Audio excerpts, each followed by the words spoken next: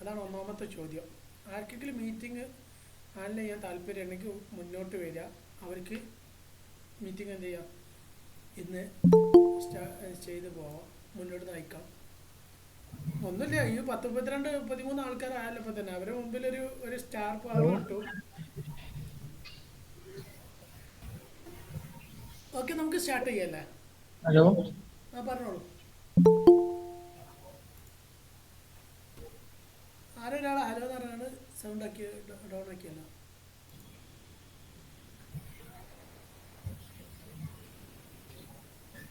ആ, അതിൽ ആറച്ച് എന്ന് പറഞ്ഞ ഒരാളുണ്ടായിരുന്നല്ലോ, അവരോടെ ഒന്ന് ചോദിക്കുക. അവന് ചോദിച്ച ചോദ്യമാണ്. അവനോട് ഞാനൊരു കാര്യം പറയാനുള്ളത്, ഇത് നെഗറ്റീവായിട്ട് ചിന്തിക്കരുത്. നമ്മൾ എപ്പോഴും ഒരു കാര്യം ശ്രദ്ധിക്കണം. നമ്മൾ എന്തെങ്കിലും ക്വസ്റ്റ്യൻസ് ചോദിക്കാനുണ്ടെങ്കിൽ മുഖത്ത് നോക്കി ചോദിക്കണം, തെറ്റോ ശരിയോ എന്നുള്ളതല്ല. Hello sir. ഞാൻ പറഞ്ഞോളൂ. ഇപ്പൊ കറന്റ്ലി മേൺ സ്റ്റാക്കിന്റെ സ്കോപ്പ് അറിയാനായിരുന്നു ഫ്രഷേഴ്സിന്റെ. എക്സ്പീരിയൻസ്ഡ് ആയവർക്കാണോ കൂടുതൽ ചാൻസ്? ഒന്ന് പേരൊന്ന് പറയോ? റന. ആ, ഒരു അത് പറയുന്നതിന് മുമ്പ് ഞാൻ ഒന്ന് രണ്ട് കാര്യങ്ങളൊന്ന് സൂചിപ്പിക്കാം. നമ്മുടെ ഒരു ഗൂഗിളിൻ്റെ അക്കൗണ്ടിൻ്റെ ഇത് നോക്കുകയാണെങ്കിൽ നിങ്ങളുടെ പേര് ക്ലിയർ അല്ല, RH എന്ന് മാത്രമേ ഉള്ളൂ. അത് ഒരിക്കലും ഒരു ഇൻ്റർവ്യൂവിൽ ഇരിക്കുന്ന സമയത്ത് നമുക്ക്, ഞാൻ പലപ്പോഴും പറഞ്ഞിട്ടുണ്ട്, നമ്മുടെ പേര് ക്ലിയർ ആയിരിക്കണം. നല്ലൊരു പ്രൊഫൈൽ പിക്ചർ വെക്കും വേണം. പ്രൊഫൈൽ പിക്ചർ മീൻസ് നമ്മുടെ പേഴ്സണൽ പ്രൊഫൈൽ പിക്ചർ. പെൺകുട്ടികളായതുകൊണ്ട് കുറച്ച് റെസ്ട്രിക്ഷൻസ് ഉണ്ടാവും, ഒക്കെ ശരിയാണ്. പക്ഷേ എന്നിരുന്നാലും നമ്മൾ പ്രൊഫഷണലി നമ്മളൊരു പ്രൊഫൈൽ പിക്ചർ വെക്കണം എന്നുള്ള കാര്യങ്ങൾ വളരെയധികം ശ്രദ്ധിക്കുന്നുണ്ട് ഒരു ഇൻ്റർവ്യൂക്ക് അറ്റൻഡ് ചെയ്യുന്ന സമയത്ത്. ഇവിടെ ഇപ്പോൾ എങ്ങനെയായാലും കുഴപ്പമൊന്നുമില്ല. ഒരു ഇൻ്റർവ്യൂ അറ്റൻഡ് ചെയ്യുന്ന സമയത്ത് ഒരു കാരണവശാലും പ്രൊഫൈൽ ക്ലിയർ അല്ലാത്ത ഒരു അക്കൗണ്ടായിട്ട് ഒരിക്കലും ഇൻ്റർവ്യൂ അറ്റൻഡ് ചെയ്യാൻ പോവരുത്. അതിനൊരു റിമാർക്ക് ഉണ്ട്. അവിടെ നമ്മളൊരു പ്രൊഫഷണലിസം കീപ്പ് ചെയ്യുന്ന സമയത്ത് അതിൻ്റേതായിട്ടുള്ളൊരു വാല്യൂ ഉണ്ട് കേട്ടോ. അതൊന്ന് ശ്രദ്ധിക്കുക. ഇനി ഫ്രഷേഴ്സിന് മേൺ സ്റ്റാക്കിൽ വേക്കൻസി ഉണ്ടോ എന്നാണ് ഒരു ചോദ്യം ചോദിച്ചത്. ഏത് കാലം കഴിഞ്ഞാലും ഏത് ഡൊമൈനിലും ഏത് ഡെവലപ്പേഴ്സിനും ഫ്രഷേഴ്സ് ആണെങ്കിലും അവർക്ക് വേക്കൻസീസ് ഉണ്ട്. അതൊരിക്കലും ഉണ്ടാവാതിരിക്കില്ല. കാരണം ഒരുപാട് കുറച്ച് കാലം കഴിയുമ്പോൾ ചില ഡെവലപ്പേഴ്സ് ആർക്കിടെക്ചർ ലെവലിലേക്ക് പോകും, ചിലർ ഡെവലപ്മെൻറ്റ് സൈഡ് വിടും. ഇപ്പോൾ എക്സ്പേർട്ട് ആയിട്ടുള്ള ഡെവലപ്പേഴ്സ് ഇപ്പോൾ ഒരു ഏകദേശം ഒരു 15 വർഷമൊക്കെ ആയിട്ടുണ്ടെങ്കിൽ അവർക്ക് അവരുടേതായിട്ടുള്ള മേഖലയിലേക്ക് അവർ മാറും. അത് കാലഘട്ടം മാറുമ്പോൾ അവരുടേതായിട്ടുള്ള രീതിയിൽ ഇപ്പോൾ ചിലപ്പം മാനേജിങ് ഡയറക്ടറോ അല്ലെങ്കിൽ CTO ആ ലെവലിലേക്ക് അവർ മാറുമ്പോൾ ബാക്കിയുള്ള പൊസിഷൻ അവിടെ ഒഴിഞ്ഞു കിടക്കുക. അപ്പോൾ തൊട്ട് താഴെയുള്ള ആൾ ആ പൊസിഷനിലേക്ക് കയറും, അതിൻ്റെ തൊട്ട് താഴെയുള്ള ആൾ അതിൻ്റെ തൊട്ട് മുകളിലെ പൊസിഷനിലേക്ക് കയറിക്കൊണ്ടിരിക്കും. അത് കാലാകാലങ്ങളായിട്ട് നടക്കുന്ന ഒരു പ്രോസസ്സാണ്. അപ്പോൾ സ്വാഭാവികമായിട്ടും ഏറ്റവും താഴെയുള്ള ആൾ ഫ്രഷേഴ്സാണ്. അവിടെ ഫ്രഷേഴ്സിന് വേക്കൻസി വന്നുകൊണ്ടേയിരിക്കും. ഇനി മറ്റൊരു കാര്യം, നമ്മുടെ നാട്ടിൽ മൊബൈൽ ഫോണിൻ്റെ അല്ലെങ്കിൽ ഈ കമ്പ്യൂട്ടർ അല്ലെങ്കിൽ ഡിജിറ്റൽ ഡിവൈസിൻ്റെ ഉപയോഗങ്ങൾ കൂടുകയാണോ കുറയാണോ എന്നുള്ള കാര്യം മാത്രം നോക്കിയാൽ മതി. ആളുകൾ കൂടുകയാണ്, മൊബൈൽ ഡിവൈസസ്, ഇലക്ട്രോണിക് ഡിവൈസസ് കൂടിക്കൊണ്ടിരിക്കുകയാണ്. ഷോമിക് ബ്രോ, നിന്റെ ഭാഗത്തൊരു ഡിസ്റ്റർബൻസ് വരുന്നുണ്ട്. ഒരു വോയിസ് ഒന്ന് മ്യൂട്ട് ചെയ്യാൻ പറ്റും? ഹലോ ഷോമിക് ബ്രോ, ഒന്ന് മ്യൂട്ട് ചെയ്യാം.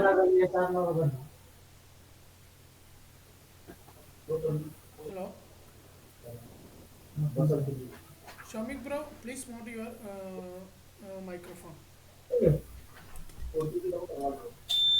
ഓക്കെ, നമുക്ക് അപ്പോൾ ഈ ഫ്രഷേഴ്സിനുള്ള വേക്കൻസി ഏത് കാലത്തും നമുക്ക് കൂടിക്കൊണ്ടേ ഇരിക്കുകയോ ചെയ്യുള്ളൂ.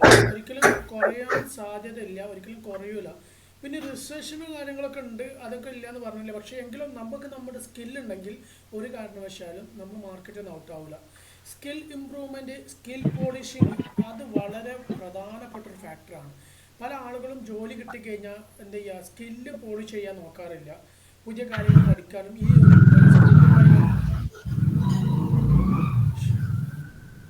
ഒരു കാര്യവുമായി ബന്ധപ്പെട്ടിട്ടുള്ള കാര്യങ്ങൾ എന്ത് ചെയ്യാറില്ല, പോളിഷ് ചെയ്യാറില്ല. അവർ ആ ജോബ് കിട്ടിയല്ലോ എന്നുള്ള ലെവലിൽ എന്ത് ചെയ്യാറുണ്ട്, അവർ ഇങ്ങനെ മുന്നോട്ട് പോവാറുണ്ട്. അപ്പോൾ അതൊന്ന് നിങ്ങളൊന്ന് ശ്രദ്ധിക്കണം എന്നുള്ള കാര്യമാണ് പറയാനുള്ളത്. സാർ, ഒരു ഡൗട്ട് ഉണ്ട്. പറഞ്ഞോളൂ. അതായത് ഞാൻ ഇപ്പോൾ യൂസ് ചെയ്ത് CIS എഞ്ചിനീയറിനോ പോസ്റ്റിലാക്കിയിരുന്നു, അതായത് cloud infrastructure services. So that basically അതിൽ സർവീസസ് ആണ് പ്രൊവൈഡ് ചെയ്യുന്നത്. ബട്ട് ഞാൻ പൈത്തൺ ജാങ്കോ ഫുൾ സ്റ്റാക്ക് നോക്കുന്നുണ്ട്. ആസ് ഓഫ് നൗ ഞാൻ 2 മാസമായി ജോയിൻ ചെയ്തിട്ട് എനിക്കും ഡെവലപ്മെന്റ് ഫീൽഡിലേക്ക് കിടക്കണമെന്നുണ്ട്. ഒരു ഇയർ എക്സ്പീരിയൻസ് ആയ ഡെവലപ്മെന്റ് ഫീൽഡിലേക്ക് കിടക്കാൻ പാടായിരിക്കും സപ്പോർട്ട് എഞ്ചിനീയേഴ്സിന്. സപ്പോർട്ട് എഞ്ചിനീയേഴ്സിനോ? ആ അല്ലല്ല, ഒരിക്കലും ഒരു തെറ്റിദ്ധാരണയാണ്. ഒന്നും അറിയാത്ത ഒരാൾക്ക് ഡെവലപ്പർ ആവുക എന്ന് പറഞ്ഞു കഴിഞ്ഞാൽ ഭയങ്കര പാടാണെന്നുള്ള കാര്യമാണ്. അതെന്തുകൊണ്ടാണ് പാടായി മാറുന്നത് എന്ന് വെച്ച് കഴിഞ്ഞാൽ, മറ്റൊരു കാര്യം, thank you so much thank you so much. വേറെ ക്വസ്റ്റ്യൻ ചോദിക്കുക എന്നുള്ളതാണ്. നമ്മൾ ഇപ്പോൾ പറഞ്ഞല്ലോ, ഇപ്പോൾ നിങ്ങൾ ചോദിച്ച ചോദ്യം വളരെ കറക്റ്റായിരുന്നു. വിഷ്ണു ബ്രോ, ഞാൻ ഇപ്പോൾ പറയട്ടത്, നിങ്ങൾ ചോദിച്ച ചോദ്യം വളരെ കറക്റ്റായിരുന്നു. അത് തെറ്റായിരുന്നെങ്കിൽ പോലും നമുക്കത് ശരി കണ്ടെത്തായിരുന്നു. ഞാനെല്ലാം തിരഞ്ഞ ഒരാളൊന്നുമല്ല ഈ സംസാരിക്കണത് ഞാൻ. അപ്പോൾ നമ്മൾ ചോദ്യങ്ങൾ ചോദിക്കാൻ ഒരിക്കലും മടിക്കരുത്. കാരണം പല ആളുകളുടെ ക്വസ്റ്റ്യൻസിൽ എന്താണ്, ലോകത്ത് പലത് മാറ്റങ്ങളെ ഉണ്ടായിട്ടുള്ളൂ എന്നുള്ളത് ഞാൻ പലപ്പോഴും വായിച്ചിട്ടുണ്ട്. അപ്പോൾ ഡസ് ഡോണ്ട് കെയർ, അത്ര ചിന്തിച്ചാൽ മതി. ചോദ്യങ്ങൾ ചോദിക്കുക, തെറ്റോ ശരിയോ എന്നുള്ളത് ബാക്കിയുള്ള പിന്നീടല്ലേ, അതപ്പോൾ നോക്കാമെന്നുള്ളൊരു മൈൻഡ് സെറ്റിൽ വെച്ച് കഴിഞ്ഞാൽ നമുക്ക് എന്ത് ചെയ്യാം, അത് വിജയിപ്പിച്ചെടുക്കാൻ പറ്റും. അപ്പോൾ ഈ കാര്യങ്ങളും ശ്രദ്ധിക്കുക. സോ വിഷ്ണു ബ്രോൻ്റെ കാര്യത്തിലേക്ക് വരാം. നമുക്ക് ഡെവലപ്മെൻറ്റ് ലെവലിലേക്ക് മാറുക എന്നുള്ളത് വലിയ പാടല്ലേ എന്നുള്ള ചോദ്യമാണ് ചോദിച്ചത്. അതൊരിക്കലും ഒരു പാടായിട്ടുള്ള കാര്യമല്ല. അങ്ങനെയായിരുന്നെന്നുണ്ടെങ്കിൽ ഒരുപാട് ഡൊമൈനിൽ വർക്ക് ചെയ്യും. ഇപ്പം ഞാനടക്കം പഠിച്ചത് കമ്പ്യൂട്ടർ സയൻസ് ആണെങ്കിലും ഏകദേശം ബിസിനസ് ടെക്സ്റ്റൈൽ ഫീൽഡിലായിരുന്നു കുറേ കാലം. ഏകദേശം ഒരു 5-8 വർഷം ടെക്സ്റ്റൈൽ ഫീൽഡിലുണ്ടായിരുന്നു. അത് കഴിഞ്ഞിട്ട് അതിനിടയ്ക്ക് ഞാനൊരു ന്യൂസ് ചാനൽ റിപ്പോർട്ടറായിട്ട് വർക്ക് ചെയ്തിട്ടുണ്ടായിരുന്നു. അതിൻ്റെ ഇടയ്ക്ക് ഡിജിറ്റൽ മാർക്കറ്റിലും PR വർക്കൊക്കെ ആയിട്ട് വർക്ക് ചെയ്തിട്ടുണ്ടായിരുന്നു. അതൊക്കെ ശരിയാണ്. പക്ഷേ ടെക്കിലേക്ക് ഡെവലപ്പറായിട്ട് ഞാൻ വർക്ക് ചെയ്തിട്ടേ ഇല്ല. എന്നിട്ടും ഞാൻ ഈ ഡെവലപ്മെൻറ്റ് സൈഡിലേക്ക് വന്നു എന്നുണ്ടെങ്കിൽ ഇതൊരു വലിയൊരു പാടുള്ള കാര്യമൊന്നുമല്ല.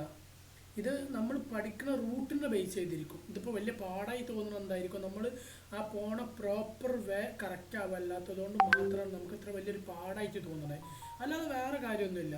അപ്പോൾ നമുക്ക് അതിനുള്ള സൊല്യൂഷൻ എന്താണെന്നുള്ള കാര്യമായിരിക്കും.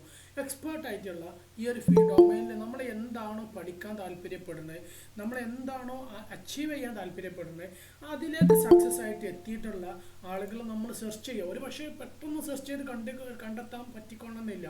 കാരണം നമ്മൾ മനുഷ്യരാണ്, നമുക്ക് ഇൻ്റർനെറ്റ് അവൈലബിൾ ആണ്, നമുക്ക് മറ്റുള്ള റിസോഴ്സസ് അവൈലബിൾ ആണ്. പഴയ 2008 2006 ഒന്നുമല്ല. കാരണം ഇന്നും ഇൻ്റർനെറ്റ് ഇല്ലാത്ത വീടുകൾ കുറവാണ്. കാരണം ഓൾമോസ്റ്റ് എല്ലാ സ്ഥലത്തും ഇൻ്റർനെറ്റ് അവൈലബിൾ ആണ്. അപ്പോൾ നമുക്ക് ആ ഒരു കാലഘട്ടം ആയതുകൊണ്ട് നമുക്ക് അതിനനുസരിച്ച് സോഷ്യൽ മീഡിയാസ് ഉണ്ട്. ഇപ്പോൾ നമ്മൾ ആ ഡൊമൈനിൽ വർക്ക് ചെയ്യണ, ഇപ്പോൾ പ്രത്യേകിച്ച് പല ആളുകളോടും പറയാനുള്ളത് ലിങ്ക്ഡിൻ പോലത്തെ സൈറ്റുകളുണ്ട്. ഇതൊക്കെ പ്രൊഫഷണലാണ്. അവിടെ ഇൻസ്റ്റഗ്രാം ലെവലിൽ പോസ്റ്റുകൾ ഫോട്ടോസ് അവിടെ കൊണ്ടുപോയിടരുത്. അത് ഭയങ്കര മണ്ടത്തരാണ്. അവിടെ ആ ഒരു സ്റ്റാൻഡേർഡ് കീപ്പ് ചെയ്യണം എന്നുള്ള കാര്യം പ്രത്യേകം ഒന്ന് ശ്രദ്ധിക്കുക. അപ്പോൾ അത് നമ്മുടെ ഇതിനെ ബാധിക്കും. നമ്മളെ വാല്യൂ ചെയ്യണ അല്ലെങ്കിൽ വലിയ കമ്പനീസിനെ ആളുകൾ നമ്മളെ വാല്യൂ ചെയ്യുന്ന സീരിയസ് ആയിട്ട് ബാധിക്കും. അപ്പോൾ അതുകൊണ്ട് അങ്ങനത്തെ കാര്യത്തിൽ ഒന്ന് നിങ്ങൾ ശ്രദ്ധിക്കാൻ നോക്കുക. അപ്പം നമ്മളിപ്പോൾ പറഞ്ഞു വന്നതെന്താ വെച്ചാൽ ഇതിലേക്ക് എങ്ങനെ എത്തിപ്പെടണം എന്നുള്ള കാര്യത്തിലേക്കാണ്. അപ്പോൾ ഇത് എക്സ്പേർട്ടായിട്ടുള്ള ഇതിലേക്ക് വന്നിട്ടുള്ള ഒരാളോട് സംസാരിച്ച് ചിലപ്പോൾ നമുക്ക് ആൻസർ കിട്ടിക്കൊള്ളണമെന്നില്ല. പക്ഷെ നമ്മൾ ചിലപ്പം 2, 3, 4, 5 ആളുകളോടൊക്കെ സംസാരിക്കേണ്ടി വരും. ചിലപ്പോൾ ചോദിച്ചവരെന്നെ മറുപടി തന്നോളണമെന്നില്ല.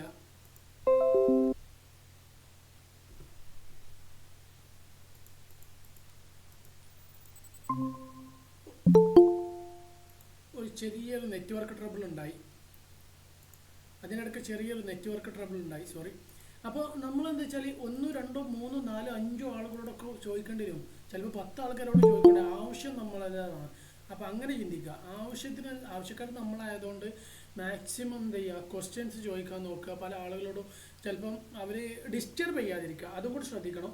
നമ്മളിപ്പോൾ ചോദിക്കേണ്ട ചോദ്യം, നമ്മളൊരു ചോദ്യം ചോദിച്ചു കഴിഞ്ഞാൽ അവരോട് ഇപ്പോൾ കോൾ ചെയ്ത് ബുദ്ധിമുട്ടിക്കാതിരിക്കുക. അവർ ഒഴിവുള്ള സമയത്ത് അവർ പറഞ്ഞു നിങ്ങൾക്ക് ഒഴിവുള്ള സമയത്ത് മെസ്സേജ് അയച്ചാൽ മതി എന്നുള്ള ലെവലിൽ നമ്മൾ വെയിറ്റ് ചെയ്തിരിക്കുക. പല ആളുകളോട് നമ്മൾ ചോദിക്കുക. ചിലപ്പോൾ ഒരാളേക്കുന്ന അല്പം വിവരം നമുക്ക് കിട്ടുള്ളൂ, മറ്റാളേക്കുന്ന അല്പം വിവരം. ഇതൊക്കെ കൂടി കോർഡിനേറ്റ് ചെയ്യുമ്പോൾ നമുക്ക് എന്ത് ചെയ്യും, ഒരുപാട് വിവരമായിട്ട് നമ്മൾ ആ എക്സ്പെക്റ്റ് ചെയ്ത ആ ലെവലിലേക്ക് എത്തിപ്പെടാനുള്ള സൊല്യൂഷൻ എന്തായാലും കിട്ടാതിരിക്കില്ല. അങ്ങനെ കിട്ടാതിരിക്കുകയാണെങ്കിൽ ഇവിടെ പല ആളുകളും ഒന്നും ആയിട്ടുണ്ടാവില്ല. അപ്പോൾ അത് കിട്ടും. അവർ പ്രത്യേകിച്ച് ഈ ടെക്നിക്കൽ ഫീൽഡിന് മറ്റുള്ള ഫീൽഡിനെക്കാട്ടും സംബന്ധിച്ചൊരു പ്രത്യേകത കുറച്ച് കൂടുതലുണ്ട്. ഇവിടെ കൂടുതൽ ആൾക്കാർ കുറച്ചും കൂടി നമുക്ക് അറിവ് ഡിസ്ട്രിബ്യൂട്ട് ചെയ്യാൻ താല്പര്യപ്പെടുന്ന ആൾക്കാരാണ്. കാരണം ഇതൊരു ഓപ്പൺ സ്റ്റഡി മെറ്റീരിയൽ സിസ്റ്റം പോലത്താണ്. അത് ഓപ്പൺ ആയിട്ട് സ്റ്റഡി ചെയ്യുന്ന ഒരു പരിപാടിയാണ് ഈ ഒരു ടെക്നിക്കൽ ഇതായിട്ടുള്ളത്. അപ്പോൾ അതുകൊണ്ട് ധൈര്യമായിട്ട് നിങ്ങൾ സെർച്ച് ചെയ്യുക, കണ്ടുപിടിക്കുക, അതിന് പാത്ത് എങ്ങനെ നോക്കുക, ആ പാത്ത് ലെവലിൽ വർക്കൗട്ട് ചെയ്യുക. വർക്കൗട്ട് അതാണ് ഇമ്പോർട്ടൻറ്റ്. നിങ്ങൾ ഓരോ ദിവസം അതിനു വേണ്ടി പ്ലാൻ ചെയ്യുക, വർക്കൗട്ട് ചെയ്യുക. You can achieve, finally you can achieve it. അത് ഉറപ്പാണ്, യാതൊരു സംശയം വേണ്ട. നമ്മൾ വർക്ക് ചെയ്ത് കഴിഞ്ഞാൽ എത്തിപ്പെടാത്ത ഒരു മേഖലയും ലോകത്ത് എവിടെയും ആരുമില്ല. ഓക്കെ, വേറെ എന്തെങ്കിലും?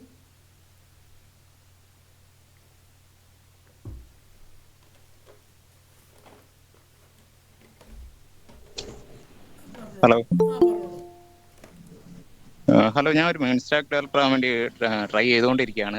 രണ്ട് മേജർ പ്രോജക്റ്റ്, ബേസിക് ആയിട്ടുള്ള രണ്ട് മേജർ പ്രോജക്റ്റ് ചെയ്തിട്ടുണ്ട്. ഒരു ഇ-കൊമേഴ്സും ഒരു ബുക്കിംഗ് ആപ്പും.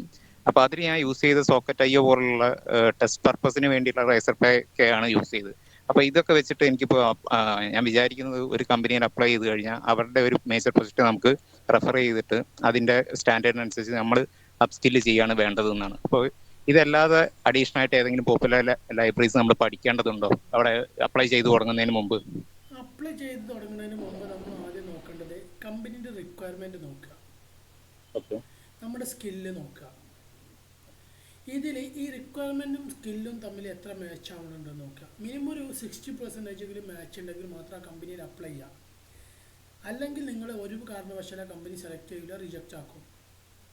അപ്പോൾ അതിനുള്ള സൊല്യൂഷൻ എന്താണ്? സ്വാഭാവികമായിട്ട് കമ്പനീൻ്റെ റിക്വയർമെൻറ്റിലുള്ള കണ്ടൻറ്റിൻ്റെ പോയിൻ്റുകൾ നമ്മൾ സെർച്ച് ചെയ്ത് പഠിക്കുക. അത് ഒരു 10-30 അക്കൗണ്ട്സിൻ്റെ ഡീറ്റെയിൽ എടുക്കുക, അല്ലെങ്കിൽ കമ്പനീസിൻ്റെ റിക്വയർമെൻറ്റ്സ് നമ്മൾ കളക്ട് ചെയ്യുക. ആ റിക്വയർമെൻറ്റ്സിൽ കോമൺ ആയിട്ട് വരുന്ന പോയിന്റുകൾ നോട്ട് ചെയ്ത് അത് പഠിച്ചു കഴിഞ്ഞാൽ അതിനനുസരിച്ച് വർക്കൗട്ട് ചെയ്ത് അതിനനുസരിച്ച് പ്രോബ്ലംസ് സോൾവ് ചെയ്ത് കഴിഞ്ഞാൽ സ്വാഭാവികമായിട്ട് നിങ്ങൾക്ക് വരുന്ന കമ്പനീസ് ഏതെങ്കിലും കമ്പനീസ് നോക്കുന്നുണ്ടെങ്കിൽ അവർക്ക് വേണ്ട കോമൺ റിക്വയർമെൻ്റ് ഒക്കെ അവൈലബിൾ ആണെങ്കിൽ തീർച്ചയായിട്ടും ആ കമ്പനീസ് നിങ്ങളെ കോൾ ചെയ്യും.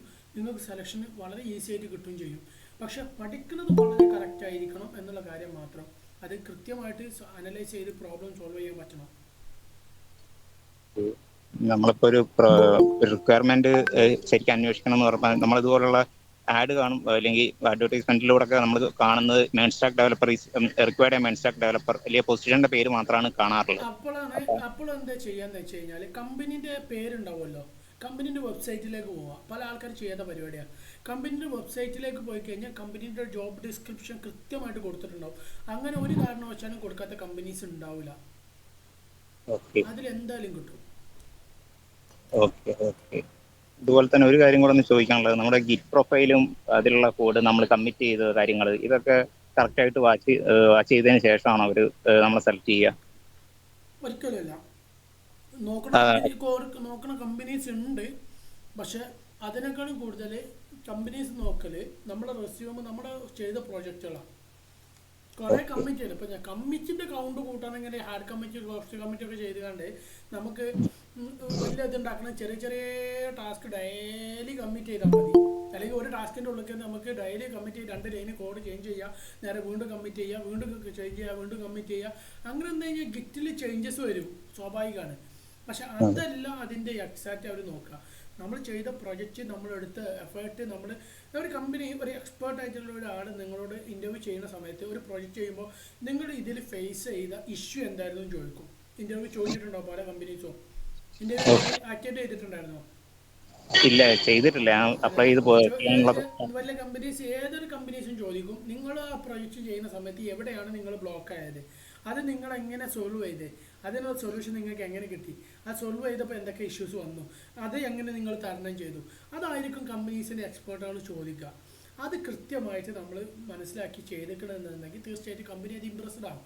അല്ലാതെ നമ്മൾ ഗിറ്റിൻ്റെ ആക്ഷൻസ് കാര്യങ്ങളൊക്കെ നമ്മൾ പഠിക്കണം. അത് വേണ്ടാന്നല്ല, ഗിറ്റ് നിർബന്ധമായിട്ടുള്ള കാര്യമാണ്. ആ ഗിറ്റിൻ്റെ കമ്മിറ്റിൻ്റെ റേറ്റ് എല്ലാവരും ഇമ്പോർട്ടൻ്റ് ആയിട്ട് നോക്കുക. നമ്മുടെ സ്കില്ലിൻ്റെ റേറ്റ് ആണ് നോക്കുക. Okay, thanks. വേറെ എന്തെങ്കിലും?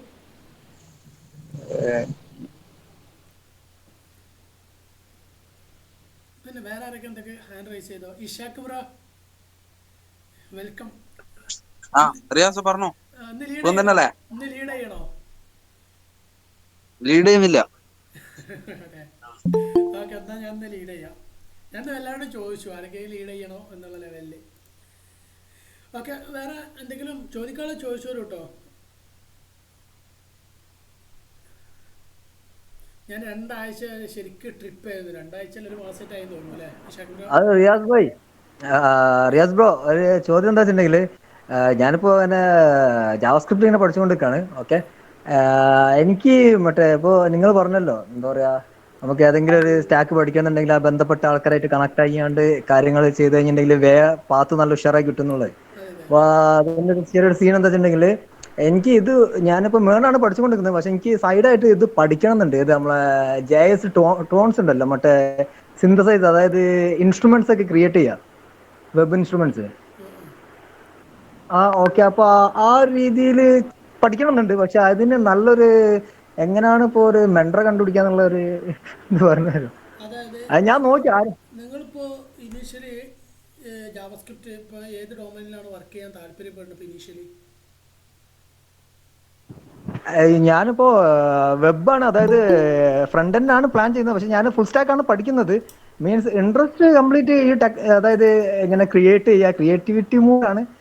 പക്ഷെ ഇത് എനിക്ക് ഭയങ്കര ഇഷ്ടമാണ്. ഈ ഇൻസ്ട്രുമെന്റ് ഒക്കെ പ്ലേ ചെയ്തിട്ടുണ്ടായിരുന്നു. പെട്ടെന്നാണ് ഇന്നലെയാണ് ജസ്റ്റ് ഇതിനെ കുറിച്ചിട്ട് ഒരു ഐഡിയ കിട്ടിയപ്പോൾ ഞാൻ വെറുതെ ചെക്ക് ചെയ്തപ്പോൾ സാധനങ്ങൾ ക്രിയേറ്റ് ചെയ്യാൻ പറ്റും, എന്നിട്ട് അത് നമ്മളെ എന്താ വെച്ചിട്ടുണ്ടെങ്കിൽ വെബ് വഴി പ്രൊഡ്യൂസ് ചെയ്യാൻ പറ്റും എന്നൊക്കെ പറഞ്ഞു. അപ്പൊ അതുകൊണ്ട് ഒരു നമ്മുടെ ആ ഒരു ആഗ്രഹം എനിക്കും, ഞാൻ സത്യം പറയുകയാണെങ്കിൽ എൻ്റെ ആഗ്രഹം OS ലെവലിലേക്ക് ഇറങ്ങണം എന്നുള്ളതാണ്. അത് ഒരു പക്ഷേ നടക്കൂല എന്നുള്ളതല്ല, എൻ്റെ ആഗ്രഹം അതാണ്. OS ലെവലിലേക്ക് ഇറങ്ങിയിട്ട് അവിടെ വർക്ക് ചെയ്യണം എന്നുള്ള. അതിന് കാരണങ്ങൾ ഒരുപാടുണ്ട്. സെക്യൂരിറ്റി OS ലെവലിലേക്കൊക്കെ ഇറങ്ങുമ്പോൾ നമ്മുടെ ഗ്രോത്ത് അത്രത്തോളം ആയിരിക്കും. പക്ഷെ അത് എനിക്ക് പെട്ടെന്ന് പ്രാക്ടിക്കലായിട്ടുള്ളൊരു കാര്യമായിട്ട് എനിക്ക് തോന്നിയിട്ടില്ല. കാരണം ഇതേപോലെ തന്നെ എൻ്റെ പല മെൻറ്റേഴ്സും എന്നോട് പറഞ്ഞ കാര്യമാണ്, അത് പൊട്ടത്തരാണ്, പെട്ടെന്ന് അതിലേക്ക് ഇറങ്ങരുത്, ആദ്യം ചെയ്യേണ്ട കുറച്ച് പണികളുണ്ട്. അതാണ് ഞാൻ നിന്നോടും പറയണത്. നമുക്ക് ആദ്യം ചെയ്യേണ്ടത് നമ്മൾ ഒരു ഡൊമൈനിൽ ഫോക്കസ് ചെയ്യുക. അപ്പോൾ ഇനീഷ്യലി ഫുൾ സ്റ്റാക്ക് ഡെവലപ്പർ ആണല്ലോ. അപ്പോൾ ഈ ഫുൾ സ്റ്റാക്ക് ഡെവലപ്പറായിട്ട് നല്ല ഫോക്കസ് ചെയ്ത് ആ ഒരു ഡൊമൈനിൽ കുറച്ച് കാലം വർക്ക് ചെയ്യുക. മിനിമം ഒരു 3 ഇയർ എങ്കിലും. ഈ 3 ഇയറിൽ കാലാവധിക്കൊരു പ്രത്യേകത ഉണ്ട്. നമ്മൾ ഫസ്റ്റ് ഇയറിൽ ബിഗിനർ ലെവലാണ്, കുറേ കാര്യങ്ങൾ പഠിച്ചുകൊണ്ടിരിക്കുകയാണ്. നമ്മൾ സെക്കൻഡ് ഇയറിൽ കുറേ കാര്യങ്ങൾ ആർക്കിടെക്ചർ ലെവലിലേക്ക് ഒന്നും കൂടി ഉയരാണ്. തേർഡ് ഇയർ അല്ലെങ്കിൽ 3ാമത്തെ ഈ വർഷം നമ്മൾ കുറച്ചും കൂടി സീനിയർ ലെവലിലേക്ക് നമ്മൾ സ്റ്റാർട്ട് ചെയ്യാണ്. അവിടെ ആകുമ്പോൾ നമ്മൾ ഏകദേശം ഒരു സോഫ്റ്റ്വെയറിൽ അല്ലെങ്കിൽ ഒരു ലാംഗ്വേജിൻ്റെ അല്ലെങ്കിൽ ഒരു ഡൊമൈൻ്റെ ഏകദേശം ഓൾമോസ്റ്റ് എല്ലാ കാര്യങ്ങൾ കവർ ചെയ്തൊന്ന് സെറ്റായി നിൽക്കുന്ന ടൈമാണ്. എന്നിട്ട് നിങ്ങൾ എന്ത് ചെയ്യണം, നിങ്ങളുടെ ആ ഒരു പാഷനിലേക്ക് നിങ്ങൾ ഇറങ്ങുകയാണ്. പാഷനിലേക്ക് ഒരു മുഴുവൻ ഡ്രോപ്പ് ഔട്ട് ആയിട്ട് ഒരിക്കലും ഇറങ്ങരുത്. സൈഡിലൂടെ നിങ്ങൾ പഠിച്ച് ആ ഒരു ലെവലിലേക്ക് ഇറങ്ങുക. ഇപ്പോൾ സമയം കിട്ടുന്നതിനനുസരിച്ച് ഇതിൻ്റെ കൂടെ അത് വിടണം എന്നല്ല പറഞ്ഞത്. കൂടെ നമ്മൾ 1-2 കാര്യങ്ങൾ സൈഡായിട്ട് പഠിക്കുക, വലിയ ഹാർഡല്ലാത്ത രീതി. പക്ഷേ എപ്പോഴും ഫോക്കസ് എന്തായിരിക്കണം, നമ്മൾ വർക്ക് ചെയ്യുന്ന ഡൊമൈനിലായിരിക്കണം. ഇത് ആ ഒരു 3 വർഷം കഴിഞ്ഞാൽ നമ്മൾ സൈഡിൽ കുറച്ചും കൂടി ഹാർഡായിട്ട് നമ്മൾ എന്ത് ചെയ്യുക, നമ്മുടെ ആഗ്രഹിച്ച ആ പാഷൻ കണ്ടെത്താനുള്ള ഒരു ഡൊമൈനിലേക്ക് നമ്മൾ ഇച്ചിരി കൂടി ഫോക്കസ് കൊടുക്കുക. നമ്മളെ വർക്കൗട്ട് അവിടെ എപ്പോഴും സൈഡിലൂടെ നടക്കണം. നമ്മളെ ജോബ് ഇത് കണ്ടിന്യൂസ് ആയിട്ട് നടന്നുകൊണ്ടേയിരിക്കണം. സോ അതിൻ്റെ സൈഡിൽ നമ്മൾ കുറച്ചുകൂടി ഹാർഡായിട്ട് നമ്മളെ പാഷനിലേക്കുള്ളത്. എപ്പോഴാണോ പാഷനിൽ ഒരു ഓപ്പർച്യൂണിറ്റി കിട്ടുന്നത്, അപ്പോൾ നമ്മൾ at that moment switch out ചെയ്യണം. അപ്പോൾ നിങ്ങൾക്ക് ഒരു കാര്യം ഉറപ്പിച്ചോളൂ, അപ്പോൾ നിങ്ങളുടെ ലൈഫിലേക്ക് എന്ത് ചെയ്യില്ല, ബ്ലോക്കേജ് വരില്ല, ഫിനാൻഷ്യൽ ബ്ലോക്ക് വരില്ല, മറ്റുള്ള കാര്യങ്ങളൊന്നും വരില്ല. അതൊക്കെ നമുക്ക് കൃത്യമായിട്ട് വളരെ പെട്ടെന്ന് തന്നെ അച്ചീവ് ചെയ്യാനും പറ്റും. അപ്പോൾ അത് നമ്മളെന്ത് ചെയ്യുക. പക്ഷേ ഈ ഒരു കാര്യം കൂടി ഉണ്ട്, നിങ്ങളിപ്പോൾ ഈ ചെയ്യാൻ പോകുന്ന ഇൻസ്ട്രുമെൻറ്റിൻ്റെ പ്രോസസ്സ് എന്ന് പറഞ്ഞാൽ കുറച്ചും കൂടി ബേസ് ലെവലായിരിക്കും, കുറച്ചും കൂടി ഡീപ്പ് ലെവലിലുള്ള വർക്കായിരിക്കും. അപ്പോൾ നിങ്ങൾക്ക് അപ്പർ ലെയറിലുള്ള വർക്ക് എന്താണെന്നുള്ളത് ശരിക്കും നിങ്ങൾ അണ്ടർസ്റ്റാൻഡ് ചെയ്തിട്ടാണ് ബേസിലേക്ക് ഇറങ്ങുന്നത്. അപ്പോൾ നിങ്ങൾക്ക് ബേസിലത്തെ ലെവൽ അണ്ടർസ്റ്റാൻഡ് ചെയ്ത് അപ്പറിൽ എന്താ സംഭവിക്കുന്നത് ഓൾറെഡി നോളജ് ഉണ്ട്. അപ്പോൾ ബേസ് ലെവലിൽ വർക്ക് ചെയ്യുമ്പോൾ വളരെ ഈസി ആയിട്ട് അത് ഹാൻഡിൽ ചെയ്യാൻ പറ്റും. അതാണ് അതിൻ്റെ മറ്റൊരു പ്രത്യേകത. ക്ലിയർ അല്ലോ? Okay, thank you so much. വേറെ എന്തെങ്കിലും അഭിപ്രായ വ്യത്യാസം ഉണ്ടെങ്കിൽ പറഞ്ഞോട്ടോ. കാരണം ഞാൻ എൻ്റെ ഒരു നോളജ് വെച്ചിട്ടാണ് ഈ പറയുന്നത്. ഇതിനെക്കാളും നന്നായിട്ട് അതിൽ ആർക്കെങ്കിലും അഭിപ്രായങ്ങൾ ഉണ്ടെങ്കിൽ ധൈര്യമായിട്ട് ഷെയർ ചെയ്യാം. കാരണം എല്ലാം തികഞ്ഞ ഒരാളൊന്നല്ല ഞാൻ. ഓക്കെ, വേറെ എന്തെങ്കിലും?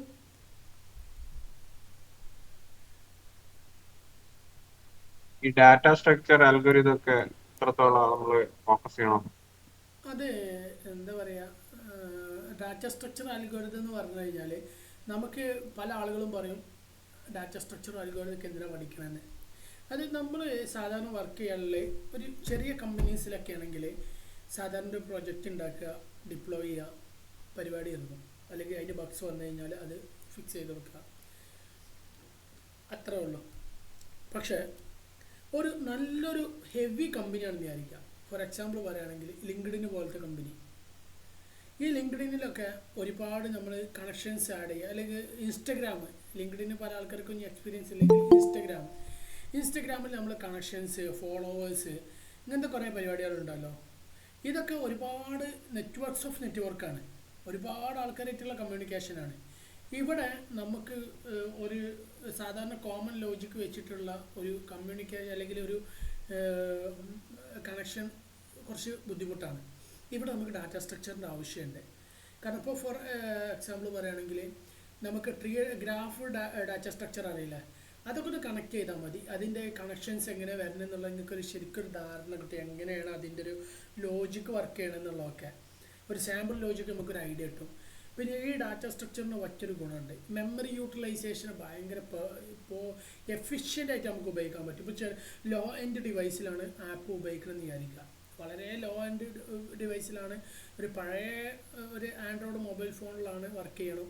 അതേപോലെ തന്നെ S23 അൾട്രാ ആൻഡ്രോയിഡ് ഫോണിലും അത് വർക്ക് ചെയ്യണം. രണ്ടും പെർഫോമൻസിൽ വ്യത്യാസം വരാത്ത രീതിയിൽ ഈ ആപ്പ് വർക്ക് ചെയ്യണം എന്നുള്ള ലെവലിൽ വർക്ക് ഒരു വിചാരിച്ചുകൊണ്ട് നമ്മളൊരു ആപ്പ് ഉണ്ടാക്കുകയാണെങ്കിൽ അത് ഒരു കാരണവശാലും സാധാരണ നോർമൽ ആപ്ലിക്കേഷൻ ഡെവലപ്മെൻറ്റിൽ നമുക്കത് പോസിബിൾ അല്ല. അപ്പോൾ അത് എന്തായാലും ആർക്കിടെക്ചർ ചെയ്യുകയാണെങ്കിലും ഗ്രാഫ് വെച്ച് ചെയ്യണമെങ്കിൽ അല്ലെങ്കിൽ ഡാറ്റ സ്ട്രക്ചറൊക്കെ വെച്ച് ചെയ്യുകയാണെങ്കിലും കുറേ വ്യത്യാസം ഉണ്ടാവും. പക്ഷേ ഒരു പരിധി വരെ എന്തായിരിക്കും നമ്മൾ ഈ ഡാറ്റ സ്ട്രക്ചറൊക്കെ വെച്ച് ചെയ്യുമ്പോൾ കുറച്ചും കൂടി മെമ്മറി യൂട്ടിലൈസേഷനൊക്കെ കുറച്ചും കൂടി ബെറ്റർ ആയിട്ട് ഉപയോഗിക്കുന്നതുകൊണ്ട് എന്തായിരിക്കും പെർഫോമൻസ് ഒന്നും കൂടി നന്നാവും. അങ്ങനെ കുറേ കാര്യങ്ങളുണ്ട്. മെമ്മറി യൂട്ടിലൈസേഷൻ ഇങ്ങനത്തെ കുറേ കാര്യങ്ങൾക്കാണ് ഡാറ്റ സ്ട്രക്ചർ ഉപയോഗിക്കുന്നത്. അതേപോലെ പെർഫോമൻസ് കൂടും, എക്സിക്യൂഷൻ പവർ കൂടും, അങ്ങനെ കുറേ കാര്യങ്ങളുണ്ട് അതിൽ ഡാറ്റ സ്ട്രക്ചറിൽ. അപ്പൊ അതിന്റെ കൂടെ നമ്മൾ ഈ പ്രോബ്ലം സോൾവിൽ ഫോക്കസ് ചെയ്യണം. അതെ, പ്രോബ്ലം സോൾവിംഗ് ആണല്ലോ ഡാറ്റ സ്ട്രക്ചറിന്റെ ഹാർട്ട് എന്ന് പറയുന്നത്. നമ്മൾ ഈ ഡാറ്റ സ്ട്രക്ചർ നമ്മൾ കുറെ തിയറി, ഗ്രാഫ്, ബൈനറി, അത് തിയററ്റിക്കലി അതിന്റെ ബേസിക് കോൺസെപ്റ്റ്. ഇത് നമ്മൾ അപ്ലൈ ചെയ്യണമെന്നുണ്ടെങ്കിൽ ഓരോ പ്രോബ്ലംസ് കിട്ടണം. ഈ പ്രോബ്ലംസ് കിട്ടുമ്പോഴാണ് നമുക്ക് എന്ത് ചെയ്യുക, അത് സൊല്യൂഷൻ കണ്ടെത്താൻ പറ്റുക. Problem solving is heart of data structure എന്ന കൺസിഡർ ചെയ്യേണ്ടത്. മറ്റേത് നമ്മൾ ബേസിക് നോളജാണ്. നമ്മളിപ്പോൾ പ്രോഗ്രാമിംഗ് പഠിക്കുമ്പോൾ നമ്മൾ ലാംഗ്വേജ് പഠിക്കുന്ന പോലെ നമുക്ക് ലാംഗ്വേജ് വെച്ച് എന്തെങ്കിലും ചെയ്യണം എന്നുണ്ടെങ്കിൽ നമുക്കത് മേലൊക്കെയുള്ള ഫ്രെയിം വർക്കിനെ കുറിച്ച് പഠിക്കണം. ഫ്രെയിം വർക്ക് വെച്ചിട്ട് ഉണ്ടാക്കുന്ന ആപ്പ് അല്ലെങ്കിൽ ഒരു വെബ് ഉണ്ടാക്കുന്ന രീതി നമ്മൾ പഠിക്കണം. എങ്കിലല്ലേ ആ ഒരു ഇതിൻ്റെ ഒരു ലാംഗ്വേജ് വെച്ച് വല്ല ഉപകാരം ഉണ്ടാവുള്ളൂ. അതേപോലെ തന്നെ ഡാറ്റ സ്ട്രക്ചർ പഠിക്കുമ്പോൾ പറഞ്ഞു രാഹുൽ ഓക്കെ. അപ്പോൾ ഡാറ്റ സ്ട്രക്ചർ പഠിക്കുമ്പോൾ ഇതാണ് അതിൻ്റെ ഒരു കാര്യം വെച്ചാൽ നമ്മൾ പ്രോബ്ലം സോൾവ് ചെയ്യാൻ പറ്റിയാലേ, അല്ലെങ്കിൽ പിന്നെ ഡാറ്റ സ്ട്രക്ചർ കൊണ്ട് അവിടെ അർത്ഥമില്ല, അതിൻ്റെ ആവശ്യമില്ലല്ലോ. അവിടെ പ്രോബ്ലം സോൾവിംഗ് ആണ് ഏറ്റവും ഇമ്പോർട്ടൻറ്റ്. ഇനി ഒരു കാര്യം കൂടി പറയാം, ഈ ഡാറ്റ സ്ട്രക്ചർ നന്നായിട്ട് പ്രോബ്ലം സോൾവ് ചെയ്യാൻ പറ്റുകയാണെങ്കിൽ നിങ്ങൾക്ക് വലിയ കമ്പനീസ്, വലിയ സാലറി പാക്കേജിൽ നിങ്ങൾക്ക് എന്ത് ചെയ്യാൻ പറ്റും, കമ്പനീസിൽ ജോയിൻ ചെയ്യാൻ പറ്റും. ഗൂഗിള്, മൈക്രോസോഫ്റ്റ്, ഇൻഫോസിസ്, IBM പോലത്തെ ഒരുപാട് വലിയ വലിയ കമ്പനീസിൽ നിങ്ങൾക്ക് പെട്ടെന്ന് ജോബൊക്കെ എൻ്റർ ചെയ്യാൻ പറ്റും എന്നുള്ളൊരു കാര്യം കൂടി നമ്മൾ മനസ്സിലാക്കുക.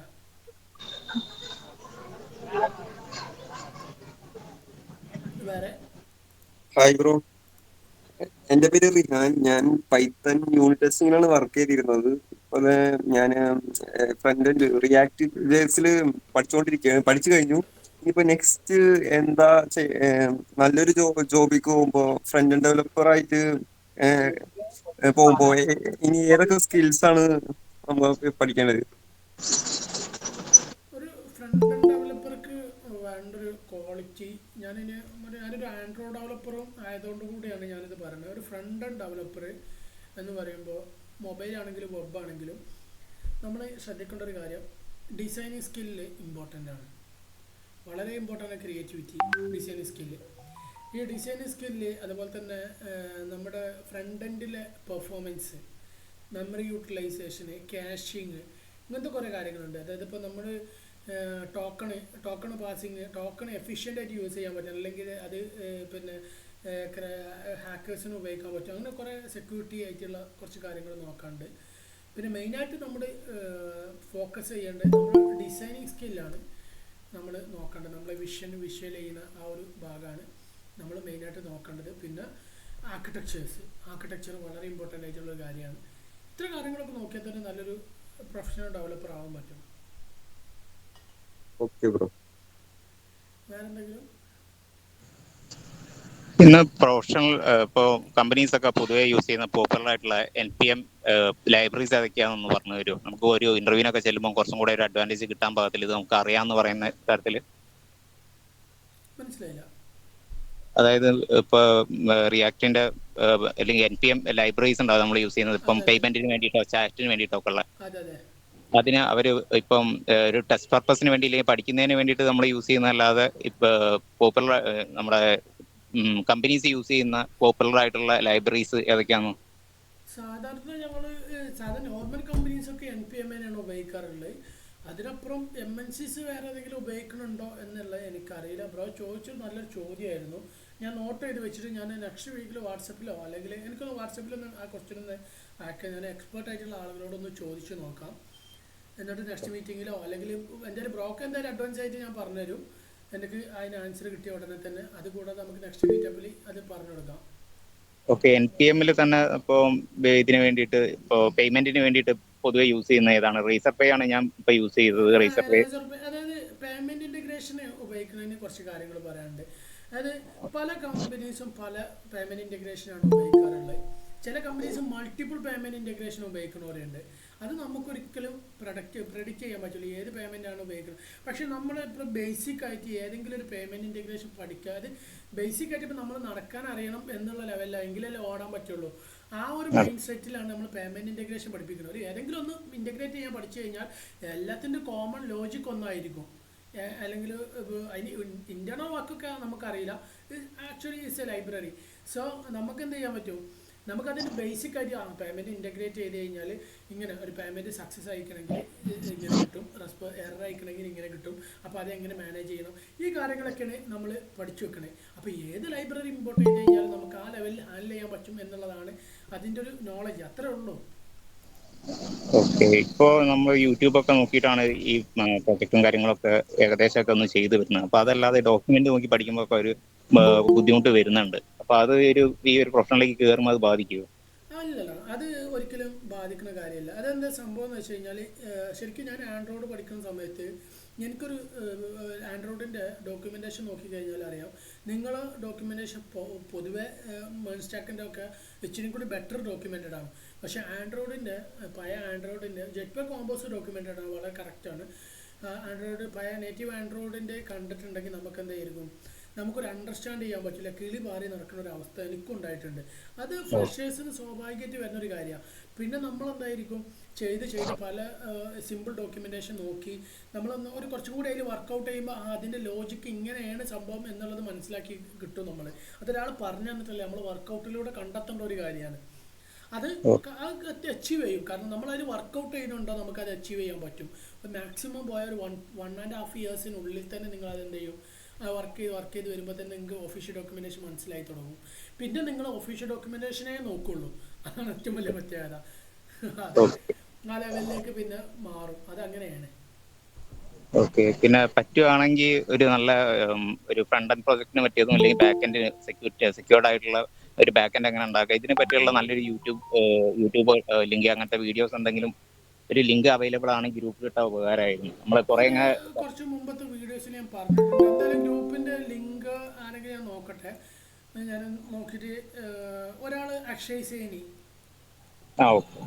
നല്ലൊരു ഡെവലപ്പറാണ്, എക്സ്പേർട്ടാണ്, ജാവാസ്ക്രിപ്റ്റും കാര്യങ്ങളൊക്കെ ചെയ്യണത്. പിന്നെ അതുപോലെ തന്നെ വേറെയും കുറച്ച് ഇതുണ്ട്. അക്ഷയ് സേനിൻ്റെ യൂട്യൂബ് ചാനലുണ്ട് തോന്നുന്നു. അല്ലെങ്കിൽ അദ്ദേഹത്തിൻ്റെ വെബ്സൈറ്റിൽ എന്തായാലും ഫ്രീ ആയിട്ടുള്ള കുറച്ച് ജാവാസ്ക്രിപ്റ്റിൻ്റെ ഉണ്ട്. അതായത് പെയ്ഡ് എടുക്കണം എന്നല്ല, അല്ലാതെ തന്നെ നമുക്ക് ഫ്രീ ആയിട്ട് യൂട്യൂബിൽ ഒരുപാട് ചാനൽസ് അവൈലബിൾ ആണ്. അതിൻ്റെ ഡീറ്റെയിൽ ഞാൻ നോക്കിയിട്ട് പറഞ്ഞുതരാം. തിയററ്റിക്കൽ ആയിട്ടുള്ള കുറച്ച് വീഡിയോസ് ഞാൻ കണ്ടിട്ടുണ്ട്. അതല്ലാതെ കോഡിങ്ങും കൂടെ ഉള്ളത് ഉണ്ടോ? കോഡിംഗ് ആയിട്ട് ഉണ്ട് തോന്നുന്നു ജാവാസ്ക്രിപ്റ്റിന്റെ. ഓക്കെ, ഉണ്ട്. ഞാൻ പറഞ്ഞുതരാം. റിയാസേ, പറഞ്ഞോളൂ. വന്ദാദ് എന്ന് പറഞ്ഞ ഒരാളുണ്ട്, വന്ദാദ് ഉണ്ട്, യൂട്യൂബിലുണ്ട്. വന്ദാദ് നഹവന്തി. പക്ഷെ അയാൾ ഒരു പെയ്ഡ് കോഴ്സ് ഉണ്ട്. അയാളൊരു ടീച്ചിങ് സ്റ്റൈൽ എന്ന് വെച്ചാല് നല്ല ഒരു സ്റ്റാൻഡേർഡ് ആണ്. അയാളൊരു GD ആണ്, ഗൂഗിൾ ഡെവലപ്പർ എഞ്ചിനീയർ. അപ്പൊ അയാളൊരു വല്ലാത്തൊരു സ്റ്റാൻഡേർഡ് നമ്മൾ പ്രൊഡക്ഷൻ ലെവലിൽ ബാക്കെൻഡ് ഉണ്ടാക്കാൻ പറ്റും. നമ്മൾ സാധാരണ യൂട്യൂബിൽ നിന്ന് വീഡിയോയിൽ കാണുമ്പോൾ നമ്മളൊരു തട്ടിമുട്ട് ബാക്കെൻഡ് ആയിരിക്കും നമ്മൾ ഉണ്ടാക്കുന്നത്. പക്ഷെ ഇയാളെന്ന് വെച്ചാൽ ഭയങ്കര സിസ്റ്റമാറ്റിക് ആയിട്ടുള്ള കോർ ലെവലിലുള്ള ഒരു ബാക്കെൻഡ് ഡെവലപ്മെന്റ് ആണ്. അപ്പോൾ പറ്റുമെങ്കിൽ പേയ്മെന്റ് ചെയ്ത് ചെയ്യാൻ പറ്റുന്നെങ്കിൽ കേട്ടാ. വന്ദാദ് നഹവന്തിപൂർ എന്നയാളുടെ പേര്, അത് നോക്കിയാൽ മതി. വന്ദാദ്. അയാള് പിന്നെ ഒരു സ്വീഡിഷുകാരനാണ്. അയാളെ സ്വന്തമായിട്ട് വെബ്സൈറ്റ് ഉണ്ട്. അതിൽ പോയി കഴിഞ്ഞാൽ അയാൾ ബാക്കെൻഡിന് വേണ്ടിയിട്ട് കിടിലനായിട്ട് അയാൾ നോഡ് JS എക്സ്പ്രസ് എല്ലാം ഉണ്ട്. പക്ഷെ അതിൽ ബാക്കെൻഡിന് വേണ്ടിയിട്ട് മാത്രമായിട്ടുള്ള ഒരു കോഴ്സ് ഉണ്ട്. അതിൽ ചെയ്താല് നല്ലൊരു ബാക്കെൻഡ് ഡെവലപ്പർ ആണ്. അവരെ പേരൊന്ന് പിന്നെ ഒന്ന് കമന്റിലിടോ, അത് പെട്ടെന്ന് അവർക്ക് മനസ്സിലായിക്കൊള്ളുന്നില്ല. വന്ദാദ് നഹവന്തിപൂർ ജസ്റ്റ് വന്ദാദ് സെർച്ച് ചെയ്ത് കഴിഞ്ഞാൽ തന്നെ കിട്ടും. മൂപ്പര് കാര്യമായിട്ട് പിന്നെ iOS-ഉം ഡാർട്ടും ഫ്ലട്ടറും റസ്റ്റും ആണെന്ന് തോന്നുന്നു അയാളെ മെയിൻ ആയിട്ടുള്ള ലാംഗ്വേജ്. പക്ഷെ അയാള് നോട്ട് JS-ഉം അയാളെ വീഡിയോസ് ഉണ്ട്. ഫുൾ സ്റ്റാക്ക് ആണ് അയാൾ, GD ആണ് അയാൾ. അതെ അതെ. അത് ആർക്കിടെക്ചർ, പ്രൊഡക്റ്റ് ബേസ്ഡ് ആർക്കിടെക്ചർ പഠിക്കുകയാണെങ്കിൽ അത് നിങ്ങൾ പഠിച്ചോ, ഒരു സംശയം വേണ്ട. നിങ്ങൾക്ക് അടിപൊളി കരിയർ ഉണ്ടാവും കേട്ടോ, ഒരു സംശയം വേണ്ട. പ്രൊഡക്റ്റ് ബേസ്ഡ് ആർക്കിടെക്ചറാണ് നമ്മൾ എപ്പോഴും പഠിക്കേണ്ടത്. ക്ലിയർ ആക്കി തരും ആ ഒരു പ്രൊഡക്റ്റ് ബേസ്ഡ് ആർക്കിടെക്ചർ എന്നുള്ളത് ഉദ്ദേശിച്ചത് എന്താണ്? അതായത് നമ്മളൊരു സർവീസ് ബേസ്ഡ് കമ്പനീസിൽ ചില ആ പ്രൊഡക്റ്റിന്റെ ലെവലിൽ തന്നെയാണ് ആർക്കിടെക്ചർ ചെയ്യുന്നുണ്ടാവുക. പക്ഷേ ചില പ്രൊഡക്റ്റ് ബേസ്ഡ് ആർക്കിടെക്ചറും സർവീസ് ബേസ്ഡ് ആർക്കിടെക്ചറും തമ്മിൽ കുറച്ച് ഡിഫറൻസ് ഉണ്ട്. അത് ആർക്കിടെക്ചർ അല്ല, നമ്മളൊരു കോമൺ കാര്യങ്ങളാണ് പറഞ്ഞത്. ആർക്കിടെക്ചർ നമ്മൾ MVC, MVVM, MVP അല്ലെങ്കിൽ ക്ലീൻ ആർക്കിടെക്ചർ അല്ലെങ്കിൽ DDD അത്രേ ഉള്ളൂ. ഇത് ഞാൻ അതിൻ്റെ ഒരു ലോജിക്കാണ് പറയുന്നത്, പ്രൊഡക്റ്റ് സർവീസ് എന്ന് പറയുന്നത്. അതായത് നമ്മൾ ഒരു സർവീസ് ഒരു ക്ലയൻറ്റിന് ഉണ്ടാക്കി കൊടുക്കുകയെന്ന് വിചാരിക്കുക. ഇപ്പോൾ ഒരു ഫോർ എക്സാമ്പിൾ പറയുകയാണെങ്കിൽ ഒരു ടെക്സ്റ്റൈൽസിൽ ബില്ലിംഗ് സോഫ്റ്റ്വെയർ നമ്മളത് ഉണ്ടാക്കി കൊടുത്തു കഴിഞ്ഞാൽ ആ ടെക്സ്റ്റൈൽസിൽ എന്താണ് നമ്മൾ മാക്സിമം ചെയ്യുകയാണെങ്കിൽ ഒരു e-commerce വരെ ഉണ്ടാവും, അതിനപ്പുറത്തേക്ക് ഒന്നും പോകില്ല. അത് അവിടെ അവസാനിച്ചു. പക്ഷേ നമ്മളൊരു ആമസോൺ പോലത്തെ ഒരു e-commerce ആപ്ലിക്കേഷൻ ഉണ്ടാക്കുകയാണ് ബേസിക്കലി. അപ്പോൾ അതിൻ്റെ ഒരു വൈഡബിലിറ്റി അല്ലെങ്കിൽ വേണ്ട ഫേസ്ബുക്ക് പോലത്തെ ഒരു സോഷ്യൽ മീഡിയ ഉണ്ടാക്കുകയാണ്. ബേസിക് ആയിട്ട് ആദ്യം ചെയ്ത് ഒരു പോസ്റ്റ് ഇടാനോ, പോസ്റ്റ് റീഡ് ചെയ്യാനോ, ലൈക്ക് അടിക്കാനോ, കമൻറ്റ് അടിക്കാനോ, വേറെ ഒന്നും അതിലില്ല. പക്ഷെ അതിൻ്റെ വൈഡബിലിറ്റി എന്തൊക്കെ വരും എന്നുള്ളത് നമുക്ക് ഫ്യൂച്ചറിൽ പറയാൻ പറ്റില്ല.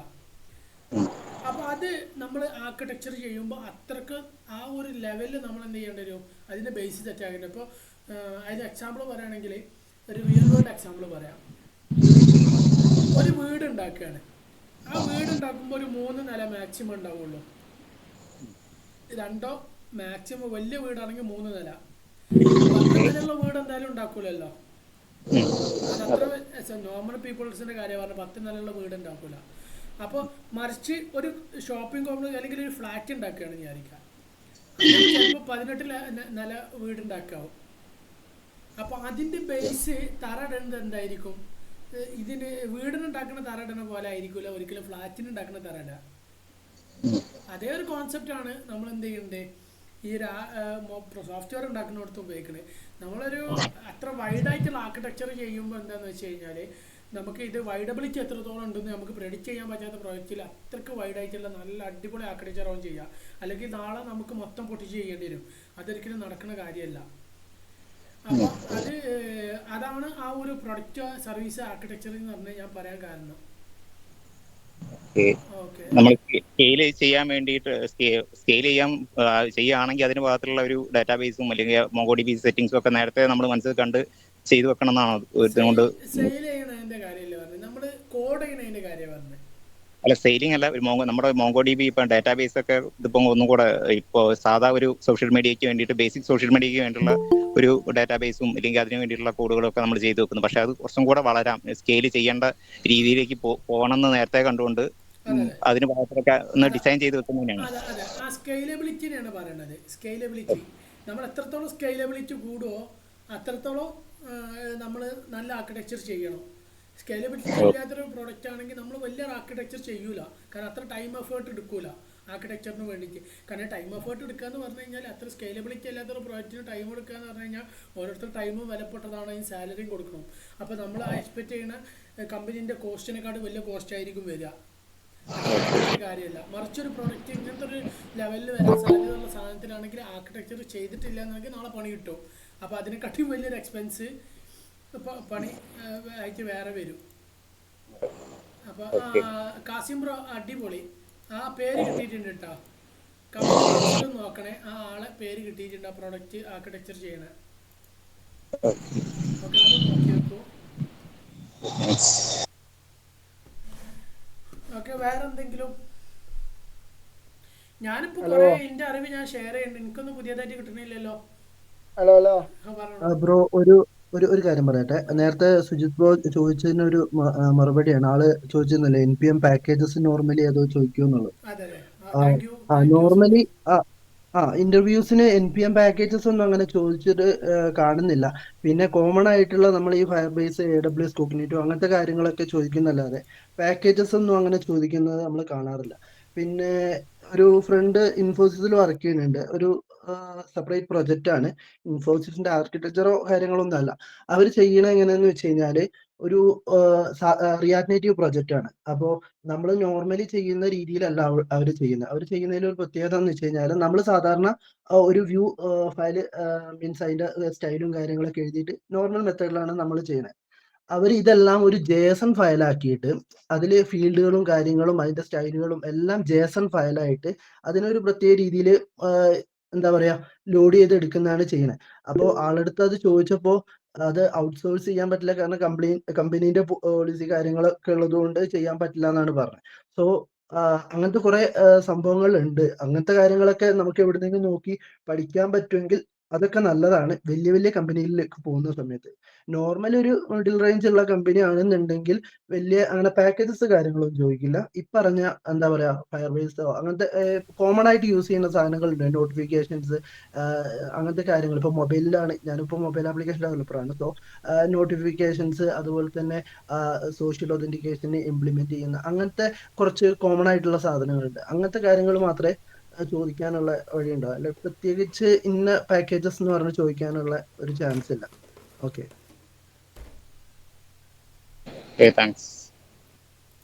Okay Sebeel bro, thank you so much. ഇങ്ങനത്തെ ഒരു ഇൻഫോർമേഷൻ എനിക്കും അറിയാത്തൊരു കാര്യം ഞാൻ പറയല്ലോ, എനിക്കറിയാത്ത പൊട്ടത്തരം പറയാൻ എനിക്കറിയില്ല. അറിയാത്ത കാര്യം അറിയില്ല, നമുക്ക് കണ്ടടിച്ച് പഠിക്കണം.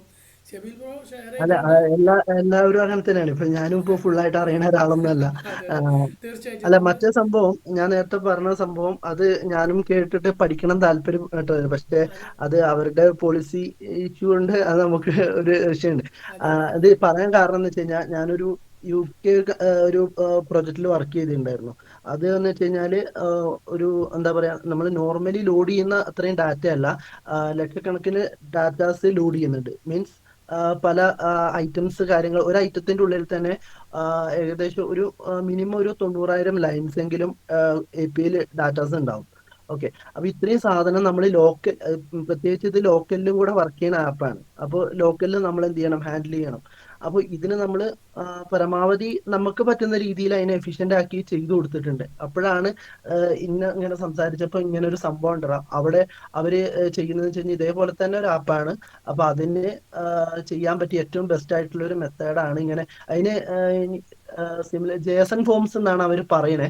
ഞാൻ നോക്കിയപ്പോൾ സിമിലർ ആയിട്ടുള്ള NPM പാക്കേജസ് ഒക്കെ കണ്ടിട്ടുണ്ടായിരുന്നു, പക്ഷെ എത്ര അക്യൂർ എന്നുള്ളത് കറക്റ്റ് അറിയില്ല. അതിപ്പോൾ വലിയൊരു ഇൻഫർമേഷൻ ആണ് കേട്ടോ. കാരണം എനിക്കിപ്പോൾ ഇത് പഠിക്കാൻ പറ്റി. കാരണം ഞാൻ ഞാൻ ഫുൾ സ്റ്റാക്ക് ഡെവലപ്പർ അല്ല, ഞാൻ മൊബൈൽ ഡെവലപ്പർ ആയതുകൊണ്ട് എനിക്ക് കുറേ ലിമിറ്റേഷൻസ് ഉണ്ട്. അപ്പോൾ ആ ഒരു ഇത് കാര്യങ്ങൾ ഇതേപോലെ എല്ലാവരും ഒന്ന് ആൻസർ ചെയ്യുകയാണെങ്കിൽ പിന്നെ ഇതുപോലെ തന്നെ ഒരാൾക്കൊരു ഉപകാരപ്പെട്ടു. Thank you. അതുപോലെ തന്നെ നമ്മൾ ഡിസ്കസ് ചെയ്യുക, പരസ്പരം ഷെയർ ചെയ്യുക, പഠിക്കുക. വേറെ എന്തെങ്കിലും ആർക്കെങ്കിലും എന്തെങ്കിലും പറയാനുണ്ടോ, എന്തെങ്കിലും ഡിസ്കഷനോ? ഹലോ ബ്രോ, ഒരു ഡൗട്ട് ഉണ്ടേനു. പറഞ്ഞോളൂ. പിന്നെ can you guys speak in English? Sorry to interrupt. Can you guys speak in English so that I can also understand what you guys are talking? Sorry bro, it's Mallas developers community. I did not get what you said. Okay, no problem. Thank you, bro. It's a concise really discuss about through WhatsApp. I will share the for English for this translation about the concise words. Bro ഞാൻ പറയാൻ വന്നത് ഇതേനു നമ്മള് കോളേജിൽ project ചെയ്യുന്നുണ്ട്, പൈത്തണിലാണ് ചെയ്യുന്നത്, Python Django back end ആക്കിയിട്ടുള്ള. Okay. അതെങ്ങനെയാ ഒന്ന് ലൈവിൽ ഹോസ്റ്റ് ചെയ്യാന്നുള്ളത് എങ്ങനെയാ? പിന്നെ ലാംഡ ഫംഗ്ഷന്റെ എന്തോ ഇത് ഞാൻ കേട്ടിനു AWS അതിന് മണി ഇത് പൈസ വരുന്നുണ്ട്. അല്ല 3 month ഫ്രീ ആണല്ലോ 3 month ഫ്രീ അല്ല? അതെ അതെ. അല്ല, നമ്മളെ MySQL ആണ് വർക്ക് ബെഞ്ച് ആയിട്ടുള്ള ഇതാണ് ഡാറ്റാബേസ് ആണ് നമ്മളതുള്ള. നിങ്ങൾ ഏതിലാണ് ബാക്ക് എൻഡ് ഡാറ്റാബേസ് ചെയ്യണം? MySQL ആണോ MySQL MySQL MySQL? മറ്റേ വർക്ക് ബെഞ്ച് ഇല്ലേ? അതെ അതെ. ആ കുഴപ്പമൊന്നുമില്ല. പക്ഷെ ഒന്ന് ഞാൻ പൈത്തൺ ആണ് നിങ്ങൾ പഠിക്കാൻ പോണ ആൾക്കാരെന്നുണ്ടെങ്കിൽ അല്ല പഠിക്കുന്നതല്ല, ഞാന് അതിന്റെ പിന്നെ ഫ്ലട്ടർ ചെയ്തീനി, മൊബൈൽ ചെയ്തീനി.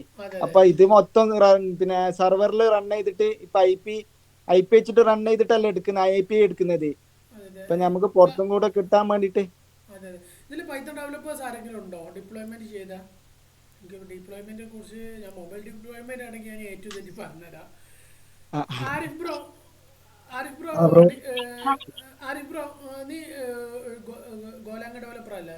നീ ഡിപ്ലോയ്മെന്റിൽ എങ്ങനെയൊക്കെയാണ് കാര്യങ്ങൾ നോക്കിയത്? എല്ലാ ഡിപ്ലോയ്മെന്റ് കോമൺ ഫാക്റ്റ് ആയിരിക്കും. ബ്രോ ഞാൻ പറഞ്ഞോട്ടെ, ഞാൻ ഫുൾ സ്റ്റാക്ക് ഡെവലപ്പർ ആണ്. ഞാൻ പൈത്തൺ ജാങ്കോ തന്നെ ആയിരുന്നു മുമ്പ് വർക്ക് ചെയ്തിരുന്നത്. Thank you. ഓക്കെ. അപ്പോൾ ഡിപ്ലോയ്മെന്റ് നമ്മുടെ ഈ പറഞ്ഞ പോലെ സെർവറിന്റെ ഇതിനനുസരിച്ച് ഉണ്ടാവും. അപ്പോൾ നോർമലി ഞാനിപ്പോ ചെയ്യുന്നത് ഡിജിറ്റൽ ഓഷന്റെ ഒരു സെർവർ എടുത്തിട്ട് നോർമലി ഹോസ്റ്റ് ചെയ്യുന്ന സാധനങ്ങളൊക്കെ അങ്ങനെ തന്നെയാണ് ചെയ്യുന്നത്. അപ്പോൾ പിന്നെ അതുപോലെ തന്നെ നമ്മൾ ഈ ഹോസ്റ്റ് ചെയ്യാൻ ഉപയോഗിക്കുന്ന ഇത് അപ്പാഷെ ആണോ എൻജിനിക്സ് ആണോ എന്നുള്ളതിനനുസരിച്ച് അതിന്റെ ചെറിയ രീതിയിലുള്ള കോൺഫിഗറേഷൻ ഡിപ്ലോയ്മെന്റിന്റെ രീതിയിലുള്ള വ്യത്യാസങ്ങളും ഉണ്ടാവും. ഓക്കെ. പിന്നെ ഈ പൈത്തൺ ഇത് ഹോസ്റ്റ് ചെയ്യാന് ബ്രോ ചോദിച്ച കറക്റ്റ് ക്വസ്റ്റ്യൻ ഒന്ന് പറയാമോ? ഞാന് പൈത്തൺ ജാങ്കോയിൽ ഇപ്പൊ പ്രൊജക്ട് ചെയ്തിട്ടുള്ളത്, വെബ് ചെയ്തിട്ടുള്ളത് പൈത്തൺ ജാങ്കോയിൽ ഡാറ്റാബേസ് MySQL വർക്ക് ബെഞ്ച് ആണ് കമ്മ്യൂണിക്കേഷൻ. അപ്പൊ അതിന്റെ നമുക്ക് ഹോസ്റ്റ് ചെയ്ത് കഴിഞ്ഞാൽ എനിക്ക് ഇപ്പം ഫ്ലട്ടറിൽ ഇപ്പം API എടുക്കുമ്പോ നമ്മൾ IP വെച്ചിട്ടല്ല എടുക്കുന്നത്, പിന്നെ ഇതിൽ റൺ സെർവർ ചെയ്തിട്ട് ലോക്കൽ IP എടുത്തിട്ട് ലോക്കൽ IP വെച്ചിട്ട് എടുക്കുന്നത്. അതിന്റെ പകരം ഹോസ്റ്റ് ചെയ്ത് കഴിഞ്ഞാൽ അതിന്റെ ഡൊമൈൻ നെയിം കിട്ടുകയാണെങ്കിൽ അങ്ങനെ എടുത്താൽ പോരെ നമുക്ക്? ഓക്കെ, അത് ചെയ്യാൻ പറ്റും. അത് അത്ര വലിയ ഇതൊന്നുമില്ല. ഇപ്പൊ എനിക്ക് തോന്നുന്നു ലാംഡേന്റെ ഒന്നും ആവശ്യമില്ല, വലിയ പ്രോജക്റ്റ് ഒന്നും അല്ലാന്നുണ്ടെങ്കിൽ ലാംഡേന്റെ ചെറിയ ഒന്നും പ്രോജക്റ്റ്, ആവശ്യമില്ല. കോളേജിന്റെ പ്രോജക്റ്റ്, ചെറിയ അത്ര വലിയ പ്രോജക്റ്റ് ഒന്നല്ല. അങ്ങനെയാണെങ്കിൽ ലാംഡേന്റെ ഒന്നും ആവശ്യമില്ല. AWSന്റെ എനിക്ക് തോന്നുന്നു 1 year എന്തോ ഫ്രീ ഇട്ടെന്ന് തോന്നുന്നുണ്ട് അവരുടെ ഇത്. അപ്പൊ അതില് നമുക്ക് ചെയ്യേണ്ടതെന്ന് വെച്ച് കഴിഞ്ഞാൽ ഇതിന്റെ കോൺഫിഗറേഷൻ ഉണ്ടെന്ന് നോക്കട്ടെ. പറ്റുമെങ്കിൽ ഞാൻ ഗ്രൂപ്പിലേക്ക് അതിന്റെ മറ്റേ കോൺഫിഗറേഷന്റെ ഒരു ലിങ്ക് ഉണ്ട്, അത് ഞാൻ അയച്ചു തരാം. എങ്ങനെയാണ് ഞാനത് ഞാൻ ക്രിയേറ്റ് ചെയ്തതാണ്. എൻജിനിക്സിൽ ക്രിയേറ്റ് ചെയ്യുന്ന മെത്തേഡാണ് എഴുതിയിരിക്കുന്നത്. ഓക്കെ. അപ്പോ ഇനി അപ്പാഷന്റെ വേണമെന്നുണ്ടെങ്കിൽ അതും വേണമെങ്കിൽ അയച്ചു തരാം. ഇത് സംഭവം എങ്ങനെ ചെയ്യണമെന്ന് വെച്ച് കഴിഞ്ഞാല് നമ്മൾ പൈത്തൺ ഫയൽ ഒരു WST ഫയൽ ഉണ്ട്. നമ്മൾ നോർമലി ലോക്കൽ ഹോസ്റ്റില് manage.py എന്ന് പറഞ്ഞിട്ടുള്ള ഫയൽ വെച്ചിട്ടാണ് റൺ ചെയ്യുന്നത്. യെസ്. ഈ സെയിം സാധനം നമ്മൾ സെർവറിലേക്ക് എത്തുന്ന സമയത്ത് manage.py പകരം WST എന്ന് പറഞ്ഞിട്ടുള്ള ഒരു ഫയലിനെയാണ് നമ്മൾ എന്ത് ചെയ്യുക, കണക്ട് ചെയ്യുക. അതെ. അപ്പാഷയിലാണെന്നുണ്ടെങ്കിൽ നമ്മൾ എന്ത് ചെയ്യും, ഈ WSTനെ അതിലേക്ക് കണക്ട് ചെയ്തിട്ട് കുറച്ച് കോൺഫിഗറേഷൻസ് കൂടെ ആഡ് ചെയ്ത് കൊടുക്കുന്ന സമയത്ത് നമുക്ക് അത് എന്ത് ചെയ്യും, നമ്മൾ കൊടുത്ത ഡൊമൈനിലേക്കോ അല്ലെങ്കിൽ IP-യിലേക്കോ അത് നമുക്ക് എന്ത് ചെയ്യും, അത് കിട്ടും. ഇനി എൻജിനിക്സ് ആണെന്നുണ്ടെങ്കിൽ അതിനെ നമ്മൾ എന്ത് ചെയ്യേണ്ടി വരും, ഒരു പോർട്ടിൽ സാധാരണ നമ്മൾ ലോക്കൽ സെർവറിൽ റൺ ചെയ്യുന്ന പോലെ നമ്മൾ റൺ ചെയ്തിട്ട് ആ ഒരു പോർട്ടിനെ നമ്മൾ എന്ത് ചെയ്യണം, വേറെ കണക്ട് ചെയ്ത് കൊടുക്കണം. ഓക്കെ. അപ്പൊ അതിനെക്കാട്ടും നല്ല മറ്റേ അപ്പാച്ചിൽ ഇതിൽ ചെയ്യുന്നല്ലേ? അപ്പാച്ചെ വെച്ചിട്ട് ചെയ്യുന്നതാണ് കുറച്ചുകൂടെ ബെറ്റർ. അപ്പോ അത് നോക്കട്ടെ, ഞാൻ ആ ഡോക്യുമെന്റേഷൻ ഉണ്ടെങ്കിൽ ഞാൻ അയച്ചു തരാം. വലിയ കൺഫ്യൂഷൻ ആക്കണ ഇതൊന്നല്ല. മീൻസ് ഇനി എന്തെങ്കിലും സംശയം ഉണ്ടെങ്കിൽ ആ ഗ്രൂപ്പിൽ നിന്ന് പേഴ്സണൽ മെസ്സേജ് അയച്ചാൽ ഞാൻ പറഞ്ഞു. ഇതിനിടയ്ക്ക് ഒരാളൊരു പോയിന്റ് പറഞ്ഞു, അത് AWS EC2 ഇൻസ്റ്റൻസ് യൂസ് ചെയ്താൽ മതി. നേരത്തെ പറഞ്ഞു ലാംഡ ഇൻസ്റ്റൻസിന് പകരം ഇത് ഉപയോഗിച്ചാൽ മതി എന്ന് പറഞ്ഞിരുന്നു. അത് നോട്ട് ചെയ്തിരുന്നോ അഫ്ലെ?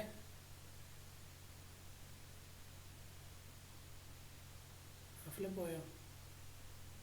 സെബിൽ ബ്രോ അതിനെ കുറിച്ച് എന്തെങ്കിലും? ഒരു മിനിറ്റ്, ഏതാ EC2 ഉപയോഗിക്കാനാണോ പറഞ്ഞത്? EC2 തന്നെ ഞാൻ ഉദ്ദേശിച്ചത്. AWSന്റെ ആ ഒരു വൺ ഇയർ ട്രയൽ ഉള്ളത് EC2 തന്നെയാണെന്ന് തോന്നുന്നു. യെസ്, EC2 യൂസ് ചെയ്താൽ മതി.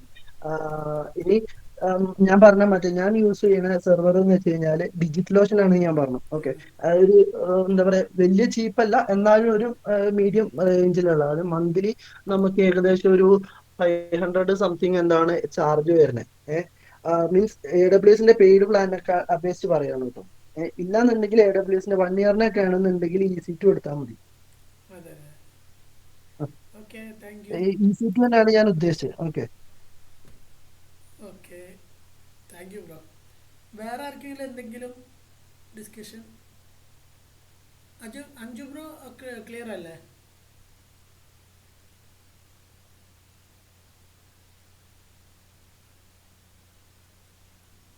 ഹലോ, നിങ്ങൾ ആരെങ്കിലും ക്യൂബസ്റ്റിന്റെ ഇന്റർവ്യൂ അറ്റൻഡ് ചെയ്തിട്ടുണ്ടോ? മീൻസ് ക്യൂബസ്റ്റ് അങ്ങനെ ഏതെങ്കിലും കമ്പനീന്റെ കോഴിക്കോടുള്ള മീൻസ് സീനിയർ ഡെവലപ്പർ പോസ്റ്റിലേക്കുള്ള ഇന്റർവ്യൂ അറ്റൻഡ് ചെയ്തിട്ടുണ്ടോ ക്യൂബസ്റ്റിന്റെ അറ്റേന്? അപ്പം എന്തൊക്കെയാ ചോദിക്കുന്നത്, അങ്ങനെ എന്തെങ്കിലും ഐഡിയ ഉണ്ടോ?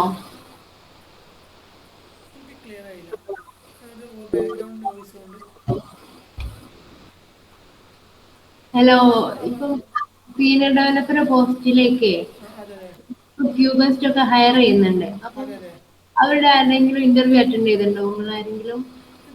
ചെയ്തിട്ടുണ്ടോ സീനിയർ ഡെവലപ്പേഴ്സിന്റെ എക്സ്പീരിയൻസ് പോസ്റ്റിലേക്ക്? അങ്ങനെ. അപ്പം വേറെ ഏതെങ്കിലും കമ്പനീൻ്റെതാണെങ്കിലും ഇല്ല, എന്തൊക്കെയാ ചോദിക്കുന്നത്, മെത്തേഡ്സ് എന്തൊക്കെയാണെന്ന് അറിയാം. അതില് മീൻസ് അവരെന്തൊക്കെയാണ് ചോദിക്കുന്നത് എന്നൊക്കെ അറിയാൻ വേണ്ടിയിട്ടായിരുന്നു. ക്യൂബസ്റ്റ് റിബൺസ് അങ്ങനെയുള്ള കമ്പനീസിന്റെ. അത് നിങ്ങൾ അപ്ലൈ ചെയ്യുന്ന എന്താ പോസ്റ്റിനനുസരിച്ചായിരിക്കും ഇന്റർവ്യൂവിന് ക്വസ്റ്റ്യൻ ചോദിക്കുക. അതിപ്പോ നമുക്ക് മുന്നേ കൂട്ടി പറയാൻ കഴിയില്ലല്ലോ. അല്ല, നിങ്ങൾ ആരെങ്കിലും ചെയ്തിട്ടുണ്ടായിരുന്നോ അങ്ങനത്തെ? അതായത് നമ്മള് ഒരു സീനിയർ ഡെവലപ്പർ പോസ്റ്റിലേക്ക് സാധാരണ എടുക്കുമ്പോൾ അവരെ കമ്പനീൻ്റെ റിക്വയർമെന്റ് പറയുന്നുണ്ടോ, ഇങ്ങനെ കാര്യങ്ങളൊക്കെ അറിയണം. കമ്പനീൻ്റെ എപ്പോഴും നമ്മൾ നോക്കേണ്ട ഒരു പോർഷൻ എന്താ വെച്ചാൽ കമ്പനീൻ്റെ വർക്ക് ഏരിയ ഏതാന്ന് നോക്കുക. ഞാൻ അങ്ങനെ ചെയ്യാറുള്ളൂ കേട്ടോ. കമ്പനീൻ്റെ വർക്ക് ഏരിയ ഏതാണ്, അപ്പോൾ അവർ എല്ലാ പ്രോജക്റ്റും ചെയ്യുന്നുണ്ടോ, അതല്ല അവർ പ്രൊഡക്റ്റ് ആണോ, സർവീസ് എങ്ങനെയൊക്കെയാണ് അവർ മെയിൻലി ഫോക്കസ് ചെയ്യുന്നത്, ഏത് സർവീസിലാണ് അവർ മെയിനായിട്ട് ഫോക്കസ് ചെയ്യുന്നത്, ഏത് ടൈപ്പ് ഓഫ് സർവീസാണ്, പിന്നെ അവർ റിക്വയർമെൻറ്റ് എന്താണ്, ഇത്ര കാര്യങ്ങൾ. ഇപ്പോൾ സീനിയർ ഡെവലപ്പർ ആണെങ്കിലും ജൂനിയർ ഡെവലപ്പർ ആണെങ്കിലും അവർക്ക് കുറച്ച് കണ്ടീഷൻസ് ഉണ്ടാവും. ഇന്ന കാര്യങ്ങൾ അറിഞ്ഞിരിക്കണം. ഒരു ടീമിനെ ലീഡ് ചെയ്യാനുള്ള കപ്പാസിറ്റി വേണം. ടീമിനെ ലീഡ് ചെയ്യാനുള്ള കപ്പാസിറ്റി എന്ന് പറഞ്ഞു കഴിഞ്ഞാൽ ജൂനിയർ ഡെവലപ്പറെ ലീഡ് ചെയ്യണം, അവനെന്തെങ്കിലും അവൻ്റെ വർക്ക് അസൈൻ ചെയ്ത് കൊടുക്കുക. അപ്പോൾ പ്രോജക്റ്റ് മാനേജർ അസൈൻ ചെയ്യണ്ടാവും, അതല്ല അത് കൂടാതെ നമ്മുടെ ഭാഗത്തുനിന്ന് ഉണ്ടാവില്ല ഒരു അസൈനേഷനെ. അവർക്ക് ഏത് വർക്ക് കൊടുക്കണം, ഏത് വർക്ക് കൊടുക്കണ്ട എന്നുള്ള ലെവലിൽ നമ്മൾ സംസാരിക്കില്ല. അതായത് ടീമിൻ്റെ ഫുൾ റെസ്പോൺസിബിലിറ്റി. ഇപ്പോൾ ആൻഡ്രോയിഡിൻ്റെ ടീം ലീഡ് ആണെങ്കിൽ ആൻഡ്രോയിഡ് ടീമിൻ്റെ ഫുൾ റെസ്പോൺസിബിലിറ്റി ആ ഒരു സീനിയർ ഡെവലപ്പർ അല്ലെങ്കിൽ ടീം ലീഡിനായിരിക്കും. പൊതുവേ സീനിയർ ഡെവലപ്പർ ആണെന്ന് വിചാരിച്ച് ടീം ലീഡ് ആയിക്കൊള്ളണമെന്നില്ല. ചിലപ്പോൾ ടീം ലീഡ് ആണെന്ന് കരുതി സീനിയർ ഡെവലപ്പർ ആയിക്കൊള്ളണം, അതും നമുക്ക് പറയാൻ പറ്റില്ല. രണ്ടും ആയിരിക്കാം, അങ്ങോട്ടും ഇങ്ങോട്ടും മാറാൻ സാധ്യതയുണ്ട്. അപ്പോൾ സീനിയർ ഡെവലപ്പർ ഉദ്ദേശിക്കുന്നത് എന്താ വെച്ചാൽ ഒരു എക്സ്പീരിയൻസ് ആയിട്ടുള്ള ഒരാൾ എന്നുള്ള ലെവലിലാണ് അവർ വിളിക്കുന്നത്. അത് ഏതൊരു കമ്പനി എക്സ്പീരിയൻസ് ആയിട്ടുള്ള ഒരാളെ, ഒരു സീനിയർ ആയിട്ടുള്ള ഒരാളെ വിളിക്കുക എന്ന് പറഞ്ഞു കഴിഞ്ഞാൽ അവർക്ക് അവരുടേതായിട്ടുള്ളൊരു റെസ്ട്രിക്ഷൻസ് ഉണ്ടാവും. അവർക്ക് ഇന്ന കാര്യങ്ങൾ അറിഞ്ഞിരിക്കണം എങ്കിൽ മാത്രം ആളെ ചൂസ് ചെയ്യുക എന്നുള്ള കാര്യങ്ങളാണ്. അത് നമ്മൾ സെർച്ച് ചെയ്ത് കണ്ടുപിടിച്ച് പഠിച്ച് എന്നുള്ള ലെവലിൽ ഓരോ സീനിയർ ഡെവലപ്പേഴ്സിൻ്റെ ക്വാളിറ്റി. ഇപ്പോൾ നിങ്ങൾ ഏത് ഡൊമൈനാണോ ചൂസ് ചെയ്യുന്നത് ആ ഡൊമൈന് ചൂസ് ചെയ്യുന്ന ഒരാളാണെങ്കിൽ, അല്ലെങ്കിൽ നിങ്ങൾ ഏത് ഡൊമൈനിലാണോ വർക്ക് ചെയ്യുന്നത് ആ സെയിം ഡൊമൈനിൽ വർക്ക് ചെയ്യുന്ന ഒരുപാട് സീനിയർ ഡെവലപ്പേഴ്സ് ഉണ്ടാവും. അവരുടെ പ്രൊഫൈലിൽ ലിങ്ക്ഡിനോ അല്ലെങ്കിൽ അവരുടെ വെബ്സൈറ്റിലോ ഒക്കെ നോക്കുക. അപ്പോൾ എല്ലാ ഡെവലപ്പേഴ്സിൻ്റെയും അവരുടേതായിട്ടുള്ള പേഴ്സണൽ വെബ്സൈറ്റിലോ അല്ലെങ്കിൽ അവരുടെ ലിങ്ക്ഡിന് മറ്റോ അതുപോലത്തെ സോഷ്യൽ മീഡിയയിലൊക്കെ നമുക്ക് നോക്കുമ്പോൾ നമുക്ക് മനസ്സിലാവുന്ന ഒരു കാര്യം, നമുക്കൊരു കോമൺ ലോജിക് കിട്ടും. അവർക്ക് ഇന്ന കാര്യങ്ങളൊക്കെ അറിയാം, ഇന്ന കാര്യങ്ങളൊക്കെ അവർ നോക്കാറുണ്ട് എന്നുള്ള ലെവലിൽ നമുക്ക് തന്നെ എന്തായിരിക്കും ഒരു എക്സ്പീരിയൻസ്, നമുക്കൊരു അണ്ടർസ്റ്റാൻഡിങ് കിട്ടും. പിന്നെ നമ്മൾ മറ്റൊരു കാര്യം ശ്രദ്ധിക്കണം, നമ്മളൊരു സീനിയർ അണ്ടറിലാണല്ലോ വർക്ക് ചെയ്തിട്ടുള്ളതാവാം. അതുകൊണ്ടാണല്ലോ നമുക്ക് സീനിയർ ഡെവലപ്പർ പൊസിഷനിലേക്ക് വീണ്ടും എത്തിപ്പെടാൻ പറ്റുന്നത്. അപ്പോൾ നമ്മൾ നമ്മളെ കാര്യങ്ങൾ എന്തൊക്കെ നോക്കിയിരുന്ന് ആ സീനിയർ ഡെവലപ്പർ എന്നുള്ള കാര്യങ്ങൾ ആലോചിച്ചാൽ ഏകദേശം അതിനൊരു ആൻസർ കറക്റ്റായിട്ട് കിട്ടുമെന്നാണ് എനിക്ക് തോന്നിയിട്ടുള്ളൊരു കാര്യം കേട്ടോ. വേറെ എന്തെങ്കിലും ഉണ്ടെങ്കിൽ ഞാൻ എന്ത് ചെയ്യാം, നിങ്ങളുടെ ഡൊമൈൻ എന്താണെന്നുള്ളത് നോക്കിയിട്ട് നമുക്ക് അതിനനുസരിച്ച് ഒരു സീനിയർ ഡെവലപ്പറെ കിട്ടുമോ നോക്കാം. നമുക്കൊന്ന് ഒരു മീറ്റപ്പ് സംഘടിപ്പിക്കാൻ പറ്റുകയാണെങ്കിൽ അത് തരാം, ഞാൻ നോക്കാം, ട്രൈ ചെയ്യാം. ഞാൻ PHP ലെറാവൽ തന്നെയാണ്, പിന്നെ റിയാക്ടൂടെ കൊണ്ടുപോകാന്നാണ് ഇപ്പൊ വിചാരിക്കുന്നത്. അപ്പൊ അതിന്റെ നിങ്ങൾ കിട്ടുകയാണെങ്കിൽ ഒന്ന് ഷെയർ ചെയ്യണേ.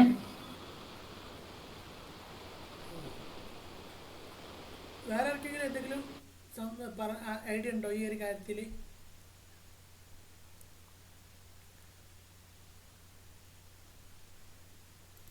കേൾക്കാവോ?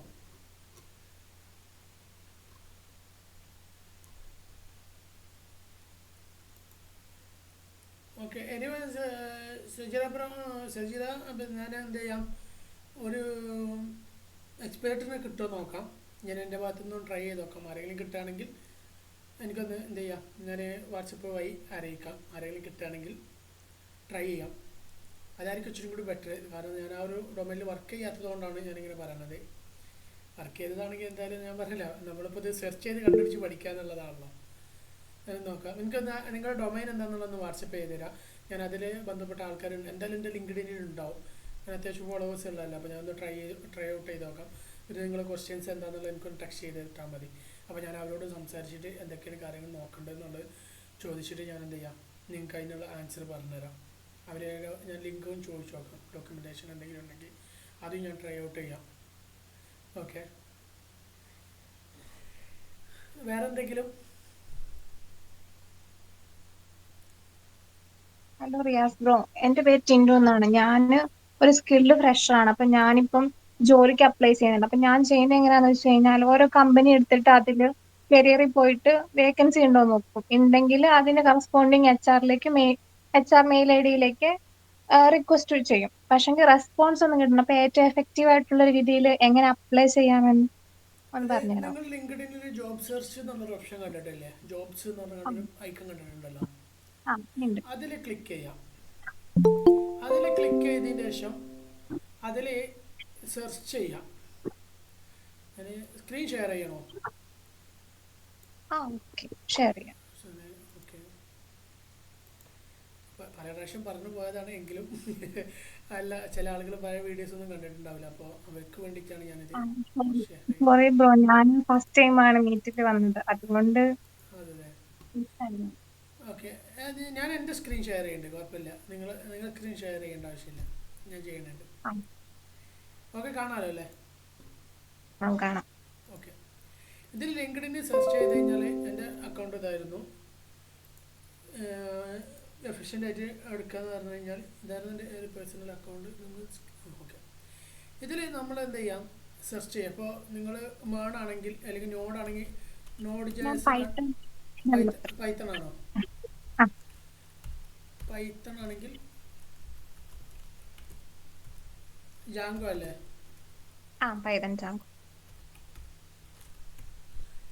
എൻ്റർ അടിച്ച് സെർച്ച് ചെയ്തിട്ടുണ്ടെങ്കിൽ നമുക്ക് ഒരുപാട് ഓപ്ഷൻസ് ഇവിടെ വരും. ഇപ്പം ഇതിൽ ഇങ്ങനെ കുറേ കാര്യങ്ങൾ വരുന്നുണ്ട്. പക്ഷെ നമ്മളിവിടെ ജോബ്സ് സെലക്ട് ചെയ്യാം. ജോബ്സ് സെലക്ട് ചെയ്ത് കഴിഞ്ഞാൽ പ്ലേസ് നോക്കാം. ഇവിടെ ഡയറക്റ്റ് ഇന്ത്യ എന്നാണ് കൊടുത്തിട്ടുള്ളത്. ഇപ്പോൾ കേരള നമ്മൾ ഉദ്ദേശിക്കുന്നുണ്ടെങ്കിൽ കേരള കൊടുക്കാം, കേരള ഇന്ത്യ. അപ്പോൾ കേരളത്തിൻ്റെ മാത്രമായിട്ട് വരും. ഇനിയിപ്പോൾ നമുക്ക് കൊച്ചി ആണെങ്കിൽ കൊച്ചി കൊടുക്കണമെങ്കിൽ അങ്ങനെ കൊടുക്കാം. അപ്പോൾ കൊച്ചി എന്ന് പറഞ്ഞുകൊണ്ട് വരും. എറണാകുളം കേരള കണ്ടില്ല, ഇങ്ങനെ വരണമെങ്കിൽ അങ്ങനെ നോക്കാം. ഇപ്പോൾ നമ്മൾ ജോബ്സ് ക്ലിക്ക് ചെയ്തുകൊണ്ട് ഈ ജോബ്സിൽ എന്തായിരിക്കും, എല്ലാ ജോബ് വേക്കൻസീസും വരും. പക്ഷേ ഇവിടെ ഒരു കാര്യം കൂടി ശ്രദ്ധിക്കേണ്ടതുണ്ട്, ഡേറ്റ് പോസ്റ്റഡ്. ഇവിടെ നമുക്ക് ഒരുപാട് വർഷം മുമ്പുള്ള വേണമെങ്കിൽ അതും വരും. പക്ഷെ നമ്മളെപ്പോഴും ഒരു പാസ്റ്റ് വീക്ക് കൊടുക്കുന്നതാണ് ബുദ്ധി. അപ്പോൾ 10 റിസൾട്ടേ ഉള്ളൂ. അത് കൺസൈസ് ആയിരിക്കും. അതിൽ ലേറ്റസ്റ്റ് ആയിട്ടുള്ള കാര്യങ്ങൾ ഫസ്റ്റ് ആയിട്ട് ഇവിടെ വരും. അപ്പോൾ ഇവിടെ ഡയറക്റ്റ് അപ്ലിക്കേഷൻ കൊടുക്കണമെന്നുണ്ടെങ്കിൽ ഇപ്പോൾ പൈത്തൺ ജാങ്കോ എന്നുള്ള ലെവലിൽ കൊടുത്തുകൊണ്ട് എന്താണ് പൈത്തൺ ഡെവലപ്പർ ഇതെന്തത് ഇവർക്ക് മിസ്റ്റേക്ക് വെച്ചിരിക്കണമല്ലോ. ആൻഡ്രോയിഡ് ഡെവലപ്പർ വന്നിരിക്കുന്നത് ഇവിടെ സീനിയർ പൈത്തൺ ഡെവലപ്പർ. അത് ഞാൻ ആൻഡ്രോയിഡ് ആയതുകൊണ്ട് എനിക്ക് കൂടുതൽ ഇങ്ങനെ സജസ്റ്റ് ചെയ്യുന്നത് കേട്ടോ. ബാക്ക് ആൻഡ് ഡെവലപ്പർ കണ്ടില്ല. അപ്പോൾ ഇത് ഫുൾ സ്റ്റാക്ക് എഞ്ചിനീയർ ഇതേപോലെ ഡയറക്റ്റ് കൊടുക്കണമെങ്കിൽ കൊടുക്കുക. ഇനി ഒരു കാര്യം പല ആൾക്കാരോടും ചോദിച്ചിരുന്നു, എന്താണ് ഞങ്ങൾ നോക്കേണ്ടത് എന്നുള്ളത്, എന്താണ് ഞങ്ങൾ റിക്വയർമെൻറ്റ് എന്താണെന്ന് നോക്കേണ്ടത്. റിക്വയർമെൻറ്റ് എന്ന് പറഞ്ഞാൽ ഈ റെസ്പോൺസിബിലിറ്റീസിലുണ്ടാവും. ഈ റെസ്പോൺസിബിലിറ്റി ഇതാ design code test requirement collaboration ഇങ്ങനത്തെ കുറച്ച് കാര്യങ്ങൾ ഇവിടെ പറയുന്നുണ്ടാവും. ചില കമ്പനീസ് കൃത്യമായിട്ട് ഇതിൻ്റെ കാര്യങ്ങൾ അറിയണം എന്ന് പറഞ്ഞിട്ടുണ്ടാവും. ഇതാ കണ്ടില്ലേ, ഇതിൽ TDD ഇതിൽ കൃത്യമായിട്ട് പറയുന്നുണ്ട്. ടെസ്റ്റ് ഡ്രീവൻ ഡെവലപ്മെൻറ്റ് അറിയണം, അജൈൽ മെത്തഡോളജീസ് അറിയണം, ഇങ്ങനത്തെ കാര്യങ്ങൾ കൃത്യമായിട്ട് അവർ പറയുന്നുണ്ടാവും. ഈ ഒരു സാധനങ്ങൾ കോമൺ ആയിട്ടുള്ള ഒരു 10-30 നോക്കിയതിന് ശേഷം ഇതിൽ കോമൺ ആയിട്ടുള്ള പോയിന്റ് ഔട്ട് ചെയ്തിട്ട് നിങ്ങൾ അറ്റൻഡ് ചെയ്താൽ നിങ്ങൾക്ക് കൂളായിട്ട് അറ്റൻഡ് ചെയ്യാൻ പറ്റും. ഇനി മറ്റൊരു കാര്യം, ഇവിടെ ഒരു കാര്യം കൂടി ഉണ്ട്. ഹോൾ ഫിൽറ്റേഴ്സ് കൊടുത്തു കഴിഞ്ഞാൽ എന്തുണ്ടാവും, എൻട്രി ലെവലാണോ, അസോസിയേറ്റ് ആണോ, എക്സ്പീരിയൻസ്. ഇപ്പോൾ എൻട്രി ലെവലാണെങ്കിൽ എൻട്രി ലെവൽ, ഇപ്പോൾ ഇവിടെ എൻട്രി ലെവലിലുള്ള ആൾക്കാർക്ക് ഒരു 3 പൊസിഷനെ ഇവിടെ കാണിക്കണുള്ളൂ. ഇത് നമ്മൾ എന്തായാലും ചൂസ് ചെയ്യും. നമ്മൾ 3 വർഷം എക്സ്പീരിയൻസ് ഉള്ള ഒരാളുടെ പൊസിഷനിലേക്ക് ഒരു പ്രഷർ കൊടുത്തു കഴിഞ്ഞാൽ ചിലപ്പോൾ സെലക്ട് ആയിക്കൊള്ളുന്നില്ല. മറിച്ച് നിങ്ങളുടെ അസോസിയേറ്റ് ലെവലിൽ കൊടുക്കുകയാണെങ്കിൽ പിന്നെയും കിട്ടും. കാരണം അസോസിയേറ്റ് ലെവലിലാണെങ്കിൽ നിങ്ങൾക്ക് 2 ഇയർ എക്സ്പീരിയൻസ് വരെ ലെവലിൽ നിങ്ങൾക്ക് കിട്ടിക്കൂടായില്ല. അപ്പോൾ ഒരു 2 to 3 ആ ഒരു ലെവലിൽ നിങ്ങൾക്ക് പെട്ടെന്ന് സെലക്ട്. പക്ഷേ ഇത് അറിയണം, ഇത് നിങ്ങൾ എന്തുണ്ടാവണം, നിങ്ങളുടെ റെസ്യൂമിൽ ഈ കാര്യങ്ങളൊക്കെ നിങ്ങൾക്ക് അറിയാം എന്നുള്ളത് ആ കമ്പനിയുടെ HRസിന് എന്തെങ്കിലും അറിയണം, മനസ്സിലാവണം. അത് അവർക്ക് അറിയാം എന്നുള്ള ലെവലിൽ എങ്കിൽ നിങ്ങൾക്ക് എന്തായാലും കോൾ ബാക്ക് വരാതിരിക്കില്ല. പിന്നെ അത് കൂടാതെ ഓരോ വെബ്സൈറ്റുകളുണ്ട്. ഇൻഡീഡ്, നൗക്കറി എനിക്ക് വലിയ പ്രതീക്ഷ പോരാ, പക്ഷേ ഇൻഡീഡ് എന്നൊക്കെ എനിക്ക് കോൾ വന്നിട്ടുണ്ട്. ഇൻഡീഡ് എന്ന് പറഞ്ഞ ഒരുപാട് സൈറ്റുകളുണ്ട്. ഇതിൽ അപ്ലൈ ചെയ്ത് കഴിഞ്ഞാൽ പിന്നെ നിങ്ങൾക്ക് എന്ത് ചെയ്യാം, ഇത് ത്രൂ നിങ്ങൾക്ക് അക്കൗണ്ട് ക്രിയേറ്റ് ചെയ്തിട്ട് റെസ്യൂമൊക്കെ അപ്ലോഡ് ചെയ്ത് അങ്ങനെ നമുക്ക് സെർച്ച് ചെയ്ത് കണ്ടുപിടിക്കാൻ പറ്റും എന്നുള്ളതാണ്. ഓക്കെ, നൗക്കരിയിലാണെങ്കിലും എന്റെ റെസ്യൂം ഡൗൺലോഡ് ചെയ്ത നോട്ടിഫിക്കേഷൻ വരുന്നുണ്ട്, പക്ഷെ അവരുടെ സൈഡിൽ നിന്നൊരു റെസ്പോൺസ് വരുന്നില്ല. അത് നോക്കണം. ഞാൻ പറഞ്ഞില്ലേ, എപ്പോഴും നമ്മളൊരു കമ്പനിക്ക് അപ്ലൈ ചെയ്യുമ്പോൾ കമ്പനീൻ്റെ റിക്വയർമെൻ്റ് ആയിട്ട് മാച്ച് ചെയ്തിട്ട് മാത്രം അപ്ലൈ ചെയ്യാൻ പാടുള്ളൂ. അല്ലെങ്കിൽ നമ്മൾ വെറുതെ അപ്ലൈ ചെയ്ത് എന്നുള്ള ഒരു ലെവലേ ഉണ്ടാവുള്ളൂ. നമ്മൾ റിക്വയർമെൻറ്റ്, കമ്പനീൻ്റെ റിക്വയർമെൻറ്റ് നമ്മുടെ സ്കില്ലും കൂടി മാച്ച് ആവുന്നുണ്ടോ, ധൈര്യമായിട്ട് അപ്ലൈ ചെയ്തോളൂ. അത് എത്ര വർഷം എക്സ്പീരിയൻസ് ആണെങ്കിലും ശരി, രണ്ടും മാച്ചായി വരുന്നുണ്ടോ നിങ്ങൾക്ക് കമ്പനി HRs വിളിക്കും, ഒരു സംശയം വേണ്ട. പിന്നെ കുറെ റിജക്ഷൻ വരും. ഈ റിജക്ഷൻ എന്ന് പറഞ്ഞൊരു പ്രോസസ്സ് തന്നെയാണ്. അത് നോക്കിയിട്ട് കാര്യമില്ല, നമുക്ക് ഒരുപാട് റിജക്ഷൻസ് വരും. അത് ഇതിൻ്റെ ഒരു ഭാഗമാണ്. കാരണം ഒരുപാട് റിജക്ഷൻ കിട്ടിയ ആളുകളെ ഒരുപാട് സക്സസ് ആയിട്ടുള്ളൂ. അത് നമ്മൾ എന്ത് ചെയ്യുക, തിങ്ക് ചെയ്ത് വെറുതെ ടയേർഡായിട്ട് ഇരിക്കേണ്ട ഒരു കാര്യമില്ല. ഓരോ റിജക്ഷനും നമുക്ക് വലിയൊരു ഓപ്പർച്യൂണിറ്റി ചിന്തിച്ചാൽ മതി.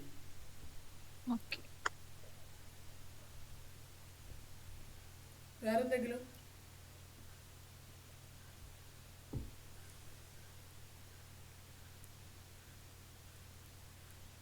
വേറെന്തെങ്കിലും ഉണ്ടോ?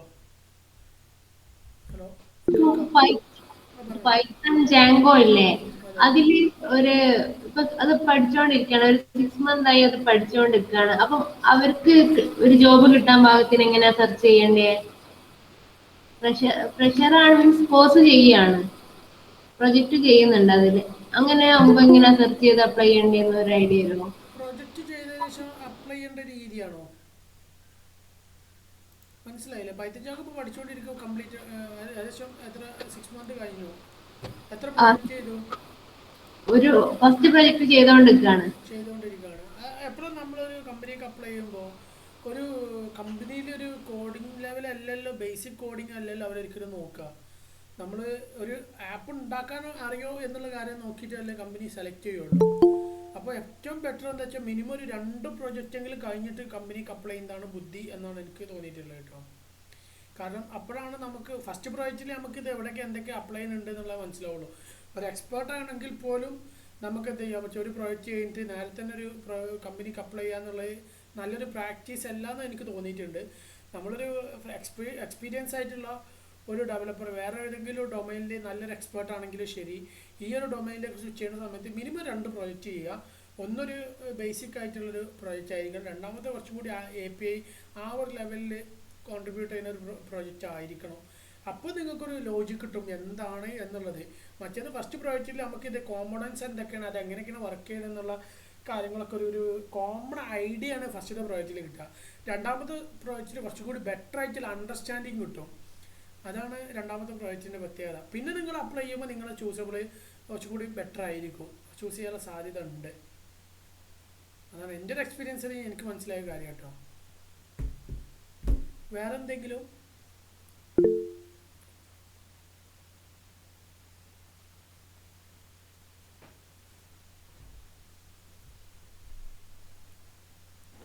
ഹലോ ഹലോ കേൾക്കുന്നുണ്ടോ? എൻ്റെ ഒരു ശരത്ത്, ഞാൻ മേൺസ്റ്റാക്ക് ഡെവലപ്പറാണ്. എനിക്കൊരു ഡൗട്ട് ഉണ്ട്. ആർക്കെങ്കിലും പേലോഡ് CMS വർക്ക് ചെയ്ത എക്സ്പീരിയൻസ് ഉണ്ടോ? കണ്ടന്റ് മാനേജ്മെന്റ് സിസ്റ്റമാണ് പേലോഡ് ഉണ്ട്. അതിൽ വർക്ക് ചെയ്ത എക്സ്പീരിയൻസ് ആർക്കെങ്കിലും എനിക്ക് ഡൗട്ട് ഉണ്ട്, അത് ക്ലിയർ ചെയ്യാൻ വേണ്ടിയിട്ടായിരുന്നു. ആർക്കെങ്കിലും എക്സ്പീരിയൻസ് ഉണ്ടെന്ന് പറയാം. ഹലോ, പേലോഡ് CMS ഒരു ഹെഡ്ലെസ് കണ്ടന്റ് മാനേജ്മെന്റ് സിസ്റ്റമാണ്. അപ്പോൾ ഞാൻ ഡൗട്ട് എന്ന് വെച്ചാൽ അതിനകത്തൊരു എഡിറ്റർ ഉണ്ട്, ലെക്സിക്കൽ എഡിറ്റർ ഉണ്ട്. അതിനകത്തൊരു കസ്റ്റം ഫീച്ചർ ആഡ് ചെയ്യാനുണ്ട്. ഞാൻ ഡോക്യുമെന്റേഷനൊക്കെ വായിച്ചു നോക്കി, എനിക്ക് കുറേ കാര്യങ്ങൾ മനസ്സിലായി.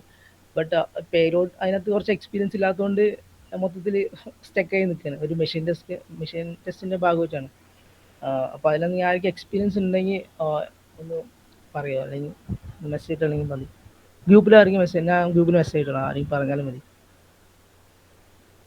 അത് ഹെൽപ്പ് ചെയ്യണ വളരെ ഉപകാരമാവും കേട്ടോ. കാരണം ഒരു പ്രൊഫഷണൽ ചില ആളുകളുടെ ചില 2 വാക്ക് മതിയാവും. എക്സ്പേർട്ടായിട്ട് അതിൽ വർക്ക് ചെയ്ത എക്സ്പീരിയൻസ് ഉള്ള ഒരാളെ 2 ലൈൻ ഓഫ് വാക്ക് മതിയാവും ഒരാളെ ജീവിതം തന്നെ മാറ്റിമറിക്കാൻ. അപ്പോൾ അതിൽ എക്സ്പീരിയൻസ് ഉള്ള ഒരാളൊന്ന് പറഞ്ഞു കൊടുക്കുകയാണെങ്കിൽ ബെറ്റർ ആയിരിക്കും. നമ്മളൊക്കെ ഇതിൽ എക്സ്പീരിയൻസ് ഉള്ള ആളുകളോട് പറയാനുള്ളത്, നമ്മളൊക്കെ ഫ്രഷേഴ്സ് ആയിട്ട് തുടങ്ങിയതാണ്. ഓരോ ആളുകളും നമുക്കിതുപോലെ തന്നെ നമ്മളെ സീനിയേഴ്സ് പറഞ്ഞു തന്നിട്ടും അങ്ങനെയൊക്കെ തന്നെ നമ്മൾ പഠിച്ചു. അപ്പോൾ നമ്മൾ ജൂനിയേഴ്സ് വരുമ്പോൾ അവരെ സപ്പോർട്ട് ചെയ്യുക എന്നുള്ളത് നമുക്കൊരു എത്തിക്സിൻ്റെ ഭാഗം കൂടിയായിട്ട് കൺസിഡർ ചെയ്യാം. അപ്പോൾ അതൊന്ന് പറഞ്ഞു കൊടുക്കുകയാണെങ്കിൽ ബെറ്റർ ആയിരുന്നു. പ്രശ്നം എന്ന് വെച്ചാൽ അതിന് യൂട്യൂബ് വീഡിയോസ് ഒക്കെ കുറവാണ്. അതിനകത്ത് അവരുടെ ഓതേഴ്സിന് മാത്രമേ ഉള്ളൂ കുറച്ച് വീഡിയോസ്. ഈ ഫീച്ചേഴ്സ് ഒക്കെ ചോദിച്ചിട്ടുണ്ടായിരുന്നില്ല. നമ്മൾ 2 ഗ്രൂപ്പ് ഉണ്ടല്ലോ. ഞാൻ മെസ്സേജ് ഇട്ടുണ്ടായിരുന്നില്ല, ഞാൻ ചെയ്യാറ്. അതെ, ഗ്രൂപ്പിൽ ചോദിച്ചൊരു ഇതൊക്കെ ആൾക്കാർ ഈ ഒഴിവില്ലാത്ത ആൾക്കാർ മിക്കവാറും ഈ മീറ്റപ്പിലൊക്കെ പൊതുവെ ഒഴിവില്ലാത്ത ആൾക്കാർ വരാറില്ല. കാരണം അവർക്ക് ആ ടൈമിൽ ഫ്രീലാൻസ് വർക്കോ അല്ലെങ്കിൽ മറ്റുള്ള വർക്കുകളൊക്കെ ഉണ്ടാവും. അപ്പോൾ അവർക്ക് സമയം ഉണ്ടാവാത്തതുകൊണ്ട് പല ആൾക്കാർ മീറ്റപ്പിൽ വരാറില്ല. അപ്പോൾ ഗ്രൂപ്പിലൊക്കെ എക്സ്പീരിയൻസ് ഉള്ള ആൾക്കാർ ഒരുപാടുണ്ട്. അപ്പോൾ അവരെന്ത് ചെയ്യുകയെന്ന് വെച്ച് കഴിഞ്ഞാൽ അവർ അവിടെ ചോദിച്ചു കഴിഞ്ഞാൽ അവർ സ്പോട്ടിൽ എന്ത് ചെയ്യും, ആൻസറോ അല്ലെങ്കിൽ അവർക്ക് സമയം കിട്ടുമ്പോൾ അവരെന്തായിരിക്കും അതിനുള്ള ആൻസറോ അല്ലെങ്കിൽ അതിനുള്ള സൊല്യൂഷൻസോ അറ്റ്ലീസ്റ്റ് അതിൻ്റെ ഡോക്യുമെൻറ്റേഷൻ എങ്കിലും ആരെങ്കിലും എഴുതി റൈറ്റപ്പോ എങ്കിലും എത്തിച്ചു തരും അവർ. സാധാരണ അങ്ങനെ ചെയ്യാറാണ് പതിവ്. അപ്പോൾ എന്നോട് ചോദിക്കുകയാണെങ്കിൽ പോലും ചിലപ്പോൾ പെട്ടെന്ന് എനിക്ക് റീപ്ലൈ കൊടുക്കാൻ പറ്റിക്കൊള്ളുന്നില്ല. ചിലപ്പോൾ ഞാൻ തന്നെ സമയം ഉണ്ടാക്കിയിട്ട് എന്തായിരിക്കും ഉള്ള സമയത്ത് വെച്ചുകൊണ്ട് നേരെ എന്തായിരിക്കും അതിന് റീപ്ലൈ കൊടുക്കാറ്, അങ്ങനെയൊക്കെയാണ് ചെയ്യാറുള്ളത്. അതങ്ങനെ തന്നെയാണ് പൊതുവെ എല്ലാവരും. ഗ്രൂപ്പിൽ ചോദിച്ചു നോക്കിയാൽ മതി. എനിക്കൊന്ന് പേഴ്സണൽ ഒന്ന് മെസ്സേജ് അയക്കാം. ഞാൻ എക്സ്പീരിയൻസ് ഉള്ള ആളുകളോട് ആരോടെങ്കിലും ചോദിച്ചു നോക്കി ചെയ്യാം. Okay bro, thank you bro. Okay, വേറെ എന്തെങ്കിലും?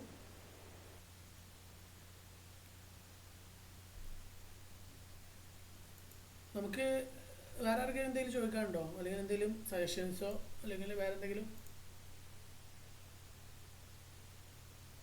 നമ്മളിപ്പോ കമ്പനിയില് ഈ CICD എങ്ങനെയാണ് യൂസ് ചെയ്യുന്നത്, അതിനെ കുറിച്ചൊന്ന് പറഞ്ഞത്. CICD എന്താണ്, കമ്പനീസിൽ അത് എങ്ങനെ ഉപയോഗിക്കുന്നതൊക്കെ ക്ലിയർ ആയില്ല. CICD ഉണ്ടല്ലോ, continuous integration, continuous deployment, continuous development. അങ്ങനത്തെ ഒരു സാധനത്തിൽ ഞാൻ വർക്ക് ചെയ്തത്. അതെ, കണ്ടിന്യൂസ് ഇൻ്റഗ്രേഷനും കണ്ടിന്യൂസ് ഡെവലപ്മെന്റ് എന്ന് പറഞ്ഞു കഴിഞ്ഞാൽ ഒരു പ്രൊജക്റ്റ്, ഒരു പ്രൊഡക്റ്റ്, ഇപ്പോൾ ഫേസ്ബുക്ക് എടുക്കുക. ഫേസ്ബുക്കിൻ്റെ ഡെവലപ്മെൻറ്റ് ഒരിക്കലും നിൽക്കണില്ല. എപ്പോഴും പുതിയ ഫീച്ചേഴ്സ് വന്നുകൊണ്ടിരിക്കുക അല്ലേ? ഇന്നലെ ഉണ്ടായിരുന്ന ഫീച്ചേഴ്സ് അല്ല ഇന്നുണ്ടാവണേ. അതിപ്പോൾ ഒരു വർഷത്തിനുള്ളിൽ തന്നെ ഫേസ്ബുക്കിൻ്റെ ഫീച്ചേഴ്സ് ഒരുപാട് മാറിക്കൊണ്ടിരിക്കുകയല്ലേ. അത് കണ്ടിന്യൂസ് ഡെവലപ്മെൻ്റ് ആണ്, കണ്ടിന്യൂസ് ഇൻ്റഗ്രേഷനാണ്. പുതിയ സാധനങ്ങൾ വീണ്ടും വീണ്ടും ആഡ് ചെയ്ത് പഴയ സാധനങ്ങൾ ചിലപ്പോൾ മാറ്റിക്കൊണ്ടിരിക്കണേ, പല ഫീച്ചേഴ്സ് ഒഴിവാക്കണേ, പഴയ ഫീച്ചേഴ്സ് ആഡ് ചെയ്യണേ, കുറേ ബഗ്സ് ഫിക്സ് ചെയ്യണേ. കണ്ടിന്യൂസ് ആയിട്ട് ഇൻ്റഗ്രേറ്റ് ചെയ്യാണ്, കണ്ടിന്യൂസ് ആയിട്ട് ഡെവലപ്പ് ചെയ്തുകൊണ്ടിരിക്കുകയാണ്. ഡെവലപ്പ് ചെയ്തതിന് ശേഷം അത് ഇൻ്റഗ്രേറ്റ് ചെയ്യാണ്, കണ്ടിന്യൂസ് ആയിട്ട് ഡിപ്ലോയും ചെയ്യുകയാണ്. ആ ഡിപ്ലോയ്മെൻറ്റ് എന്ന് വെച്ച് കഴിഞ്ഞാൽ പ്ലേ സ്റ്റോറിലായിരിക്കാം അല്ലെങ്കിൽ വെബിലായിരിക്കാം ഡിപ്ലോയ് ചെയ്തുകൊണ്ടിരിക്കുകയാണ്. അതാണ് ആ ഒരു കണ്ടിന്യൂസ് ഇൻ്റഗ്രേഷനും കണ്ടിന്യൂസ് ഡെവലപ്മെൻറ്റിൻ്റെ പ്രത്യേകത. ആ കോമൺ ഐഡിയ, ഒരു ബേസിക് നോളജ് അതാണ്. ഇനി ഡെവലപ്മെൻറ്റ് സൈഡിലേക്ക് വരുമ്പോൾ നമുക്കെന്താ വെച്ചാൽ ഈ CI/CD ഉപയോഗിക്കുന്ന സമയത്ത് നമുക്ക് എപ്പോഴും ഒരു ആപ്പ് ഇപ്പോൾ ഡെയിലി ഒരു 3-4 റിലീസ് പോകേണ്ടെന്ന് വിചാരിക്കുക. റിലീസ് മീൻസ് പ്ലേ സ്റ്റോറിലേക്ക് എന്ന് വിചാരിക്കുക. ഒരു ആപ്പിൻ്റെ ഓരോ വേർഷൻസ് കുറേ ബഗ്സ് വന്നു, ആ ബഗ്സ് ഫിക്സ് ചെയ്യണം, വീണ്ടും പ്ലേ സ്റ്റോറിലേക്ക് ഡിപ്ലോയ് ചെയ്യണം, വീണ്ടും ബഗ്സ് വന്നു, ബഗ് ടീം റിപ്പോർട്ട് ചെയ്തു, അത് ഞാൻ ഫിക്സ് ചെയ്ത് വീണ്ടും പ്ലേ സ്റ്റോറിലേക്ക് പോകണം. ചിലപ്പോൾ ഒരേ ആപ്പിൽ തന്നെ ചിലപ്പോൾ 30-40 ടീം വർക്ക് ചെയ്യേണ്ടതുണ്ടെങ്കിൽ ഈ 40 ടീമും ഒരേ സമയം ബിൽഡ് എടുത്തിട്ട് വീണ്ടും പ്ലേ സ്റ്റോറിലേക്ക് ഇടുക എന്ന് പറഞ്ഞു കഴിഞ്ഞാൽ, ഒരാൾ ആപ്പ് ബിൽഡ് ചെയ്യാൻ നിന്നിട്ട് വീണ്ടും ഇടുക എന്ന് പറഞ്ഞു കഴിഞ്ഞാൽ അത് നടക്കുന്ന ഒരു കാര്യമല്ല. കാരണം എൻ്റെ വർക്കിനെ ബാധിക്കും അത്. മറിച്ച് ഈ CI/CDയും ഡെവോപ്സ് പോലത്തെ ടെക്നോളജിയൊക്കെ ഉപയോഗിച്ചിട്ട് ഓട്ടോമാറ്റിക് ഡിപ്ലോയ് ആവും പ്ലേ സ്റ്റോറിലേക്ക്. അതിനുള്ള കോഡുകൾ കാര്യങ്ങളൊക്കെ ചെയ്ത് വെച്ചിട്ടുണ്ടാവും. അത് ഈ CI/CD വെച്ച് നമുക്ക് ചെയ്യാൻ പറ്റും. അതാണ് അതിൻ്റെ ഒരു കോമൺ ഐഡിയ. അതിപ്പോൾ പ്ലേ സ്റ്റോറിലേക്കെന്ന് മാത്രമല്ല, നമ്മൾ വെബിലേക്ക് ഹോസ്റ്റ് ചെയ്യുകയാണെങ്കിൽ പോലും നമ്മളെന്തായിരിക്കും ഇപ്പോൾ വെബ്സൈറ്റ് വെബിലേക്ക് മീൻസ് ആമസോണിൻ്റെ സെർവറിലേക്കാണ് നമ്മൾ ഹോസ്റ്റ് ചെയ്യണമെന്നുണ്ടെങ്കിൽ, വെബ് ചെയ്യണമെന്നുണ്ടെങ്കിൽ, API ഒക്കെ ചെയ്യണമെന്നുണ്ടെങ്കിൽ അതിലേക്കും കണ്ടിന്യൂസ് ആയിട്ട് എന്തായിരിക്കും ഡിപ്ലോയ് ആയിക്കൊണ്ടേയിരിക്കും. ഓക്കെ, റിലീസ് ബിൽഡിലേക്ക് നമുക്ക് ഒരു പ്രൊഡക്റ്റിൽ ഒരു 3-4 ഐറ്റം ബിൽഡ് വരുന്നുണ്ട്. ബിൽഡ് ചെയ്യുന്ന വെച്ച് കഴിഞ്ഞാൽ നമുക്കെന്താ വെച്ചാൽ ഒരു പ്രൊഡക്റ്റിന് പെട്ടെന്നൊരു ഇതല്ല പോകണത്. ഒരു ടെസ്റ്റ് കഴിഞ്ഞ് കുറേ കാര്യങ്ങൾ ചെയ്തതിന് ശേഷമാണ് നമുക്ക് ശരിക്കും എന്ത് ചെയ്യണേ ടെസ്റ്റിങ് കാര്യങ്ങളൊക്കെ എന്താണ് നമുക്ക് ഒരു എന്താ പറയുക ഡിപ്ലോയ്മെൻ്റ് ഒക്കെ നടക്കണത്. അങ്ങനെ കുറേ കാര്യങ്ങൾ ചെയ്യാനുണ്ട്. അതൊരു എക്സ്പീരിയൻസ് ചെയ്ത് പഠിക്കേണ്ട കാര്യങ്ങളാണ്. പിന്നെ ഒരു കോമൺ ഐഡിയ എപ്പോഴും നമ്മൾ അണ്ടർസ്റ്റാൻഡ് ചെയ്ത് വെക്കുക. വേറെ എന്തെങ്കിലും ഉണ്ടോ ബ്രോ? ഐഡിയ കിട്ടിയോ? കിട്ടി. Thank you. ഓക്കെ. വേറെ എന്തെങ്കിലും ആർക്കെങ്കിലും?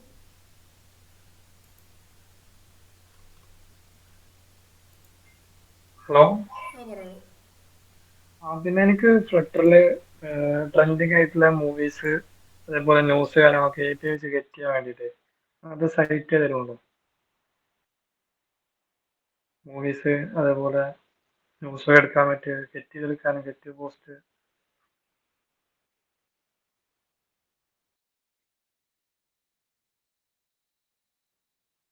API വെച്ചിട്ട് എടുക്കാൻ വേണ്ടിയിട്ട് ഡാറ്റ എടുക്കാൻ വേണ്ടിയിട്ട് ഫ്ലട്ടർക്ക് ഡാറ്റ എടുക്കാൻ വേണ്ടിയിട്ടോ? API വെച്ചിട്ട് ഇപ്പോൾ ട്രെൻഡിങ് മൂവീസ് ന്യൂസ് അങ്ങനത്തെ ഒക്കെ മോക്ക് API സാധനം എടുക്കാനാണോ? API ഡാറ്റ എടുക്കാനാണോ? ടെസ്റ്റ് ചെയ്യാൻ വേണ്ടിയിട്ട് പഠിക്കാൻ വേണ്ടിയിട്ട്? അതെ അതെ. അത് മോക്ക് API അടിച്ചാൽ മതി. മോക്ക് API എന്ന് പറഞ്ഞ സൈറ്റുകൾ മോക്ക് API എന്ന് പറഞ്ഞു കഴിഞ്ഞാൽ നമ്മൾ അടിച്ചു കഴിഞ്ഞാൽ റിക്കി ആൻഡ് മോട്ടി എന്ന് പറഞ്ഞൊരു വെബ്സൈറ്റ് ഉണ്ട്. പിന്നെ ന്യൂസ് IO ഉണ്ട്, പിന്നെ IMDb കുറെ ഉണ്ട്. മോക്ക് MOCK APIs എന്ന് അടിച്ചാൽ മതി. അപ്പോൾ എന്തായിരിക്കും ഒരുപാട് വെബ്സൈറ്റുകളുടെ പേരും കൂടി കിട്ടും. പിന്നെ ന്യൂസ് IO ഉണ്ട്, അതിൽ നമുക്ക് മലയാളത്തിന്റെ ന്യൂസ് കിട്ടും, എല്ലാ ന്യൂസും കിട്ടും. അതെ എല്ലാത്തിനും. അതെ ഒരുപാട് മോക്ക് APIs നമുക്ക് അവൈലബിൾ ആണ് കേട്ടോ. ഇത് ഏറ്റവും നന്നാവും കേട്ടോ, TMDB. കാരണം ഇതിൽ വീഡിയോൻ്റെ സെറ്റപ്പ് വരെ കിട്ടും, ഇമേജസ് കിട്ടും, വീഡിയോ കിട്ടും. അപ്പോൾ ഇത് TMDB ഉപയോഗിച്ചു. അതാകുമ്പോൾ API key വരെ വേണം. അപ്പോൾ കുറച്ചുകൂടി ബെറ്റർ ആയിട്ട് നിങ്ങൾക്ക് എന്ത് ചെയ്യാൻ പറ്റും, എന്താണ് API key വരെ കൊടുക്കുന്നത് എങ്ങനെയെന്നുള്ളത് വരെ നോട്ട് ചെയ്യാൻ പറ്റും. TMDB ഉണ്ട്, IMDB ഉണ്ട്. IMDB എന്ന് പറഞ്ഞ സാധനം കൂടി ഉണ്ട്. അപ്പോൾ അതും കൂടി ഒന്ന് നോക്കുക കേട്ടോ. ഓക്കെ. പിന്നെ ബ്രോ ഒരു ഡൗട്ടാണ്, ഈ ബ്ലോക്ക് ലിസണറും ബ്ലോക്ക് ബിൽഡറും തമ്മിലുള്ള വ്യത്യാസം എന്താ? ഒന്ന് ബിൽഡ് ചെയ്യണ്, ഒന്ന് ലിസൺ ചെയ്യണ്.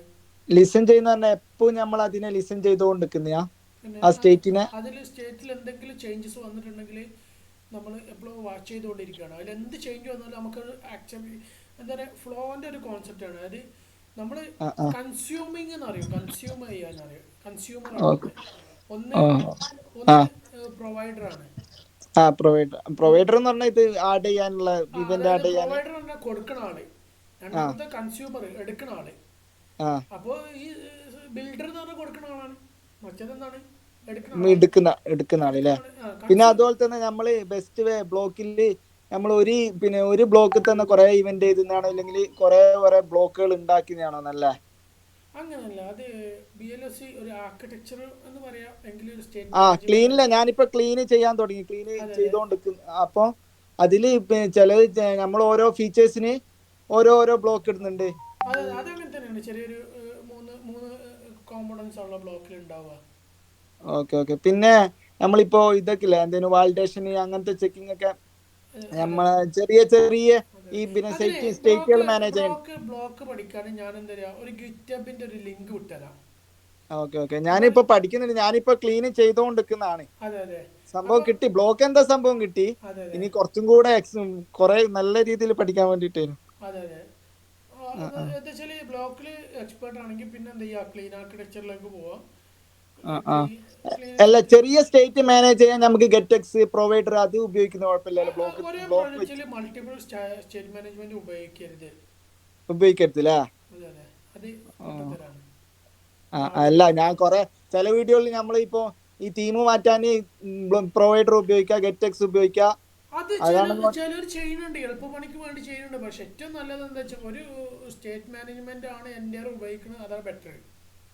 ചിലർ ഉപയോഗിക്കണില്ല എന്ന് ഞാൻ പറഞ്ഞല്ലേ. പക്ഷെ എപ്പോഴും മൾട്ടിപ്പിൾ സ്റ്റേറ്റ് മാനേജ്മെന്റ് കോൺഫ്ലിക്റ്റ് വരും. കോൺഫ്ലിക്റ്റ് എന്ന് വെച്ച് കഴിഞ്ഞാല് നമുക്ക് കോൺഫ്ലിക്റ്റ് വരും, സിസ്റ്റത്തിന് കോൺഫ്ലിക്റ്റ് വരില്ല. കാരണം നാളെ ഒരുപാട് വർക്ക് ചെയ്യുന്ന വലിയൊരു പ്രൊജക്റ്റ് ആണ് ഇത് വരുന്നതെന്നുണ്ടെങ്കിൽ മൾട്ടിപ്പിൾ സ്റ്റേറ്റ് മാനേജ്മെന്റ് ഉപയോഗിക്കുമ്പോൾ നാളെ ഒരാൾ പറയാണ്, ഒരു ഡെവലപ്പറോട് പോയി എന്ന് വിചാരിക്കാം, അവന് ബ്ലോക്ക് മാത്രമേ അറിയുള്ളൂ, മറ്റവർക്ക് ഗെറ്റെക്സ് മാത്രമേ അറിയുള്ളൂ എന്ന് വിചാരിക്കാം. മറ്റൊരു ഗെറ്റെക്സിലും ചെയ്യുമ്പോൾ ബ്ലോക്കിലും ചെയ്ത് പിന്നെ പുതിയൊരു ഗെറ്റെക്സിൽ ഒരാൾ വന്നു കഴിഞ്ഞാൽ ബ്ലോക്കിൽ ഇരിക്കുന്ന ആൾക്ക് പറഞ്ഞു കൊടുക്കാൻ പറ്റിക്കൊള്ളുന്നില്ല. അങ്ങനെ അതാണ് ഒരു സ്റ്റേറ്റ് മാനേജ്മെന്റ് എപ്പോഴും ഒരു പ്രൊജക്റ്റ് ഉണ്ടാക്കണ ഏറ്റവും സേഫ് മെത്തേഡ് എന്ന് പറഞ്ഞു കഴിഞ്ഞാൽ എപ്പോഴും നമ്മൾ ഒരു സ്റ്റേറ്റ് മാനേജ്മെന്റിൽ വർക്ക് ചെയ്യിപ്പിക്കുക, അതായത് കുറച്ചും കൂടി ബെറ്റർ. അതില് വേറെയുണ്ട്. ഒന്ന്, സെക്യൂരിറ്റി വൾനറബിലിറ്റീസ് വരാൻ കുറെ ചാൻസസ് ഉണ്ട്. അതുപോലെ തന്നെ പെർഫോമൻസിന്റെ ഇതിലും നല്ല രീതിയിൽ വ്യത്യാസം വരും. ഈ പറഞ്ഞ പോലെ ഒറ്റ ഒരു ഇത് യൂസ് ചെയ്യുന്നതാണ് ഇതിലും ബെസ്റ്റ്. ഓക്കെ, ഇപ്പൊ നമ്മൾ പല പ്രൊജക്റ്റിലും ഇപ്പോൾ ജാവാസ്ക്രിപ്റ്റിലെ റിയാക്ട് നേറ്റീവിലൊക്കെ ആണെങ്കിൽ ഫെച്ചും ആക്സിയസ് ഒക്കെ ഒരുമിച്ച് ഉപയോഗിക്കുന്നത് കാണാറുണ്ട്. അതിന്റെ ആവശ്യമില്ല, ശരിക്കും ഏതെങ്കിലും ഒരു ഒറ്റൊരു ഇത് മാത്രം ഫോളോ ചെയ്താൽ മതി. അതാണ് ഒരു എന്താ പറയാ, ഒരു ക്ലീൻ കോഡിന്റെ ഒരു ഇതും കൂടെയാണ്. പിന്നെ ബ്രോ, ഞാൻ ക്ലീൻ ചെയ്യുമ്പോ ഇപ്പൊ യൂസ് കേസ് ഇല്ലേ, യൂസ് കേസ് എന്ന് പറഞ്ഞൊരു സംഭവം ഇല്ലേ അതില്, പിന്നെ ഡൊമൈൻ ലെയറിൽ തന്നെ അതില് നമ്മളിപ്പോ ഒരു ലിസ്റ്റ് ആയിട്ടുള്ള ഡാറ്റ അത് റിവേഴ്സ് ചെയ്ത് ഒന്ന് സോർട്ട് ചെയ്തിട്ടാണ് നമുക്ക് വേണ്ടത്. അത് നമ്മൾ യൂസ് കേസിലാണോ ഇതണ്ട, ബ്ലോക്കിലാണോ ഇതണ്ട? യൂസ് കേസിലല്ലേ ഇതണ്ടേ? എങ്ങനെയാ അത്? യൂസ് കേസ് നമ്മൾ റെപ്പോസിറ്ററി നിന്നാണ് ഡാറ്റ എടുക്കണേ.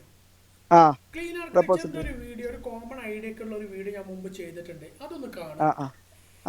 അല്ല, യൂസ് കേസ് എന്ത്, നമ്മൾ അതിലോട്ട് ഡാറ്റ പാസ് ചെയ്യൽ മാത്രമുള്ള ഫംഗ്ഷൻ ഇട്ട് കൊടുക്കൽ മാത്രമേ വരുന്നുള്ളൂ അതില്. യൂസ് കേസ് എന്ന് പറഞ്ഞു കഴിഞ്ഞാല് ഒരിപ്പോ യൂസർ നെയിം പാസ്വേഡ് ലോഗിൻ ചെയ്യാൻ വേണ്ടിട്ട് ഒരു യൂസ് കേസ് ഉണ്ടാക്കി.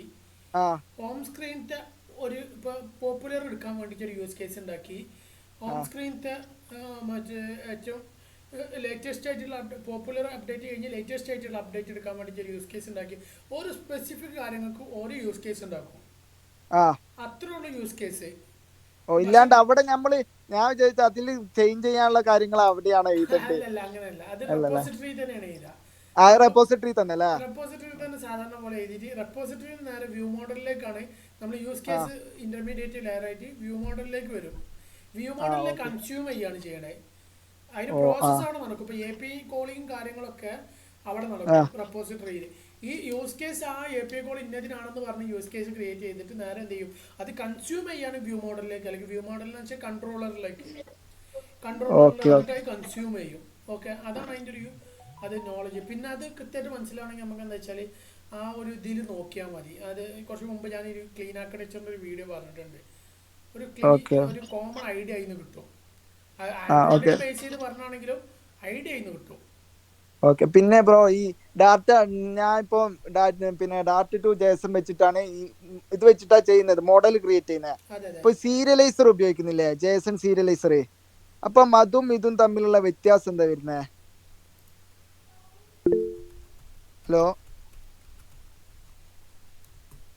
ഹലോ ബ്രോ, ഹലോ, ഒരു മിനിറ്റ് ഞാൻ ഇപ്പോൾ പറയാം. ഒരു ചെറിയൊരു മെസ്സേജ് ആണ്.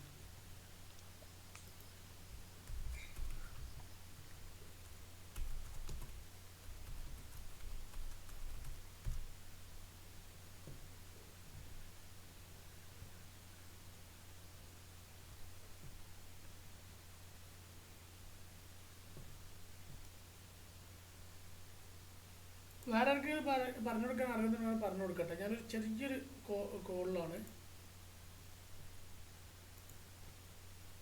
ഹലോ, ഷെബിൽ ബ്രോ ഫ്ലട്ടർ ആണോ പഠിക്കുന്നത് ചെയ്യുന്നത്? കുറച്ചായിട്ടേ ഉള്ളൂ ബ്രോ, ഫ്ലട്ടർ തുടങ്ങിയിട്ട് ഇപ്പൊ കുറച്ചായിട്ടേ ഉള്ളൂ. ഓക്കെ. അല്ല, ഞാനിപ്പോ ബാക്ക് എൻഡും കൂടെ പഠിക്കണം എന്ന് വിചാരിക്കുന്നുണ്ട് ഫ്ലട്ടറിന്റെ ഒപ്പം.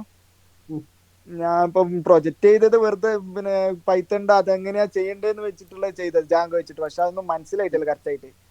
അപ്പോ ജാങ്കോ ഞാൻ മനസ്സിലാക്കാൻ ലേശം ബുദ്ധിമുട്ടുണ്ടാവും. ജാങ്കോ അല്ല, ഞാൻ നോട്ട് ജെഎസും ടൈപ്പ് സ്ക്രിപ്റ്റും വരുന്നില്ലേ? ടൈപ്പ് സ്ക്രിപ്റ്റ് ജാവാസ്ക്രിപ്റ്റ് അറിയോ? ജാവാസ്ക്രിപ്റ്റ് അറിയാം. ജാവാസ്ക്രിപ്റ്റ് അറിയാം. ഓക്കെ. ഇത് ടൈപ്പ് സ്ക്രിപ്റ്റ് പഠിക്കാൻ പ്രത്യേകിച്ചൊന്നുമില്ല, ജാവാസ്ക്രിപ്റ്റ് തന്നെയാണ്. വ്യത്യാസം എന്താന്ന് വെച്ച് കഴിഞ്ഞാൽ കുറച്ചും കൂടെ ടൈപ്പ് ഡിഫൈൻഡ് ആയിരിക്കും. അതായത് ഇപ്പൊ നമ്മള് സാധാരണ ഒരു ജാവാസ്ക്രിപ്റ്റ് വാറോ ലെറ്റോ കോൺസോ ഏത് വെച്ച് ക്രിയേറ്റ് ചെയ്താണെങ്കിലും അതിന് നമുക്ക് ഏത് ഡാറ്റ വേണമെങ്കിലും അസൈൻ ചെയ്യാം. പൈത്തണും ഈ സെയിം ഇതിൽ തന്നെയാണ് വരുന്നത്, ഏത് വേണമെങ്കിലും അസൈൻ ചെയ്യാം.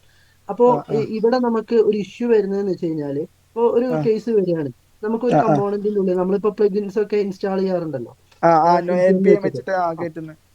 npm വെച്ച് നമ്മൾ പ്ലഗിൻസ് ഒക്കെ ഇൻസ്റ്റാൾ ചെയ്യാണ്ട് അല്ലെങ്കിൽ പാക്കേജസ് ഇൻസ്റ്റാൾ ചെയ്യാണ്ട്. ഈ സമയത്ത് നമുക്ക് ഇപ്പൊ ഒരു എക്സാമ്പിൾ എന്ന് പറഞ്ഞിട്ടുള്ള ഒരു കമ്പോണന്റിന്റെ ഉള്ളിലേക്ക് നെയിം പാസ് ചെയ്ത് കൊടുക്കണം. നെയിം സ്ട്രിങ് ആണ്. ഓക്കെ. നമ്മൾ എന്ത് ചെയ്തു, അവിടെ അത് നമ്പറോ അല്ലെങ്കിൽ ഒരു ഫംഗ്ഷനോ കാര്യങ്ങളൊക്കെ ആയിട്ട് പാസ് ചെയ്തു വിചാരിച്ചു. ഇത് നമ്മളെ പാസ് ചെയ്യുന്നിടത്ത് ഇഷ്യൂ ഉണ്ടാവില്ല, പക്ഷെ ഇത് പ്രോസസ്സ് ചെയ്യുന്ന സമയത്ത് അത് ഇഷ്യൂ ആയിട്ട് എടുത്ത് കാണിക്കും. അതായത് ഇവിടെ നമുക്ക് അത് അസൈൻ ചെയ്യാൻ പറ്റില്ല, അത് അല്ലെങ്കിൽ ടൈപ്പ് എറർ കാണിക്കും. ഈ നെയിം നമ്മൾ താഴെ എവിടെ കാണിക്കുന്നുണ്ടാവും, ഷോ ചെയ്യുന്നിടത്ത് ഫംഗ്ഷൻ ഒരിക്കലും ഷോ ചെയ്യാൻ പറ്റില്ല. അങ്ങനത്തെ ഒരു വിഷയം വരും. അങ്ങനെ വരുന്നിടത്താണ് പെർട്ടിക്കുലർലി നമുക്ക് ഇന്ന സാധനം മാത്രമേ ചെയ്യാൻ പാടുള്ളൂ. അത് ജാവാസ്ക്രിപ്റ്റില് നമുക്ക് പ്രോട്ടോടൈപ്പ് എന്നോ അങ്ങനെ എന്തോ പറഞ്ഞിട്ടൊരു സംഭവം ഉണ്ട്. അത് വെച്ചിട്ട് നമുക്ക് എന്ത് ചെയ്യാൻ പറ്റും, ടൈപ്പ് ഡിഫൈൻ ചെയ്യാൻ പറ്റും. ഇനി ടൈപ്പ് സ്ക്രിപ്റ്റ് ആണെന്നുണ്ടെങ്കിൽ നമുക്ക് ഇന്റർഫേസസ് എന്ന് പറഞ്ഞിട്ടൊരു ഇതുണ്ട്. അത് വെച്ചിട്ട് നമുക്ക് എന്ത് ചെയ്യാൻ പറ്റും, ടൈപ്സ് ഓരോന്നിനും ഡിഫൈൻ ചെയ്ത് കൊടുക്കാൻ പറ്റും. ഇപ്പൊ നെയിം വരുന്ന സമയത്ത് സ്ട്രിങ്ങേ വരാൻ പാടുള്ളൂ, ഏജ് വരുന്ന സമയത്ത് നമ്പറേ വരാൻ പാടുള്ളൂ. ഓക്കെ, ഒരു കോൾ ബാക്കോ കാര്യങ്ങളോ അങ്ങനെ എന്ത് ചെയ്യേണ്ടത് അത് ഫംഗ്ഷൻ ആയിട്ട് തന്നെ വേണം എന്നുള്ള രീതിയിൽ നമുക്കത് പറഞ്ഞു കൊടുത്തു കഴിഞ്ഞാൽ എക്സാക്ട് ആ സാധനം, അല്ലെങ്കിൽ നമ്മൾ ആ കമ്പൗണ്ടിലേക്ക് പാസ് ചെയ്യുന്ന സമയത്ത് തന്നെ പറയും ഇവിടെ ഇത് സ്വീകരിക്കില്ല എന്നുള്ളത് നമുക്ക് നോട്ടിഫൈ ചെയ്ത് കാണിക്കും. ഓക്കെ, ഇതാണ് ടൈപ്പ് സ്ക്രിപ്റ്റിന്റെ ഇത്. അപ്പോ പഠിക്കുന്ന സമയത്ത് സംസാരിച്ചിരുന്നോ അതിന്റെ ഇടയ്ക്ക് ആരെങ്കിലും? ആളിന് വേറൊരു ഇത് ചോദിച്ചതായിരുന്നു, മറ്റേ നോട്ട് ജെഎസിന്റെ ഇതിനെ കുറിച്ച്.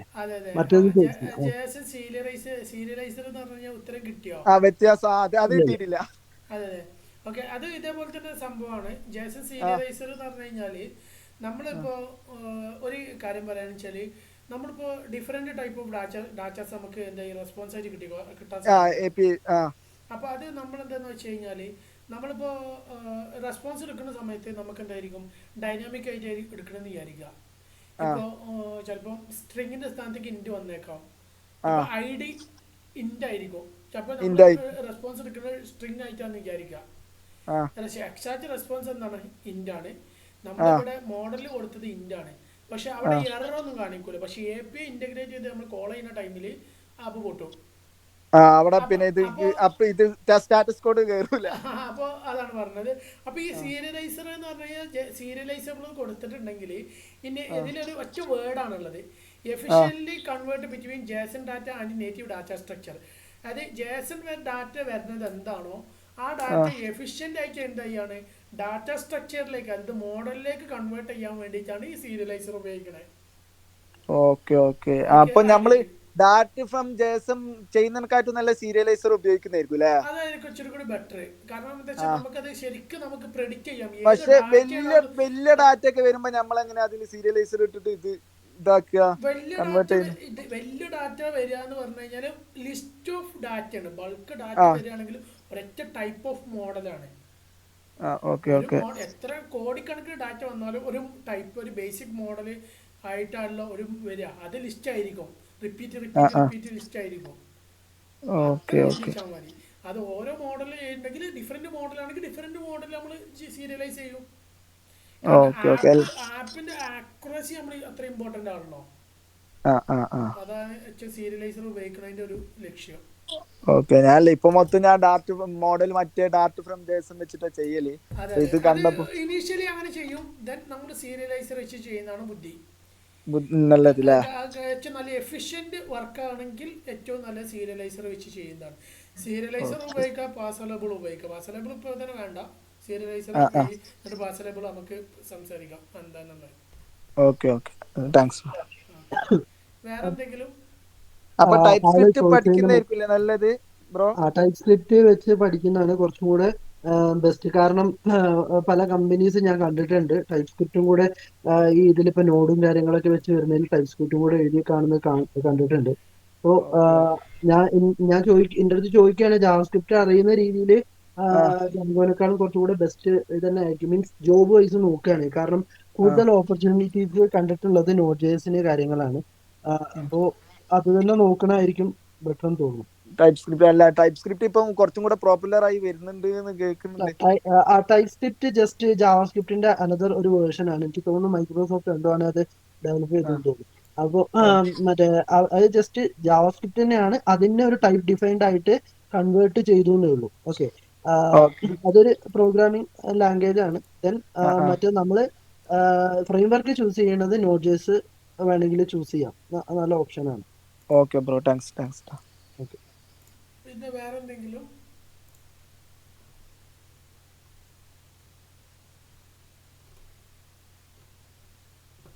വേറെ ആർക്കെങ്കിലും എന്തെങ്കിലും ഡൗട്ട് ഉണ്ടോ? അല്ലെങ്കിൽ എന്തെങ്കിലും സജഷനോ അല്ലെങ്കിൽ ഇങ്ങനെ ചെയ്താൽ മതി നന്നായിരിക്കും എന്നുള്ള ലെവലിൽ സംസാരിക്കാൻ ആർക്കെങ്കിലും അഭിപ്രായങ്ങളോ ആരില്ലേ?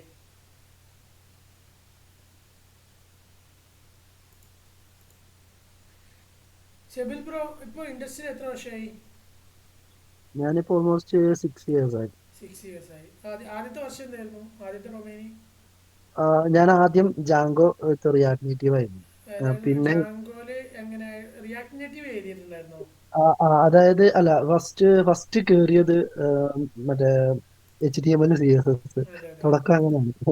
പിന്നെ ദെൻ അവിടുന്ന് കുറച്ചു കാലം കഴിഞ്ഞപ്പോ ഒരു 4 മാസം ഒക്കെ കഴിഞ്ഞപ്പോഴത്തേക്കും ജാങ്കോ വിത്ത് HTML എന്നുള്ള രീതിയിലായി. കുറച്ചും കൂടി ഒരു 2-3 പ്രൊജക്ട് അവിടുന്ന് കമ്പനിയിൽ തന്നെ നമുക്ക് അങ്ങനെ ചെയ്യാനുള്ള ഒരു ഓപ്ഷൻ ഉണ്ടായിരുന്നു. അപ്പൊ അത് കഴിഞ്ഞപ്പോ എന്ത് ചെയ്തു, ജസ്റ്റ് ഒരു 2-3 പ്രൊജക്ട് കഴിഞ്ഞപ്പോ നേരെ എന്താ പറയാ ഫ്രണ്ട് എൻഡ് ഇതങ്ങ് മാറ്റിയിട്ട് API ഡെവലപ്മെന്റിലേക്കായി. ജാങ്കോ API ഡെവലപ്മെന്റ് ആയി. API ഡെവലപ്മെന്റ് കഴിഞ്ഞപ്പോ എന്നാ പിടിച്ചോ റിയാക്ട് നേറ്റീവ് എന്ന് പറഞ്ഞ അതും തന്നെ. അപ്പൊ അങ്ങനെ ഓരോന്ന് പഠിച്ച് ഇപ്പൊ ഫ്ലട്ടറിൽ എത്തിക്കും. ഫ്ലട്ടറിൽ ഞാൻ ഇപ്പൊ കുറച്ചായിട്ടുള്ളൂ, ഫ്ലട്ടറിൽ അധികം ആയിട്ടില്ല, അപ്പൊ കുറച്ചായിട്ടുള്ളൂ.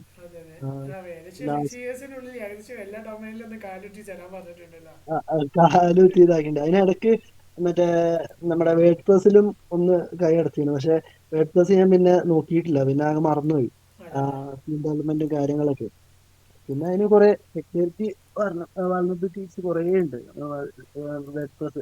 നമ്മള് ചെയ്തിട്ടുള്ള ഓൾമോസ്റ്റ് ഒരു 10-9 സൈറ്റുകളും അടിച്ചുകൊണ്ട് പോയിട്ടുണ്ട്. അപ്പൊ പിന്നെ നമ്മള് കമ്പനി മൊത്തം വേർഡ് പ്രസിന് ജാങ്കോയിലേക്ക് മാറിയിരുന്നു. ഈ ഒരു എക്സ്പീരിയൻസിന്റെ ഇടയ്ക്ക് ഒരു കാര്യം ചോദിക്കുകയാണ്, ഒരു ഡൊമൈൻ നിങ്ങൾ പഠിക്കാൻ സ്റ്റാർട്ട് ചെയ്യുന്ന സമയത്ത് എങ്ങനെയാണ് അത് സ്റ്റാർട്ട് ചെയ്യാറുള്ളത്? ഞാൻ നോർമലി ചെയ്യുന്ന വെച്ച് കഴിഞ്ഞാൽ ഇപ്പൊ ഞാൻ ലാസ്റ്റ് ഇപ്പൊ ഈ ഫ്ലട്ടർ പഠിച്ചത് എന്താ പറയാ, ഈ എങ്ങനെ ഇപ്പൊ പറഞ്ഞു തരിക, ഈ ഫ്ലട്ടർ ഞാനിപ്പോ കഴിഞ്ഞ വർഷം നിങ്ങൾ അത് ഡൊമൈൻ സ്റ്റാർട്ട് ചെയ്യുമ്പോൾ ആദ്യം നിങ്ങൾ എന്താണ് തിങ്ക് ചെയ്തത്? അത് എവിടുന്ന് തുടങ്ങി? ആദ്യം എന്ത് പഠിച്ചു? അത് അടുത്ത സ്റ്റെപ്പായിട്ട് എന്ത് പഠിച്ചു? അടുത്ത സ്റ്റെപ്പായിട്ട് എന്ത് ചെയ്തു? അങ്ങനെ ആ ഒരു സ്റ്റെപ്പാണ് ചോദിച്ചത്. ഓക്കെ എങ്ങനെയാണ് ആ സ്റ്റെപ്പിലേക്ക് പോണെന്നുള്ളത് അല്ലേ? അത് ഫസ്റ്റ് ഇപ്പൊ ഞാനിപ്പോ ഫ്ലട്ടറിലേക്ക് മാറിയ സമയത്ത് എനിക്ക് അത് കുറച്ച് ബുദ്ധിമുട്ടായി. ഞാൻ ഫ്ലട്ടറിലേക്ക് ഫസ്റ്റ് കഴിഞ്ഞ ഒക്ടോബറിലോ അങ്ങനെ ആയിരുന്നു ഞാൻ നോക്കിയിട്ടുണ്ടായിരുന്നു ഫ്ലട്ടർ. എനിക്ക് ആ ടൈമിൽ ഐഡിയ കിട്ടിയില്ല. അപ്പൊ ഞാൻ മിസ്റ്റേക്ക് മനസ്സിലാക്കി എന്താ വെച്ചാൽ ഞാൻ ഡയറക്റ്റ് ഫ്ലട്ടറിലേക്ക് കയറി, ഡാറ്റ നോക്കാതെ ഡയറക്റ്റ് ഫ്ലട്ടറിലേക്ക് കയറി. അതുകൊണ്ട് എനിക്ക് ഐഡിയ കിട്ടിയിട്ടുണ്ടായിരുന്നില്ല. സോ ഇപ്പൊ ഫ്ലട്ടറിന്റെ കേസ് എടുത്തു കഴിഞ്ഞാൽ ഞാൻ ഫസ്റ്റ് പിന്നെ എന്ത് ചെയ്തിട്ട് ഡാർക്ക്ലി ബേസ് ഉണ്ടാക്കിയിട്ട് ദെൻ ഫ്ലട്ടറിലേക്ക് കയറി. ഫ്ലട്ടറിന്റെ ഞാൻ അധികം യൂസ് ചെയ്യാൻ നമ്മളെ റോഡ് മാപ്പ് SH ഇല്ലേ, അത് കുറെ ഹെൽപ്ഫുൾ ആണ് കേട്ടോ. അത് നല്ല രീതിയിൽ ഹെൽപ്ഫുൾ ആണ്. നമുക്ക് ഏതൊക്കെ ഉപയോഗിച്ചിട്ട് ഒരു വീഡിയോ തന്നെ തയ്യാറാക്കി യൂട്യൂബിൽ ഇട്ടിട്ടുണ്ട് ഒരുവിധ ഡൊമൈൻസിന്റെ ഒക്കെ. ഇനി ഏതൊക്കെ അതെ, ഡൊമൈൻസ് അത് മിസ് ഉണ്ടെങ്കിൽ നല്ലൊരു നമുക്ക് ഓപ്ഷന്. നോക്കാം. കാരണം എന്ന് വെച്ച് കഴിഞ്ഞാല് നമുക്ക് ഇപ്പോ എവിടെ തുടങ്ങണം എന്ത് തുടങ്ങണം എന്ന് അറിയാത്ത ഒരു സ്ഥിതി ഒരു ഇതിൽ നിൽക്കുകയാണെന്നുണ്ടെങ്കിൽ വളരെ ഹെൽപ്ഫുൾ ആണ്. കാരണം ആ സാധനം എടുത്ത് നമുക്ക് തുടങ്ങും. ഇപ്പൊ ഞാനിപ്പോ HTML പഠിച്ചത് നമുക്ക് ഒരു പ്രോപ്പർ ഇൻസ്ട്രക്ടർ ഉണ്ടായിരുന്നു നമ്മളെ കൂടെ. അതുകൊണ്ട് അതൊരു വിഷയം ഉണ്ടായിരുന്നില്ല. നമുക്ക് പറഞ്ഞു തരാനും ഇതിനൊക്കെ ആളുകൾ ഉണ്ടായിരുന്നു. പക്ഷെ പിന്നീട് അങ്ങോട്ടേക്ക് ഏകദേശം റിയാക്ട് നേറ്റീവിന്റെ അവിടേക്ക് എത്തിയപ്പോഴത്തേക്കും പിന്നെ അത് ആളില്ലാതായി. നമ്മൾ സ്വന്തം പഠിക്കേണ്ട ഒരു അവസ്ഥയിലേക്കായി. മറ്റേത് നമ്മൾ സ്വന്തം പഠിക്കേണ്ടെന്നല്ല, എന്തെങ്കിലും ഹെൽപ്പ് അല്ലെങ്കിൽ അടുത്ത് എന്താണെന്നുള്ളത് ചോദിക്കാൻ ഒരാളുണ്ടായിരുന്നു. മറ്റേത് പിന്നീടാണ് നമ്മൾ ഒരു റിയാലിറ്റിയിലേക്ക് കടന്നെത്തിയത്. നമുക്ക് എപ്പോഴും ആളുണ്ടാവില്ല എന്നുള്ള ആ ഒരു ഇതിലേക്ക് എത്തിയത് ആ ഒരു റിയാക്ട് നേറ്റീവിന്റെ ഒക്കെ പഠിക്കുന്ന സമയത്ത്. അപ്പൊ നമ്മൾ ചെയ്തതെന്ന് വെച്ച് കഴിഞ്ഞാല് ഈ ടോപ്പിക്സ് ഫസ്റ്റ് എടുക്കും, എന്തൊക്കെയാണെന്നുള്ള മീൻസ് ആ ഒരു സിലബസ് പോലെ ഇതെടുത്തിട്ട് അത് വെച്ച് പഠിക്കുക ചെയ്യാം. ഇപ്പോ നമ്മൾക്ക് ഞാനിപ്പോ ലാസ്റ്റ് പഠിച്ച ഫ്ലട്ടർ തന്നെയാണല്ലോ, അത് വെച്ച് തന്നെ നോക്കുമ്പോൾ ഫസ്റ്റ് തന്നെ നമുക്ക് എല്ലാം കൂടെ ബ്ലോക്ക് ആർക്കിടെക്ചർ എല്ലാം കൂടെ ഇതാക്കാൻ നോക്കി കഴിഞ്ഞാൽ നമുക്ക് നടക്കില്ല. അപ്പൊ ഫസ്റ്റ് എന്താണെന്ന് വെച്ചാൽ നമ്മൾ ഡാർട്ട് പഠിക്കും. ദെൻ ഫ്ലട്ടറിന്റെ ബേസിക് ആയിട്ടുള്ള എന്തെങ്കിലും മറ്റേ തീം അല്ലെങ്കിൽ ഡിസൈൻ പാർട്ട് നോക്കും. ആ ഡിസൈൻ പാർട്ട് ഓക്കെ ആണെന്നുണ്ടെങ്കിൽ പിന്നെ അതിന്റെ നോർമൽ ഇത് വെച്ചിട്ട് ഫങ്ഷൻസ് കാര്യങ്ങളൊക്കെ വെച്ചിട്ട് API കോളിങ് അങ്ങനത്തെ കാര്യങ്ങളൊക്കെ എങ്ങനെയാണെന്നുള്ളത് ഇങ്ങനെ നോക്കി നോക്കി നമ്മൾ പിന്നെയാണ് ഒരു ആർക്കിടെക്ചർ ലെവലിലേക്ക് പോവുക. അങ്ങനെയാണ് ഞാൻ ഇതുവരെ ചെയ്തിരിക്കണേ. അതെ, അതാണ് യഥാർത്ഥ പ്രോപ്പർ വേ കേട്ടോ. അതെ.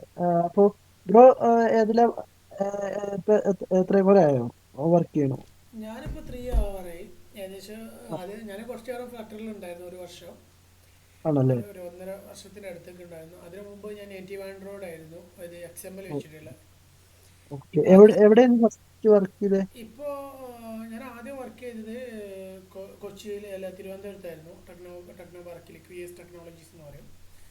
ഇപ്പോൾ വർക്ക് ചെയ്യുന്നത് കാലിക്കറ്റ് ആണ്. കാലിക്കറ്റ് ഒരു പ്രൊഡക്റ്റ് ബേസ്ഡ് കമ്പനിയിലാണ്. ബ്രോ എവിടെ ഇപ്പോൾ കാലിക്കറ്റ് ആണോ? ഞാൻ വീട്ടിലാണ്, വർക്ക് ഫ്രം ഹോം ആണ്. ഞാൻ എറണാകുളത്താണ് വർക്ക് ചെയ്യണത്, ഇൻഡിഗോ ടെക്നോളജീസ് എന്ന് പറയും. നമ്മുടെ പ്രോഡക്റ്റ് ബേസ്ഡ് അല്ല, സർവീസ് ബേസ്ഡ് ആണ്. മെയിൻ ആയിട്ട് ഈ പറഞ്ഞ പോലെ UK ബേസ്ഡ് US അങ്ങനെയുള്ള ഇതാണ് അധികം.